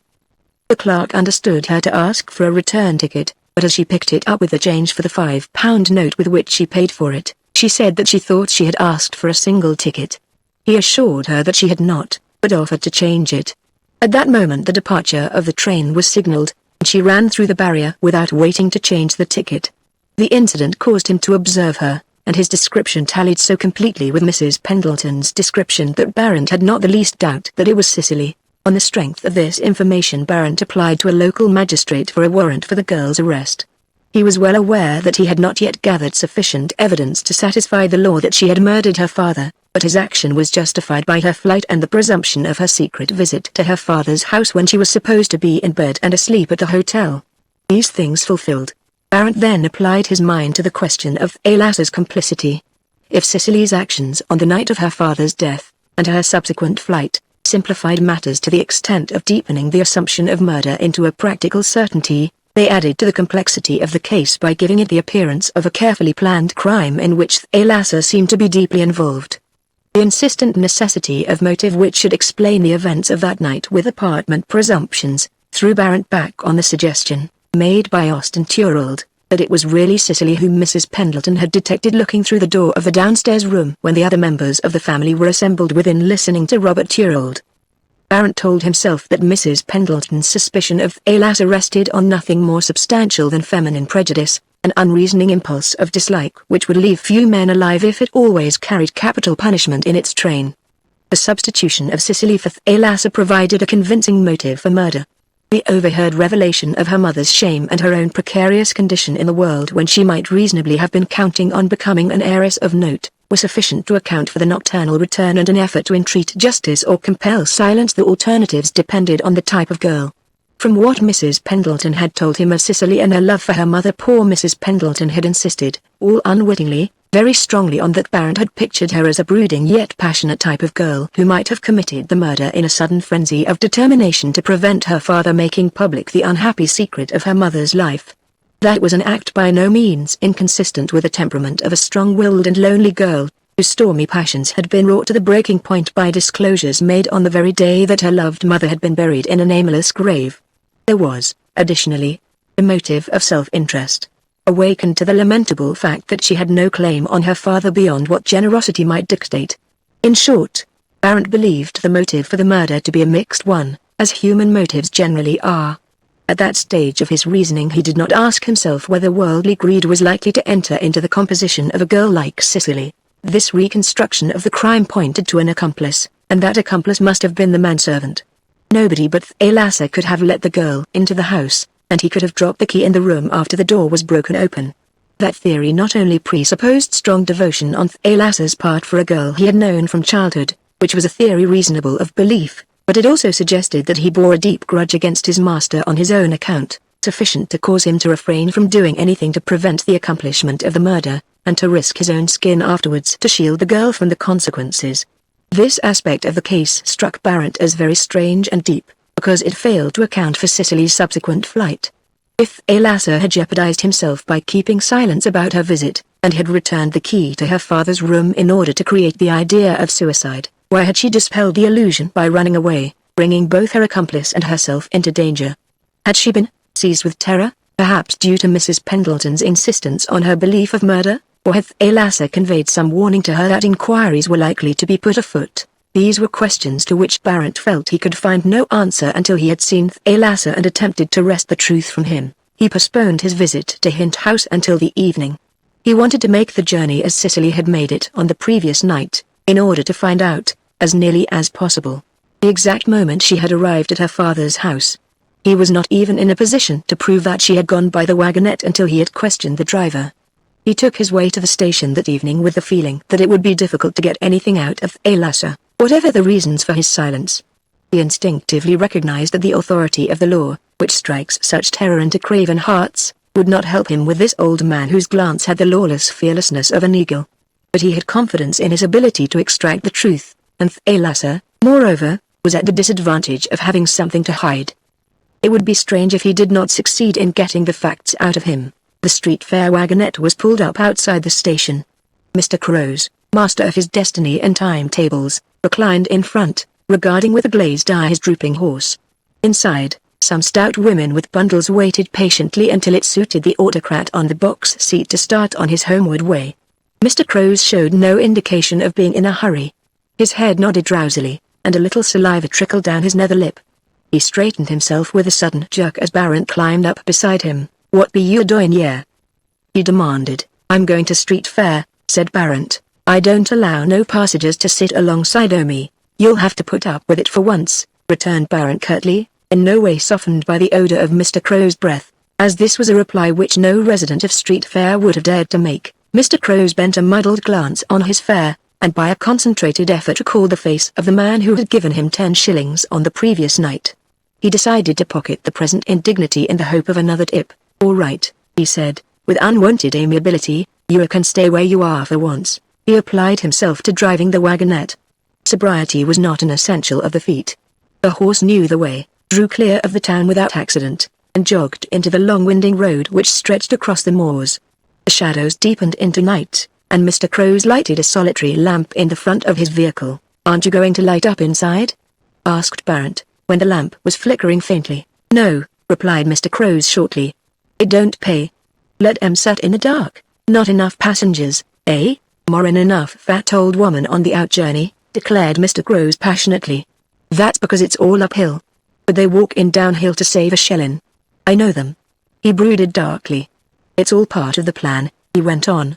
Then, as though feeling that this latter statement, in itself, erred on the side of vagueness, he added to worry a man, "How many passengers did you have on your last journey in, last night?" "2 on 'em." Mr. Crows, with forefinger and thumb, snuffed his nose as he had previously snuffed the candle in the lamp. "There was Peter Porgarth and a young woman. I happen to know it was a young un because she went away at such a rate when she got out. When woman begins to get up in years they go in the legs, same as horses." "Would you know her again if you saw her?" asked Barrett eagerly. "Not if you was to swear me on the Holy Trinity. Did this young woman travel up with you by this wagonette last night?" Mr. Crows couldn't say for that. There were 6 insides, but it was all he knew. He disremembered anything about them. "Surely you notice the passengers you carry?" Mr. Crows, with the air of one propounding an insoluble riddle, asked his fare. Why should he take notice of his passengers? He weren't paid for that, no, not he. What's more, the night was a dark one. He knew there was 6 insides because 6 fares was put through the winder, but whether they was put through by men or maidens or widow woman was more'n he could say. He again called on the Trinity to attest his ignorance. Echelons is nothing to me. The reference was to the passengers. They wouldn't pay for the horse's feed. I work for the duchy, I do, which is almost the same as being in government, ain't it? I remember you, thou, because you gave me 10 shillings for driving you to the Central Hotel last night. Mr. Crows cast a quick glance at his fare to see how he took this artful reminder of his munificence. But as for their bobs, he spat into the night in order to express his contempt for the insignificance of such small sums. There was a tap at the window behind him. He unfastened the pane, and a spectral hand came through with a coin. Mr. Crows took it, the hand disappeared, to be replaced by another, more dirty than spectral, with a coin in the outstretched palm, like its predecessor. You see, said Mr. Crows, when he had collected 6 shillings in this manner. What's the need for to look at them? I've learned them to hand in their fares this way. Saves time and talk for nothing. Why should I look at a lot of fat old woman? I ain't paid for that. It's quite enough to let them sit in my cab, wearing out my cushions with their great fat bodies, without looking at them. He eyed Barrett with some sternness, but this was not a fat old woman, said Barrett. She was a pretty young girl, mad or widow, it's all the same to me, returned the misogynist. Some holds with the sex and finds them soothing, but I was never took up with them myself. I prefers beer. Every man to his taste. Did any of the passengers alight at the crossroads? They were nearing the crossroads as he spoke, and the rude outline of the wayside cross loomed out of the shadows directly ahead. I couldn't tell you that, neither. I always stop at the crossroads, in and out. It's one of my regular stopping places. Come to think of it, though, somebody did get out at the crossroads last night. A man or woman? Asked Barrett with eagerness. A woman. She went off across the moors that way. Mr. Crows pointed an indifferent whip into the blackness which rested like a pool between the white road and the distant roaring sea. She was a one to go, 2 out of sight in a moment, she was. Thank you. I'll get down here, too. As the wagonette stopped at the crossroads, Barrett jumped down from his seat and disappeared in the indicated direction before Mr. Crows could summon his slow wits to determine the value of the coin which the detective had pressed into his passively expectant palm. Chapter 16. The twilight had deepened into darkness when Barrett reached Flint House. A faint ray of light flickered from the kitchen window on the giant cliffs, like a taper from a doll's house. He approached the window by a line of rocks which guarded it like sentinels, and looked in. Within, Mrs. Thalasser sat alone by the table in a drooping attitude of dejection or stupor. Her head was bent over her crossed hands, which rested on the table, and her grey hair, escaping from the back comb which fastened it, fell on both sides of her face. An oil lamp smoked on the table beside her, sending forth a cloud of black vapor like an unbottled genie, but she did not heed it. There was something uncanny in her complete detachment from the restless activity of life. The dead man lying upstairs was not more still. Had Barrett known her better, he would have had matter for surprise and conjecture in the fact that her patient's cards stood untouched in their shabby leather case, but knowing nothing of that, he fell to wondering what her husband had seen in such a queer little creature to marry her. The consideration of that question led him to the conclusion that perhaps Thalasser had been impelled to his choice by the realization that she was as good-looking a wife as he could afford. Barrett reflected that women resembled horses in value. The mettlesome showy ones were bred to display their paces for rich men only. Serviceable hacks, warranted to work a lifetime, could not be expected to be ornamental as well as useful. So long as they pulled their burdens without jibbing overmuch, one had to be content. He began to wonder where Thalasser was, and moved closer to the shadow of one of the rocks in case he happened to be prowling around the house. In the silence of the night he listened for the sound of footsteps on the rocks, but could hear nothing except the moan of the sea and the whimper of a rising wind. His eye, glancing upwards, fell upon a chink of shuttered light in the back of the house which looked down on the sea. The light came from the dead man's study, and had not been there a few moments before. Barrett walked to the kitchen door and tapped lightly. There was no answer, but somewhere within the house a dog howled dismally. The door handle yielded to his touch when he tried it, and he walked in. The little old woman at the table made a sudden movement at his appearance, but he gave her a reassuring smile and nod. She sat quite still, with a look of fear in her eyes. Above his head he heard someone moving in the study. "Your husband is upstairs?" he asked in a voice which was little more than a whisper. "I want to see him. I am going up to him." He did not wait for her to reply, and she watched him out of the room with staring eyes. Stealthily he directed his steps to the staircase, and with infinite precautions for silence commenced to ascend. But midway he stumbled in the dark, and the stair creaked loudly. Above his head a door opened sharply. and when he reached the landing he saw the figure of Thalassa framed in the lighted doorway at the far end of the long passage, listening. "Who's there?" he cried, then his eye fell on Barrent, advancing swiftly from the darkness towards the light. "What do you want?" he said. "How did you get in?" Barrent looked past him into the room. There was a litter of papers on the table and shelves, as he had last seen it, but it did not seem to him that anything had been disturbed. The door of the death chamber opposite was closed. "What are you doing up here?" he said sternly. Thalassa did not deign to parley. "What do you want?" he repeated, looking steadily at the detective. "Did you hear what I said to you?" angrily demanded Barrent. "Were you not told not to interfere with these rooms in any way? You have no right up here, more right than you have to come into a house like a thief," retorted Thalassa coldly. "I have my work to do. The place must be looked after, whether I'm spied on or not." "I advise you not to take that tone with me," replied the detective. "As you are here, you had better come into this room again, and shut the door behind you. I have some questions I want to put to you." Thalassa followed Barrent into the room and stood by the table, the rays of the swinging lamp throwing his brown face into sharp outline. "What do you want to know?" he asked. "I want you to tell me everything that happened in this house on the night your master was found dead." "There's not much to tell," began Thalassa slowly. "When it happened I was down in the cellar, breaking some coal. I heard my wife call out to me from the kitchen. I went up from the cellar, and she was standing at the kitchen door, shaking like a leaf with fright. She said there'd been a terrible crash right over her head in Mr. Turold's study. I took a lamp and went upstairs, and knocked at the door, but I got no reply. I knocked 3 times as loud as I could, but there wasn't a sound. At that I gets afeared myself, so I put on my hat and coat to go across to the church town to fetch Dr. Ravenshaw. Then a knock come to the front door, and when I opened the door there was the doctor and Mr. and Mrs. Pendleton." "How long was that after the crash upstairs?" "No longer than it took me to go upstairs, knock at the door, and getting no answer, go downstairs to put on my coat and hat. I was just winding a comfort around my throat when I heard the knock. It did not occur to you to break in the door of your master's room when you got no answer and found it locked?" "No, it never, and you wouldn't have done it in my place." "You heard no sound of a shot?" "Not down in the cellar. I fancy I heard the sound of the clock falling. It came to me all muffled like, though it frightened her really." He pointed downward to the kitchen. "And it frightened the dog, too, started it barking. Is that the dog I heard whining downstairs?" "Maybe it is. I've got it shut up in the cellar." "Whose dog is it?" "His." Thalassa's eyes traveled towards Robert Turold's bedroom. "Is it howling through grief?" "More like from fright. Dogs are like people, frightened of their own shadows, sometimes. I shut it up, 'cause it kept trying to get upstairs to his room. It's a queer surly sort of brute, but fond enough of him. He used to take it out for long walks." "What kind of dog is it?" "A retriever." "So that's all that happened that night, is it?" said Barrent, in a meditative voice. "You have told me all?" Thalassa nodded. His brown face remained expressionless, but his little dark eyes glittered warily, like a snake's. "Think again, Thalassa," urged Barrent, in a voice of the softest insistence.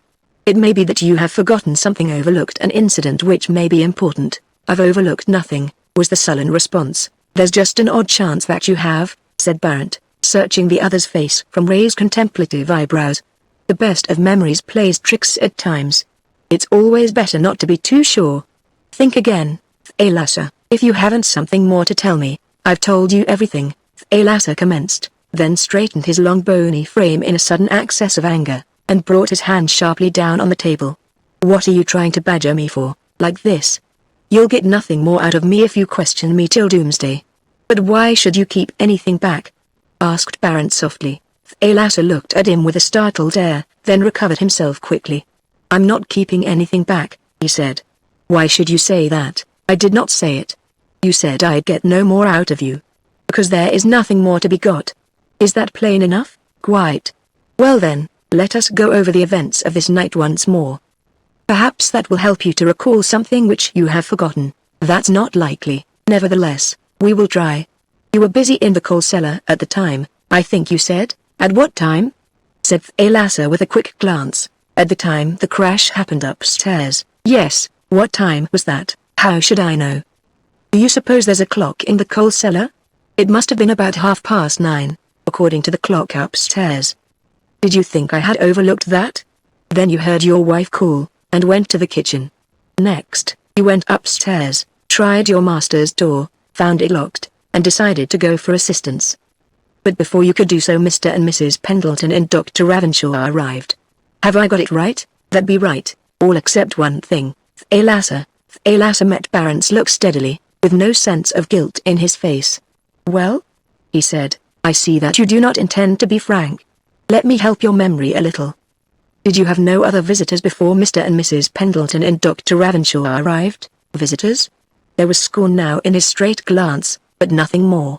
Is this a place where there's likely to be visitors? Not in the ordinary course of events. Barrett was still smilingly affable, but the night your master met his death was not an ordinary night. Somebody may have come to the house. He paused, again searching for some sign of guilty consciousness in the face revealed in such clear outline near him, but saw none. Again, Thalasser met him with answering look, but remained mute. Thalasser Barrett's voice remained persuasive, but to an ear attuned to shades, there was a note of menace underlying its softness. You know there was somebody else here that night. Somebody? Who? Your master's daughter, Miss Cicely Thorold. Barrett brought it out sharply and angrily. Thalasser turned a cold glance on him. If you know that, why do you ask me? He said. Because you let her in.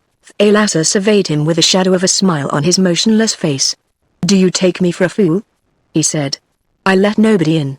Thalasser, said the detective earnestly, let me advise you, for your own sake, to tell the truth now. You may be keeping silence through some mistaken idea of loyalty to your master's daughter, but that will do her no good, nor you either. I know more than you think. If you persist in keeping silent, you will put yourself in an awkward position, and it may be the worse for you. You were seen listening at the door of the room downstairs on the day of your master's death, so that's it, is it? You think you'll fit a rope round my neck? I'm to say what you want to save it? To hell with you and your policeman's tricks. I don't care that for them. He snapped his long brown fingers in Barrett's face. You've a bold tongue, you scoundrel, said Barrett, flushing angrily. Take care where it leads you. Once more, will you tell me the truth? I've told you all I know.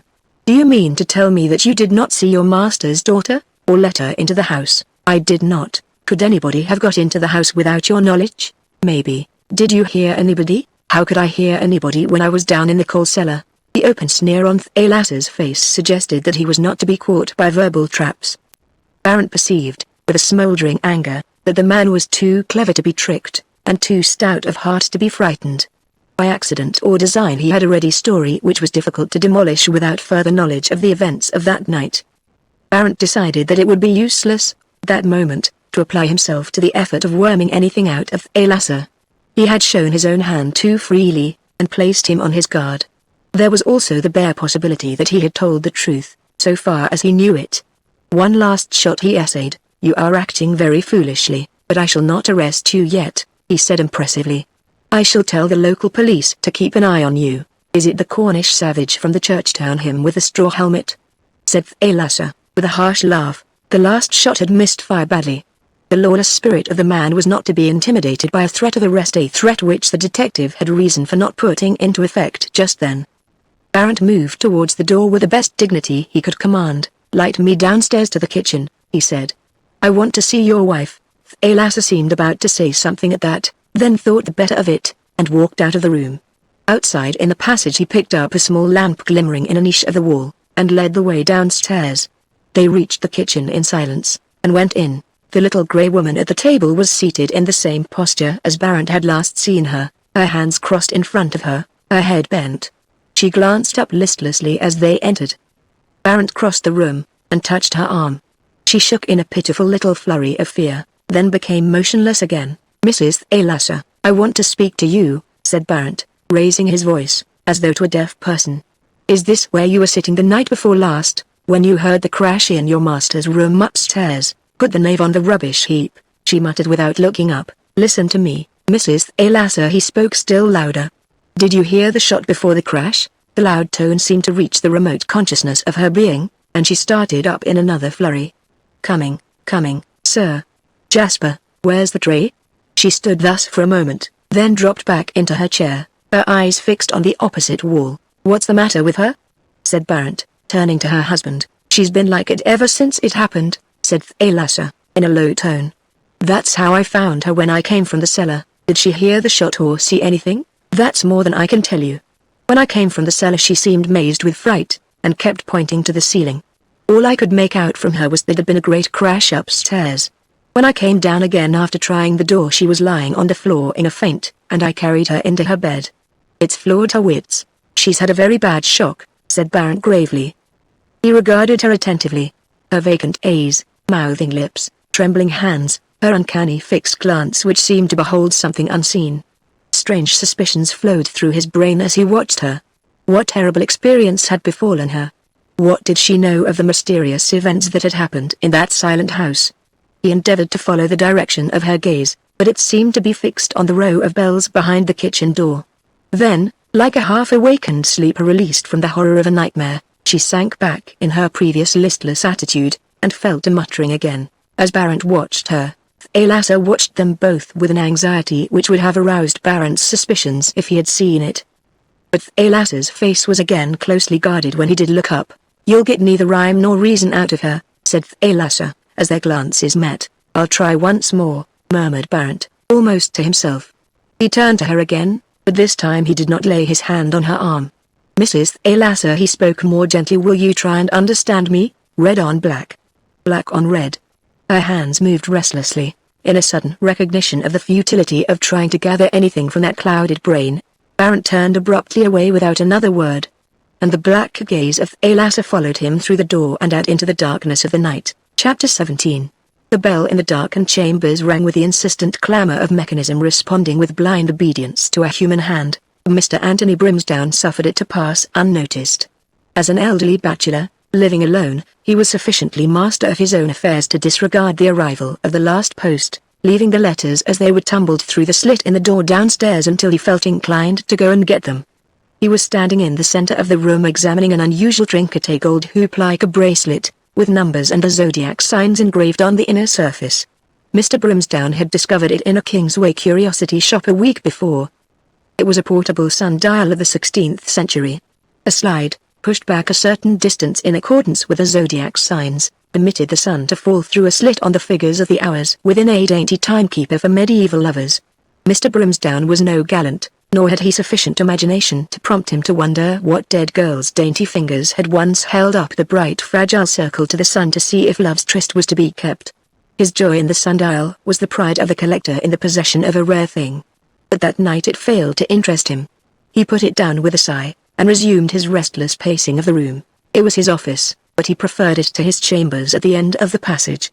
He said the air was better, but it is doubtful whether that was the reason. Perhaps Mr. Brimsdown felt less lonely among his legal documents, meditating over battles he had won for dead legatees.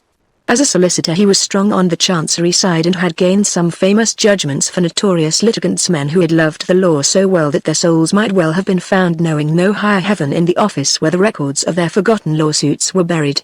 And in death, as in life, they would have been glad to confide their affairs to the man whose lot it had been to add deceased to so many of the names on the black steel deed boxes which lined the shelves. Mr. Brimsdown lived for the law. As a family lawyer he was the soul of discretion, an excellent fighter, wary and reticent, deep as the grave, but far safer. The grave sometimes opens and divulges a ghastly secret from its narrow depths. There was no chance of getting anything out of Mr. Brimsdown, dead or alive. He had no wife to extract bedroom confidences from him, no relations to visit in expansive moments, he trusted nothing to paper or diary, and he did not play golf. He was a solitary man, of an habitual secretiveness deepened by years of living alone. His lips moved now, and he spoke aloud. His voice sounded sharply in the heavy silence, a calamity, nothing less. How did it happen? Was it grief for his wife? His face showed unusual agitation, distress even.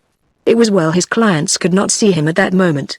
To them he was a remote, enigmatic figure of conveyances and legal deeds, one deeply versed in human follies and foibles, but impervious to human feeling, independent of human companionship.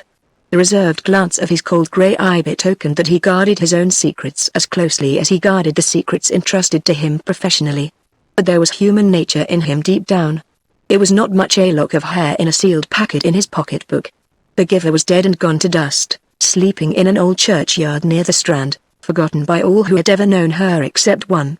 Sometimes in the twilight a tall figure would stand musing beside that forgotten grave for a while, then turn away and walk swiftly up a narrow river street, across the Strand, and through the archway to Gray's Inn. 30 years. He murmured. Then his mind seemed to hark back to his previous thought, after the fashion of a man who thinks aloud. No, no, not his wife. He did not care enough for her for that. 30 years wasted.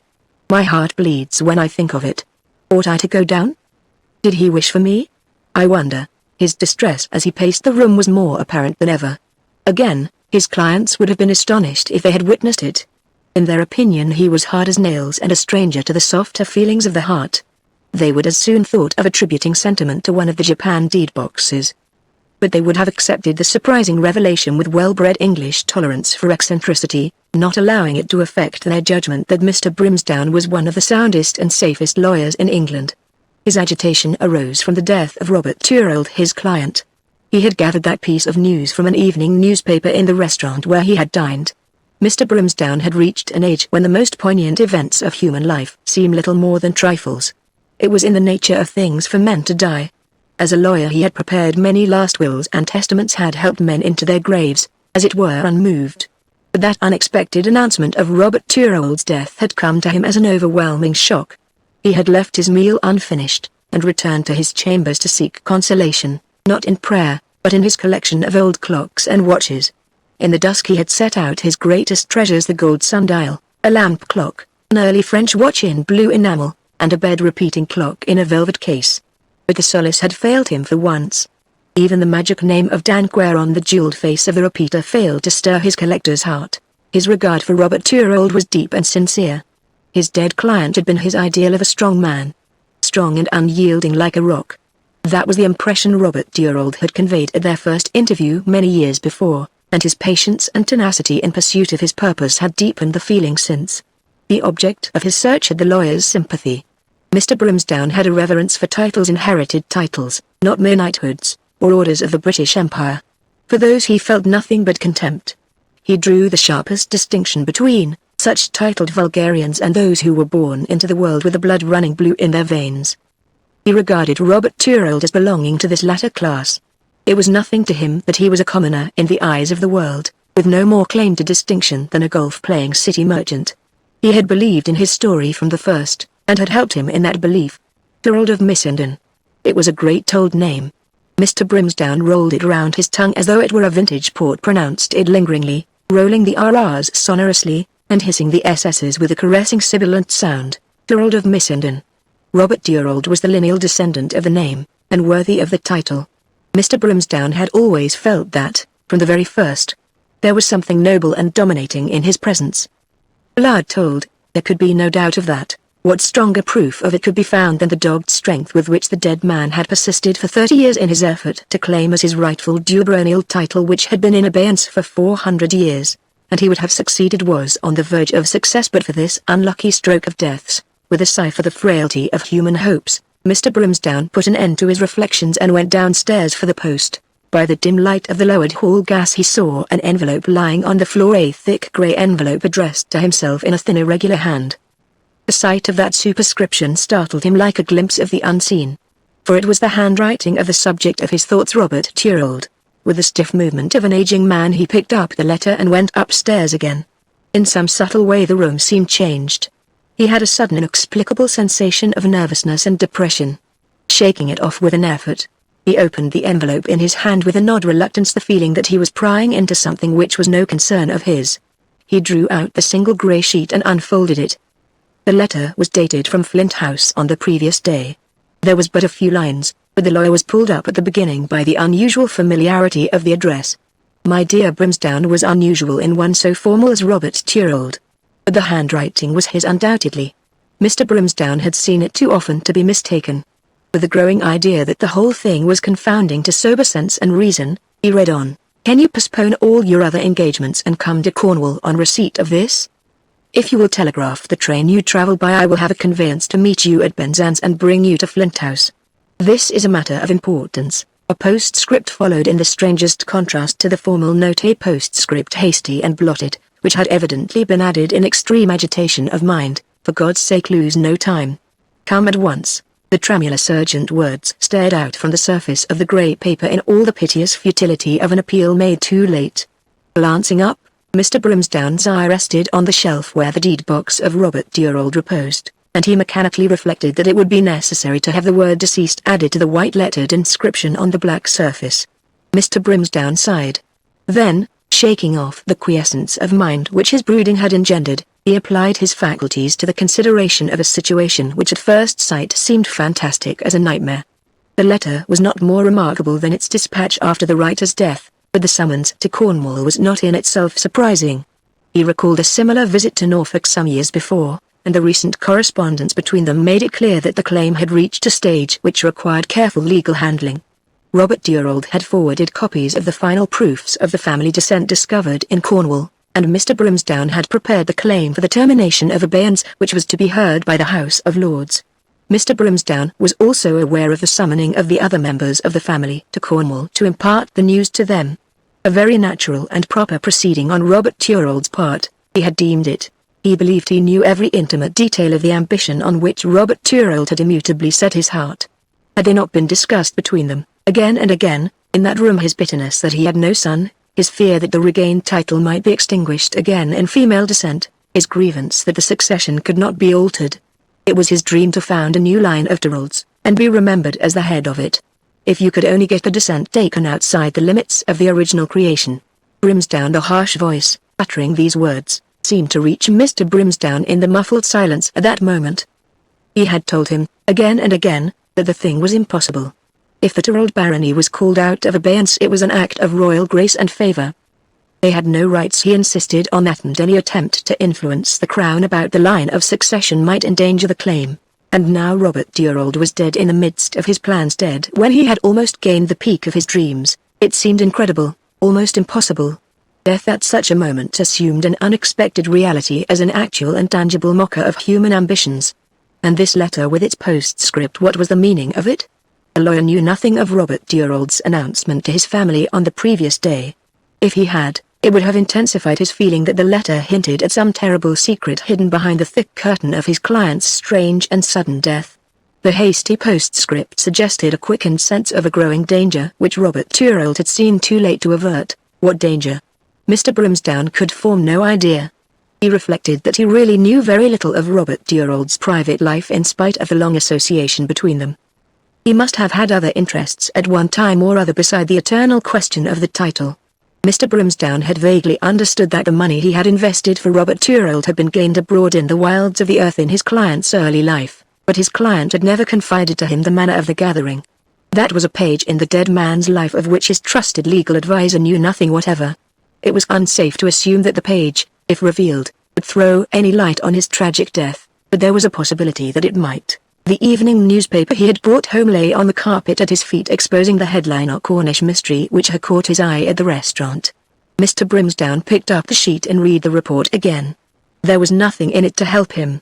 It was only a brief notification of the facts of a death which, in the words of the newspaper's local correspondent, pointed to suicide. Suicide. The letter, on which the ink was still bluish and fresh, seemed to convey Robert Durold's denial of the suggestion that he had taken his life. It was the cry of a man who had looked into the dark place of fear and seen death lurking within. Only mortal terror could have called forth that passionate, frantic appeal. And that appeal accomplished its purpose, although it came too late. Robert Durold was dead, but the call for elucidation rang loudly from his coffin. The dead man's hand beckoned him, and he dared not disobey. He determined to go to Cornwall. Outside in the darkness a clock chimed, and one of his own treasures repeated the hour with a soft mellifluous note. 11. He had an idea that there was or used to be a midnight train to Cornwall. He crossed to his bureau and consulted a timetable. Yes, to Penzance from Paddington. He decided to catch it. His preparations for departure were quickly made. The writing of a note to his clerk and the packing of a bag were matters soon accomplished. In a quarter of an hour he had picked up a taxicab at the Holborn stand near his chambers and was on his way to the station. There was plenty of light and stir at Paddington, which appeared like a great and glowing cavern in the cold darkness of the night. There were engines shunting, cabs arriving, porters and passengers rushing about with luggage, throngs of people. It happened that the midnight train from Cornwall was overdue, and fluttered women waiting for friends were importuning board officials about the delay. Sleepy children stared with wondering eyes at pictorial efforts to beguile the tedium of waiting for trains. There were geographical posters comparing Cornwall favorably to Italy, posters of girls in bathing costume beckoning to the Cornish Riviera. Posters of frolicsome puppies in baskets ticketed lucky dogs, they're off to Penzance. The passengers waiting for the midnight train to that resort did not do equal justice to this flattering assumption of its delights. They seemed, on the whole, rather to regard themselves as unlucky dogs, if the term could be applied to parties of women, and were huddled together on the station seats in attitudes suggestive of despair. Men flirting with barmaids in the bars may have considered themselves lucky dogs, but whiskey played an important part in their exhilaration. The belated train came rushing in with an effusion of steam, like a late arrival puffing out apologies, bringing a large number of passengers back to London from Penzance. They scrambled onto the platform with the dishevelled appearance of people who had been cooped up for hours. First-class passengers eased their pent-up energy by shouting for luggage porters and bundling their women into taxicabs. The third-class passengers, whose minor importance in the scheme of things did not warrant such displays of self-importance, made meekly and wearily for the exits. They were damned back at the barriers by two ticket collectors, whose adroit manipulation of the gates prevented more than one person trickling through at a time, and turned the choked stream of humanity within into a whirlpool of floating faces and struggling forms. As Mr. Brimsdown stood regarding this distracting spectacle from the outside, he saw one of the ticket collectors grasp the arm of a girl who was just emerging, at the same time shutting the gate on a stout woman following, thus effectually blocking the egress of those behind. The girl turned quickly at the touch of the detaining hand, and there was fear in her face. "What do you want?" she said, framing the words with an obvious effort. The ticket collector was a man whose natural choleric temperament was accentuated by the harassing nature of his employment. He tore into portions the ticket which the girl had just given him, and thrust half into her hand. "Here's your return half. Why don't you look what you're doing when giving up your ticket? You women are the limit. Now, mother, for God's sake don't be all night getting through that there barrier. As others want to get home, if you don't." Having by this adroit remonstrance spiked the wrath, as it were, of the stout and angry woman he had jammed in the gate, he permitted the resumption of the trickle of impatient passengers. Mr. Brimsdown followed with his eye the pretty girl who had been forgetful enough to give up a return ticket instead of a half one. She had stopped outside the barrier, gazing round with a troubled face at the immensity of the station and the throngs of hurrying people. The lawyer looked at her hard, from a little distance. "Where have I seen that face before?" he murmured to himself. Her beauty was of a sufficiently rare type to attract attention anywhere, except, perhaps, at a London railway station at midnight. She was unused to her surroundings and she was not a city product. So much was obvious, though her clear pale face and slim young figure did not suggest rusticity. Her dark eyes glanced quickly and nervously around her, and then she started to walk slowly towards one of the main entrances. A luggage porter hurried towards her, intent on tips. The broad back of a policeman was outlined in the entrance. The girl looked wistfully from the policeman to the porter, then appeared to make up her mind. She extracted a silver coin from her purse, and proffered it timidly to the porter. The porter showed no timidity in accepting it. "Luggage, miss, in the van?" he asked. "Just you wait here, I have no luggage," Mr. Brimsdown heard her say. Her eyes wandered downward to the little handbag she carried. "I wanted to ask you, I am a stranger to London. Can you tell me a place where I could stay, for the night somewhere quiet and respectable?" Mr. Brimsdown found himself listening anxiously for the porter's reply. By all the laws of romance he should have had an old mother in a clean and humble home who would have been delighted to give the girl shelter for the sight of her pretty face. But pretty girls are plentiful in London, and kind-hearted old women are rare. The porter seemed surprised at the inquiry. He pushed his blue cap back from a shock of red hair, and pondered the question deeply. Then he made a valiant feint of earning his shilling by throwing out suggestions of temperance hotels in Russell Square and the Euston Road. He warmed to the subject and depicted the attractions of these places. Quiet and cheap, and nothing respectabler in the early city of London. It was open at all hours. His own sister stayed in one when she come to town. "Would you give me the address?" the girl wistfully asked. The porter shook his head cautiously.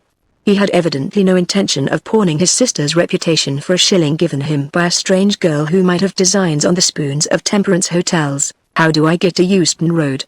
asked the girl with a quick realization of the fact that she had obtained London value for her shilling. "By the Metropolitan."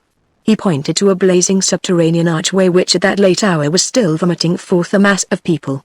"Book at the first winder." Mr. Brimsdown watched the girl until she disappeared out of sight down the steps. He then turned away to seek his own train, the insistent feeling still haunting him that he had seen her pretty wistful face before. He taxed his memory to recall where, but memory made no response. It seemed a long time ago, like a glimpse from the face of the dead. Mr. Brimsdown strove to put the idea from him as a trick of the imagination. He beckoned to a porter, who took his bag to a first-class carriage in the Penzance train. Mr. Brimsdown settled himself comfortably in a corner seat.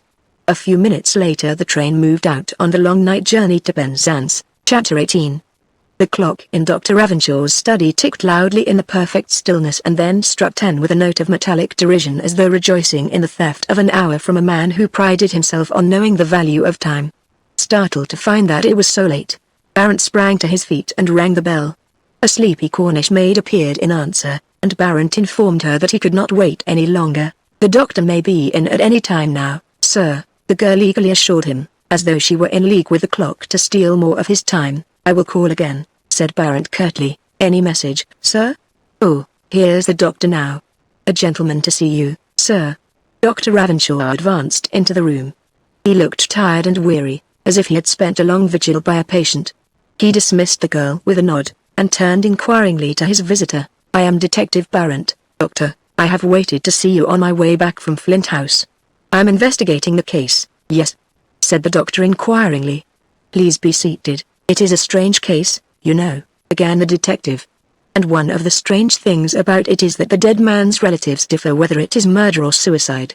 That's what brings me to you. You are a medical man, and you knew Robert Thorold intimately. Would you consider him a man of suicidal tendencies?" "Many men have tendencies towards suicide at odd moments," replied the doctor, "particularly men of Robert Thorold's temperament. Was there anything in Robert Thorold's demeanor which suggested to you recently that he valued his life lightly, or was likely to take it? I would rather not give a definite opinion on that point. I have to give evidence at the inquest, you know." Barrett nodded. He realized the force of the doctor's objection to the expression of a view which might be proved erroneous later. So he turned to another phase of the case. "You saw Robert Thorold's body soon after you arrived at Flint House?" "Within a few minutes." "How long had he been dead?" "About 10 minutes, I should say." "What was the cause of death?" "He was shot through the main blood vessel of the left lung." It was possible to arrive at that conclusion from the very severe hemorrhage. The blood was still flowing freely when we broke into the room.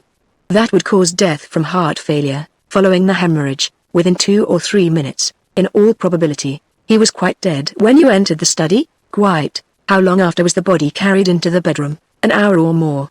"It was some time before Penguin arrived, and Thalassa and he removed the body a little later." Barrett looked disappointed at his reply. "Would it be possible to make marks on a corpse after that length of time?" he asked. "What sort of marks?" asked the doctor. "There was a mark of 5 fingers on the left arm, made by a left hand." "Then you have fingerprints to help you?" "Unfortunately no. It's a grip A clutch which will not reveal print marks in the impressions. I thought they might have been caused during the removal of the body. It is not possible to make such marks on a corpse. Reaction sets in at the moment of death.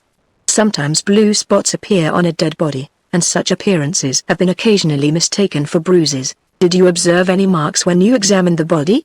asked Barrett as he rose to his feet. "No, but my examination was confined to ascertaining if life was extinct." Barrett thanked him and said good night. The doctor rose also, and escorted him to the door. Outside, a wild west wind sprang at him. Barrett pulled his hat over his eyes and hurried away. The following morning he sought out Inspector Dorfield at his office in Penzance and disclosed to him his conclusions about the case. "I intend to go to London by this morning's train, Dorfield," he announced. "We must find Robert Thorold's daughter." "You think she has gone to London?" "I feel sure of it, and I do not think it will be difficult to trace her. I shall try first at Paddington. I will get the warrant for her arrest back at Bow Street, and put a couple of good men on the search before returning here. You had better have the inquest adjourned until I come back. This is no suicide, Dorfield, but a deep and skillfully planned murder. I should think the flight of the girl makes that pretty clear," said Dorfield, as he made a note on his office pad. Barrett shook his head.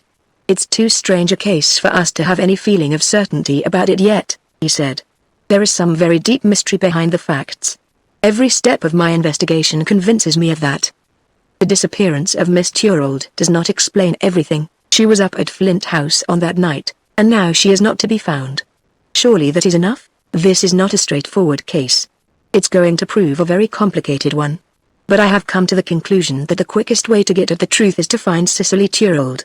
Her flight suggests that she is implicated in the crime in some way, and it may even mean that she is guilty. Do not the circumstances point to her guilt? Circumstances can lie with the facility of humanity, at times. Moreover, we do not know all the circumstances yet. But let us examine the facts we have discovered. We believe that the girl visited her father's house on the night of his death, and has since disappeared. We must assume that it was she who was seen listening at the door during the afternoon by Mrs. Pendleton, because that assumption provides strong motive for the murder by giving the key of interpretation to Miss Turold's subsequent actions. We must picture the effect of that overheard conversation on the girl's mind. She had been kept in ignorance about the secret of her birth, and she suddenly discovers that instead of being a prospective peeress and heiress, she is only an illegitimate daughter, a nameless thing, a reproach in a world governed by moral conventions. Her prospects, her future, and her life are shattered by her father's act. The effect might well be overwhelming. She broods over the wrong done to her, and decides to go to Flint House that night and see her father, though not, I think, with the premeditated idea of murder. Her idea was to plead and remonstrate with him. Why do you think that? Asked Dorfield. She could not have foreseen that her absence from the hotel would pass unnoticed. That was pure luck, due to Mrs. Pendleton's chance visit to Flint House. It was just chance that the girl did not encounter her aunt there. She must have got away from Flint House shortly before Mrs. Pendleton arrived. But the strongest proof that there was no premeditation is to be found in the fact that Miss Turold made the journey openly, in a public conveyance, and returned the same way, put in Dorfield. I confess that her action in taking that risk after the murder strikes me as remarkable, observed Barrett thoughtfully. But she would be anxious to return as speedily as possible, and perhaps she was aware that the last wagonette from Street Fair to Penzance is generally empty. But we can only speculate about that. She must have reached Flint House not later than 8:30 or perhaps a few minutes earlier, if she walked quickly across the moors. I ascertained that by taking the same wagonette last night, and walking across the moors from the crossroads, as she did. The murder was not committed until 9:30, according to the stopped clock, which is another point suggesting lack of premeditation. Let us assume that up to the time she arrived at Flint House she had no intention of murdering her father. She knocked, and was perhaps admitted by Thalassa, and went up to her father's room. What happened during that interview? We do not know, but we are told that Robert Turold was a man of harsh, unyielding disposition, the slave of his single idea, which was the acquisition of a lost title. Such a man was not likely to be moved by pleading or threats.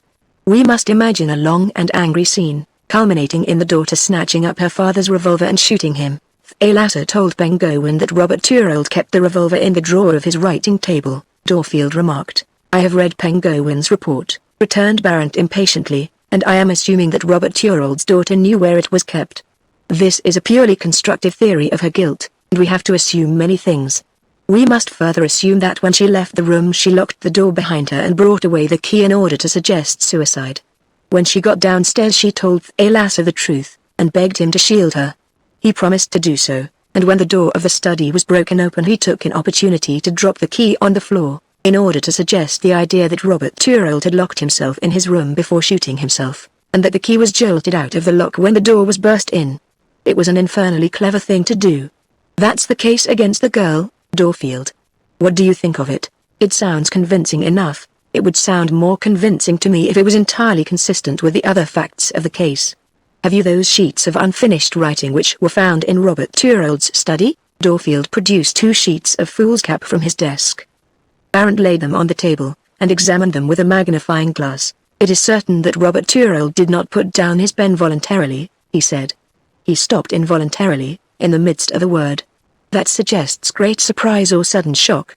The letter E in the word clear terminates in a sprawling dash and a jab from the nib which has almost pierced the paper. Could the unexpected appearance of his daughter have startled him in that fashion? It rather suggests that somebody sprang on him unawares, surprising him so much that he almost stuck the pen through the paper. Might not that have been his daughter? Women scratch like cats when they use violence, but they do not spring like tigers. I have been examining those marks on Robert Turold's arm again, and I have come to the conclusion that they were made by somebody in a violent passion. I have the photographs here, said Dorfield, rummaging in a drawer. They do not help us at all. There are no fingerprints, nothing but blurs. Barrett glanced at the photographs and pushed them aside. I have been thinking a lot about those marks, he said. They strike me as a very important clue. I have been examining them very closely, and discovered the faint impression of fingernails in the marks left by the first and second fingers. That suggests that the owner of the hand was in a state of ferocity and tightened nerves. I do not see that. Allow me to experiment on your arm. When I grip you firmly, as I do now, you can feel my fingers pressing their whole length on your flesh, can you not? I can indeed, said Dorfield, wincing. You've a pretty powerful grip. I shall be black and blue. The grip on Robert Turrell's arm is quite a different thing, pursued Barrett earnestly. Do not be afraid, I am not going to demonstrate again. It was more in the nature of a pounce sort of tiger spring hold, made by somebody in a state of great mental excitement, with tightened muscles which caused a tense clutch with the fingertips, the nails digging into the skin, the fingers bent and wide apart. My opinion is that it is a man's grip, Thalassa, that I cannot say. He's a cunning and wary devil, and I could get nothing out of him last night. He says he was in the coal cellar when his master met his death.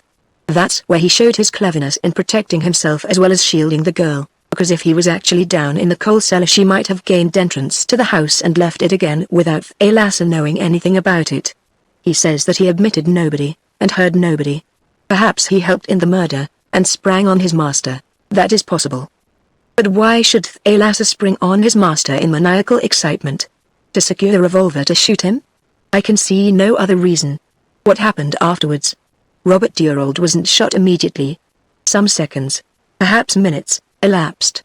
What took place in that brief yet vital space of time? Did Thalassa hold his master in a grim clutch while the girl took the revolver out of the drawer and shot him? What took Robert Turrell to the clock in his dying moments? These are questions we cannot answer at present. But it is certain that whoever committed the murder left the room immediately after firing the shot. The door was locked on the outside and the key removed. If the daughter committed the murder it was probably Thalassa who replaced the key in the room afterwards. Have you any doubt on that point? The probabilities point to Thalassa, but it was Austin Turrell who actually picked up the key. It is as well not to lose sight of that fact. Inspector Dorfield looked up quickly. His colleague's face revealed nothing of his thoughts. Hadn't you some idea that the marks on the arm might have been caused by the removal of the body into the next room? He hazarded. Not now, Barrett replied. That theory was only tenable on the supposition that life was not completely extinct when the body was removed. But I interviewed Dr. Ravenshaw on that point last night, and what he told me disposes of that theory. I heard something from one of my men this morning which may have some bearing on the case, remarked Dorfield. There has been a lot of local gossip about it. Robert Turrell was generally regarded as very eccentric. When he crossed the moors from the church town to Flint House it was his custom to go almost at a run, glancing over his shoulder as he went, as if afraid. I have heard nothing of this, commented Barrett. Is the story to be believed? Do you think? A fisherman of the church town told my man in a graphic sort of way. He says that Robert Turrell had a dog which he used to take with him on these walks, and he says that the master used to cover the ground with such great strides that the dog had to run after him panting, with lolling tongue. That sounds stretched, said Barrett. Most fishermen exaggerate. However, I'll look up this man when I return, and question him. It never does to throw away a chance. He glanced at his watch and rose to his feet. I'll be off now to catch the train. If anything important occurs during my absence you'd better send me a wire to Scotland Yard. Chapter 19. It was from Mrs. Pendleton that Mr. Brimsdown gained his first real knowledge of the drama of strange events surrounding Robert Turrell's death. In response to his call at the hotel she came down from her room fingering his card nervously, her eyes reddened with weeping, and an air of tremulous bewilderment about her which sat ill on her massive personality. The lawyer greeted her with formal courtesy. He was newly shaved and bathed. His linen was spotless, and his elderly grey eyes looked out with alert watchfulness on a world of trickery. As your late brother's legal advisor for many years, I felt it incumbent upon me to come down, he said, fixing a grave glance on the distracted lady before him. It seemed to me that I might be of some use, perhaps, assistance. That is the object of my call. The fact that she had not seen Mr. Brimsdown before did not lessen the hysterical gratitude with which Mrs. Pendleton received this piece of information. The events of the last 48 hours had shaken her badly. Her brother's tragic death, the terrible suspicion which enveloped Cicely, had stripped her of her strength, and left her with a feminine longing to cast her burden on a man's shoulders. She had discovered to her dismay that a husband who has been snubbed and kept under for 20 years is apartment to prove a thing of straw when a woman likes to feel that the male sex was devised by Providence to take the wheel from female hands if the bark of life drifts on the breakers. but Mr. Pendleton had revealed no latent capacity to play the part of the strong man at the helm in the crisis. He had shown himself a craven and kept out of the way, leaving his wife to her own resources. The appearance of Mr. Brimsdown was as timely to her as the arrival of a heaven-sent pilot in a storm. "Thank you," she murmured incoherently.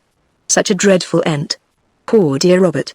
She sobbed into her handkerchief. "A deplorable loss to his family in England," assented the lawyer. "I am glad to see you. They ascertained your address for me at the hotel where I am staying. I have been resting after traveling all night, and I shall go and see the police in the morning. So far I have only read the reports in the London evening papers. There may be intimate particulars which were not disclosed to the press. If such exist, perhaps you will impart them to me. You need not hesitate to disclose to me all you know. Your late brother honored me with his confidence for nearly 30 years." Mr. Brimsdown coughed discreetly. His tone invited confidences which Mrs. Pendleton, in her perplexity of spirit, was only too anxious to impart to a sympathetic ear. Mr. Brimsdown, sitting stiffly upright, his eyes fixed on a portrait of royalty glimmering inanely down at them through a dirty glass frame on the opposite wall, listened with unmoved front. Yet the story had its surprises, even for him. Not the least of them was the fact that Mrs. Pendleton's description of her niece tallied with the appearance of the girl whose identity he had tried to recall at Paddington. He was chagrined to think he had failed to recognize his late client's daughter, but he recalled that it was 10 years since he had seen Cicely, who was then a dark-eyed little girl. At Norfolk. Oh, yes. He remembered her readily enough now, playing innocently about some forgotten tombstones in a deserted graveyard on a wild great coast, while her father rested savagely with the dead for his heritage. Strange that he should have met her again at the moment of her flight, when he was setting out for Cornwall in response to her dead father's letter. Life had such ironical mischances. He said nothing of this chance encounter, or of Robert Durold's letter, to the dead man's sister who was now pouring out her fears and suspicions to him. He was a receptacle into which confidences might be emptied, but he gave nothing in return. Mrs. Pendleton did not need that. Her state of mind compelled her to speak, and her impulsiveness hurried her along on the high tide of the flood of words. The story she had to tell oppressed her listener with the sense of some great unknown horror. It was like trying to see a dark place by lightning. The flashes of her revelations revealed a distorted surface, but not the hidden depths. Mrs. Pendleton's agitated mind, doubling in and out a maze of conjectures like a distracted hare, turned again and again to the question of Cicely's complicity in her father's death. "I can hardly believe it even now," she said with a shudder. "Such a sweet pretty girl. And yet there was something strange in her manner. I remarked it to Joseph, my husband, before this happened." She pressed her handkerchief to her eyes. The lawyer, with a sideways glance at the royal portrait opposite, which seemed in the act of smiling blandly at his companion's grief, reflected, soberly enough, that sweet and pretty girls were as human as the rest of creation. "If it came to that, Charlie Durold, my nephew, you know, will have it that she is innocent, in spite of her disappearance?" "Yes. He came this morning, before I was up, to see if I knew where Cicely had gone.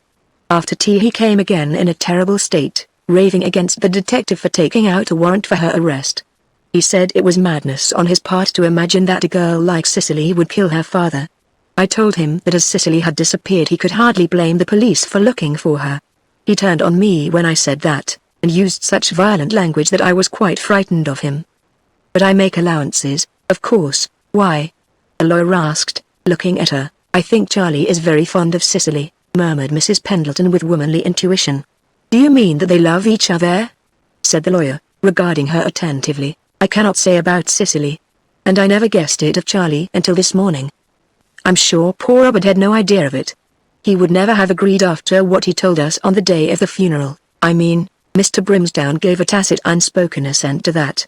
"Some men might have welcomed such a solution of an ugly family scandal, but not Robert Durold, with his fierce pride for the honor of the title which he had sought to gain. Is your nephew's belief in Miss Durold's innocence based on anything stronger than assertion?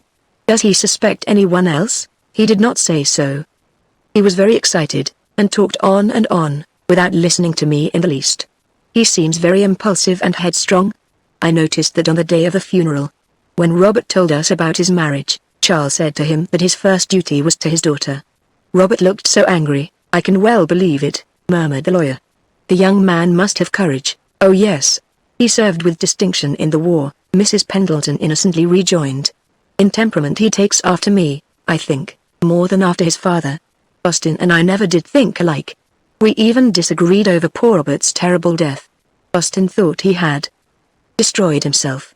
Her voice dropped to a shocked whisper. On what grounds did he base that belief? Mr. Brimsdown cautiously asked.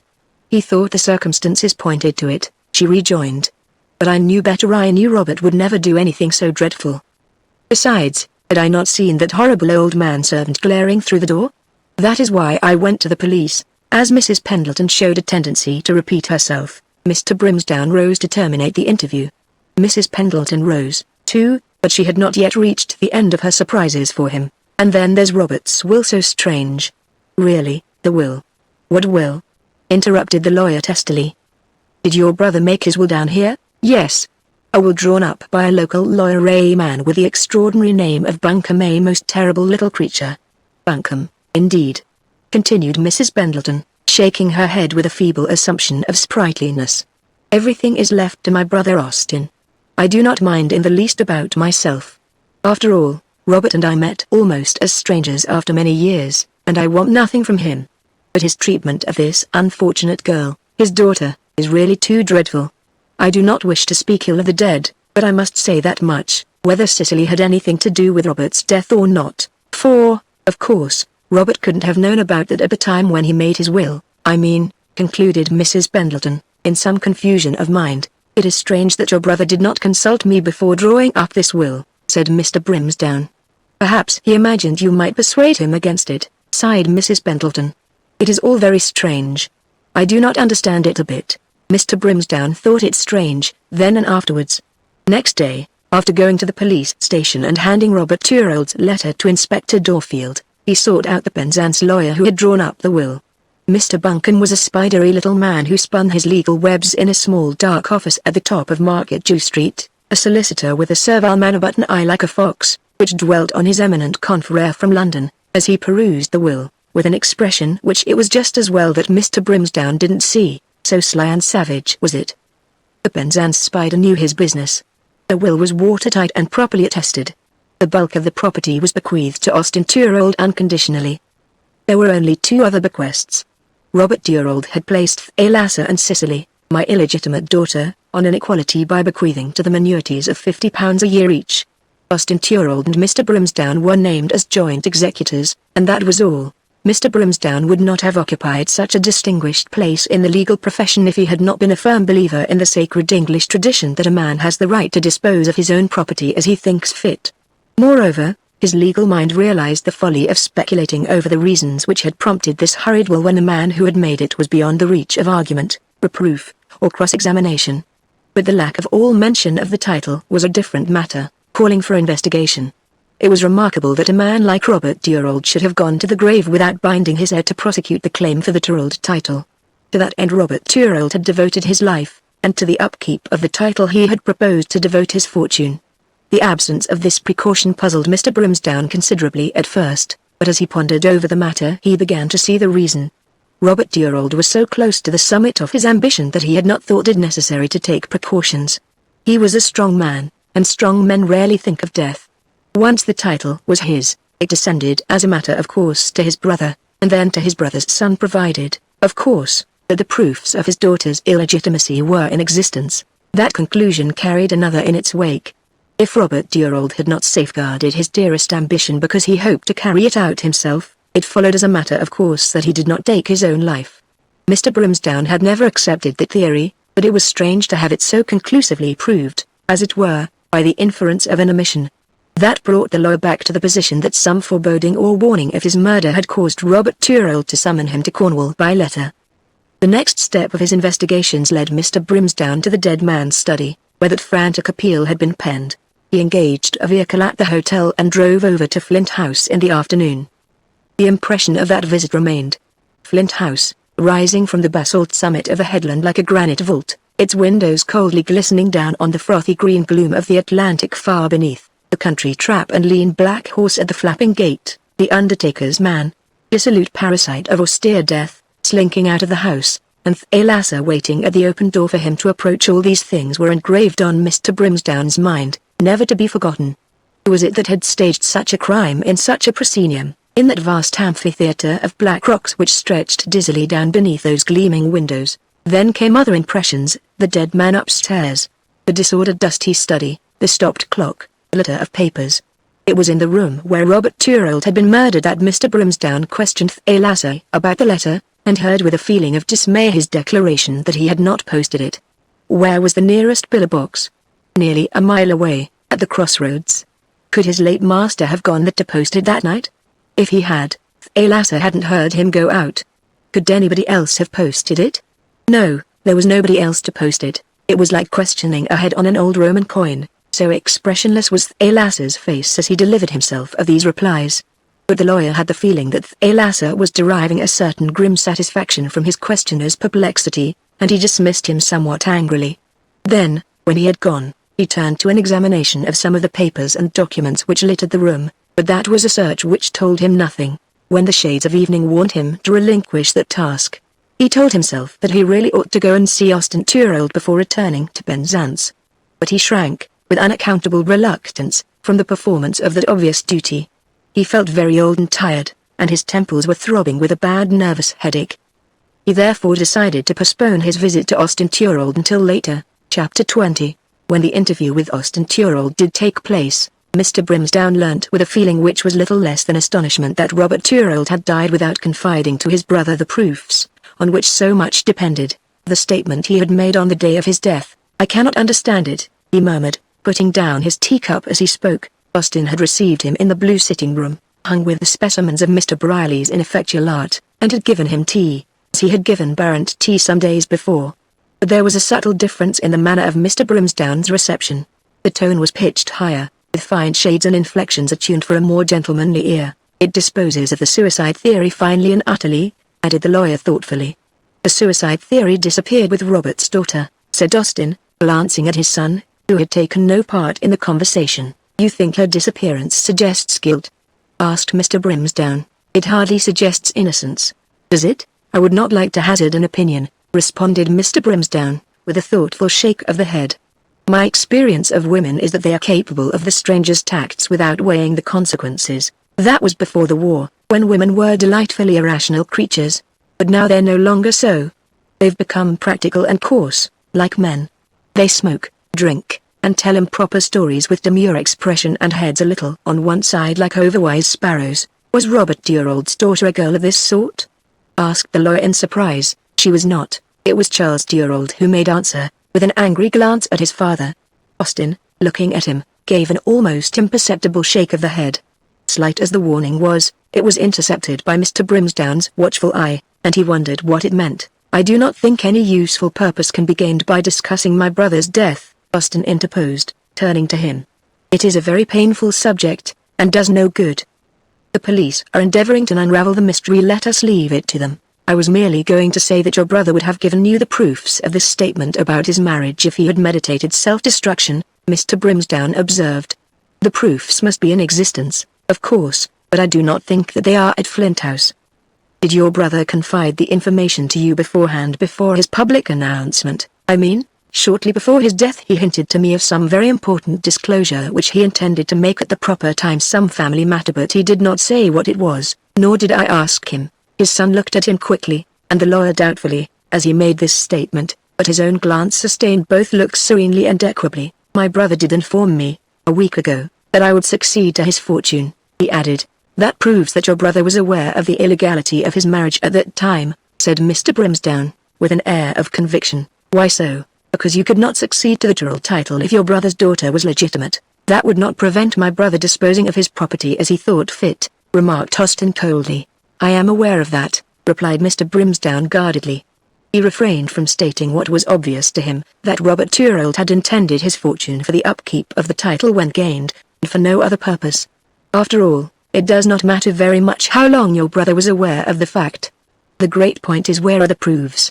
I cannot understand why your brother did not send them on to me. I intend to make another and longer search among his papers at Flint House. They must be found. The House of Lords will require the most convincing proof on this head before terminating the abeyance in your favor, if I proceed with the claim." "You mean," said Austin. The lawyer turned on him a startled glance which had something of consternation in it.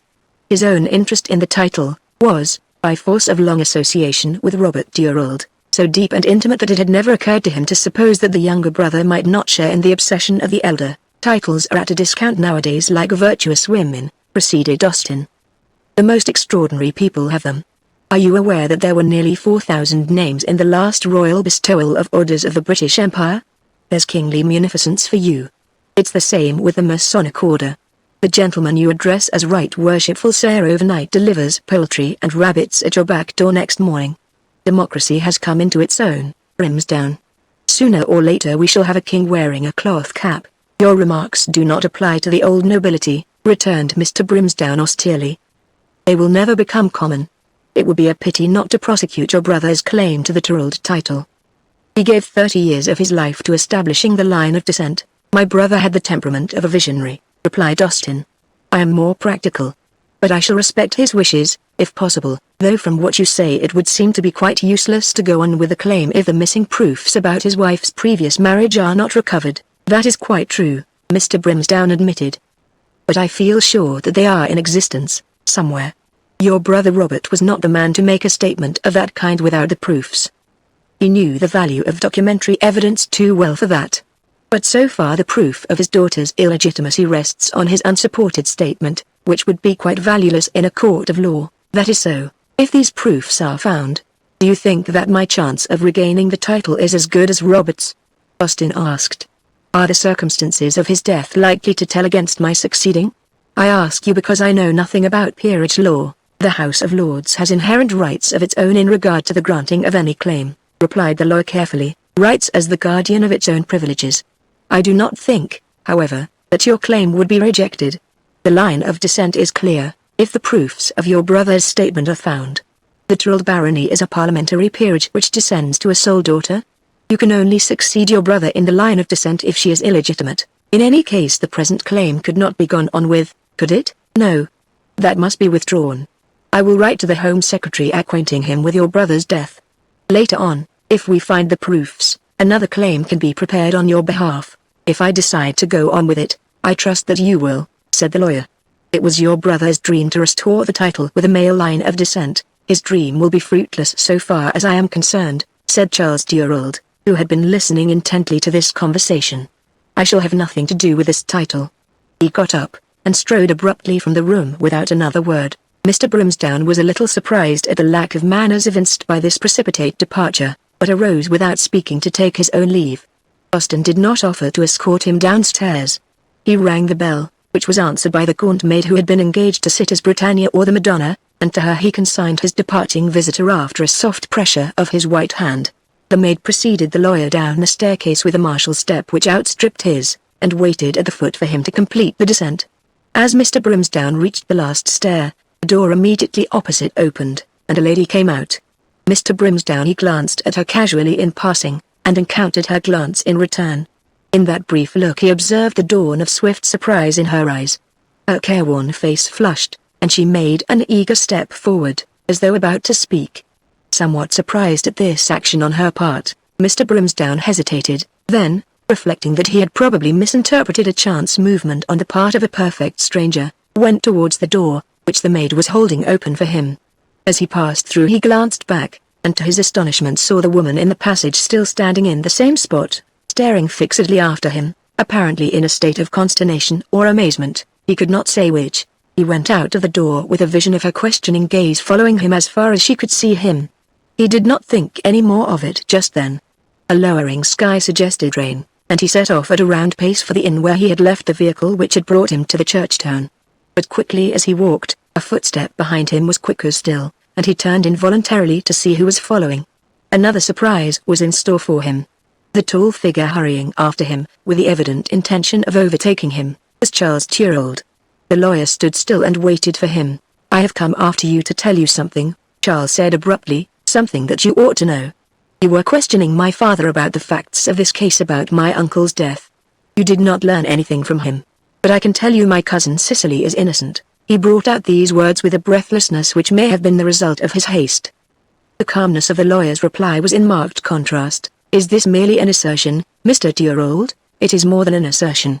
I can prove it to you. Mr. Brimsdown was startled. What do you mean by that? He asked. If you will come to Flint House I will show you. Mr. Brimsdown stroked the cautious chin of an old man plunged into a situation which he could not fathom. Would it not be better to consult the police first? He temporized. The police are now searching the country for Cicely. And there is no time to be lost. There was something so profoundly unhappy in his appearance that pity stirred in the lawyer's heart. Very well, he said, with another look at the lowering sky, let us go. That afternoon remained with the lawyer as another unforgettable memory. It was all of a piece, somber, yet of a sharp-edged vividness, the desolation of the moors, the sting of the rain, the clamor of the sea, the seabirds soaring slowly with harsh cries. Then they stood, pair of them, in Robert Durold's bedroom, looking down on the dead man, swathed in his grave clothes, with a wreath of flowers from Mrs. Pendleton on his breast. Removing this symbol of human pretense against the reality of things, Charles Durold bared the arm of the corpse, and pointing to it exclaimed, "Could those marks have been made by Cicely?" In his examination of the marks thus revealed to him, Mr. Brimsdown had the strange feeling that their existence was, in some way, the justification of the dead man's summons to him. "Do you know how these marks were made?" he said, turning to Charles. "I do not. But I do know that they prove that Cicely is innocent." Charles Durold spoke defiantly, but there was a slight note of interrogation in his voice which the lawyer chose to ignore. "They were made by a man's hand," the young man persisted, looking earnestly at him. "Do the police know of them?" "That I cannot tell you." Another question was in Mr. Brimsdown's mind, but the young man's haggard face, the mingled misery and expectation of his glance, checked the utterance of it. He had the idea that Charles's manner suggested something more, some revelation yet to come. But the young man did not speak. "Is this all you wanted to show me?" Mr. Brimsdown hinted. "Is it not enough? I do not see that it throws any light on Miss Durold's disappearance." "Can you explain that?" "How can I explain what I do not know?" Charles was silent for a moment, then added bitterly. "It may be because of our father's inhuman conduct. Robert Durold is dead. Do not use that tone in speaking of him," the lawyer counseled. Charles turned on him a peculiar look. "Do you think the world is a loser by his death?" he said. Mr. Brimsdown was moved out of himself to declare that the death of Robert Durold was a distinct loss to the world. "He was a wonderful man, a notable personality," he said emphatically. Charles gave him a moody glance, and there fell upon them a silence so complete that the dead man in the bed seemed to share in it. The lawyer had an acute perception of the fact that he had handled the situation badly. He intuitively realized that he had put himself into the opposite camp to Charles's sympathies by the uncompromising partisanship of his last remarks. He was convinced that until that moment, Charles had been meditating the question of some further disclosure. Mr. Brimsdown regretted afterwards that he made no effort to gain his confidence. He felt that if he had done so events might have taken a different course. But it is difficult to bring youth and age together. Youth sometimes yields to impulse, but not age. The lurking devil of self-consciousness whispers caution as the safer quality. Mr. Brimsdown hearkened to the whisper, and stood there in silence, while the minutes slipped by which might have bridged the gap. There was a quick step in the passage outside, and the door opened to admit Detective Barrett. He looked inquiringly from one to the other, and addressed himself to the lawyer. "Are you Mr. Brimsdown?" he asked. "That is my name," the lawyer replied. "I am Detective Barrett of Scotland Yard. I wish to speak to you privately." His emphasis on the last word was not lost on Charles Durold. With a slight indifferent nod to Mr. Brimsdown he went out of the room, closing the door quietly behind him. "I have come to see you about this letter which you left with Inspector Dorfield." Barrett produced the letter and took the single sheet from the grey envelope. "That is the reason of my presence in Cornwall," said Mr. Brimsdown. "So I imagined." "What can you tell me about it?" "Very little, except that I received it by the last post at my chambers in Lincoln's Inn Fields the night after Robert Durold's death." "But why did he send for you?" "That I cannot even guess. You surely must have some idea. If I had I should be only too happy to assist the cause of justice by imparting it to you." There was a dryness in the tone of this reply which warned Barrett that he had made a blunder in allowing his irritation to get the better of him. But his private opinion was that the letter was the outcome of some secret of the dead man's which he had imparted to his lawyer. He changed his mood with supple swiftness, in order to extract the information. "This letter suggests certain things," he said, "some secret, perhaps, in Robert Durold's life, of which you may have some inkling. If you will give me some hint as to what it was, it might be very helpful." "Unfortunately, I am as much in the dark as yourself," returned Mr. Brimsdown, rubbing his brow thoughtfully. "I cannot make the faintest guess at the reason which called forth this letter. I know next to nothing of my late client's private life. He was a man of the utmost reticence in personal matters. My relations with him were not of that nature. This reply was delivered with a sincerity which it was impossible to doubt. In palpable disappointment, Barrett turned to a renewed scrutiny of the letter, which he held open in his hand. "It is very strange," he muttered. "Not the least strange part of it is that I cannot ascertain who posted it," said Mr. Brimsdown, glancing earnestly at the letter. "I asked Thalassa, but he says he knows nothing about it. Thalassa is probably lying to you as he has lied to me. One lie more or less would not weigh on his conscience. Why should he tell a lie over such a small thing as the posting of a letter?" Barrett did not reply. He was apparently absorbed in examining the postmarks on the envelope. "Indistinguishable, of course," he muttered, returning the letter to the envelope. "Had Robert Durald any enemies?" he asked. "I never heard him speak of any." "How did he come by his money?" asked Barrett, struck by a sudden thought. "His sister tells me that he made his money abroad. That I cannot tell you. But you invested his fortune for him, did you not?" "I did," the lawyer agreed. "In what circumstances?" "It is rather a strange story," replied Mr. Brimsdown slowly. "I should like to hear it then. It may throw some light on this letter. Let us go into the other room." Mr. Brimsdown made this suggestion with a quick glance at his departed client on the bed, as though he feared some sardonic reproof from those grey mobile lips.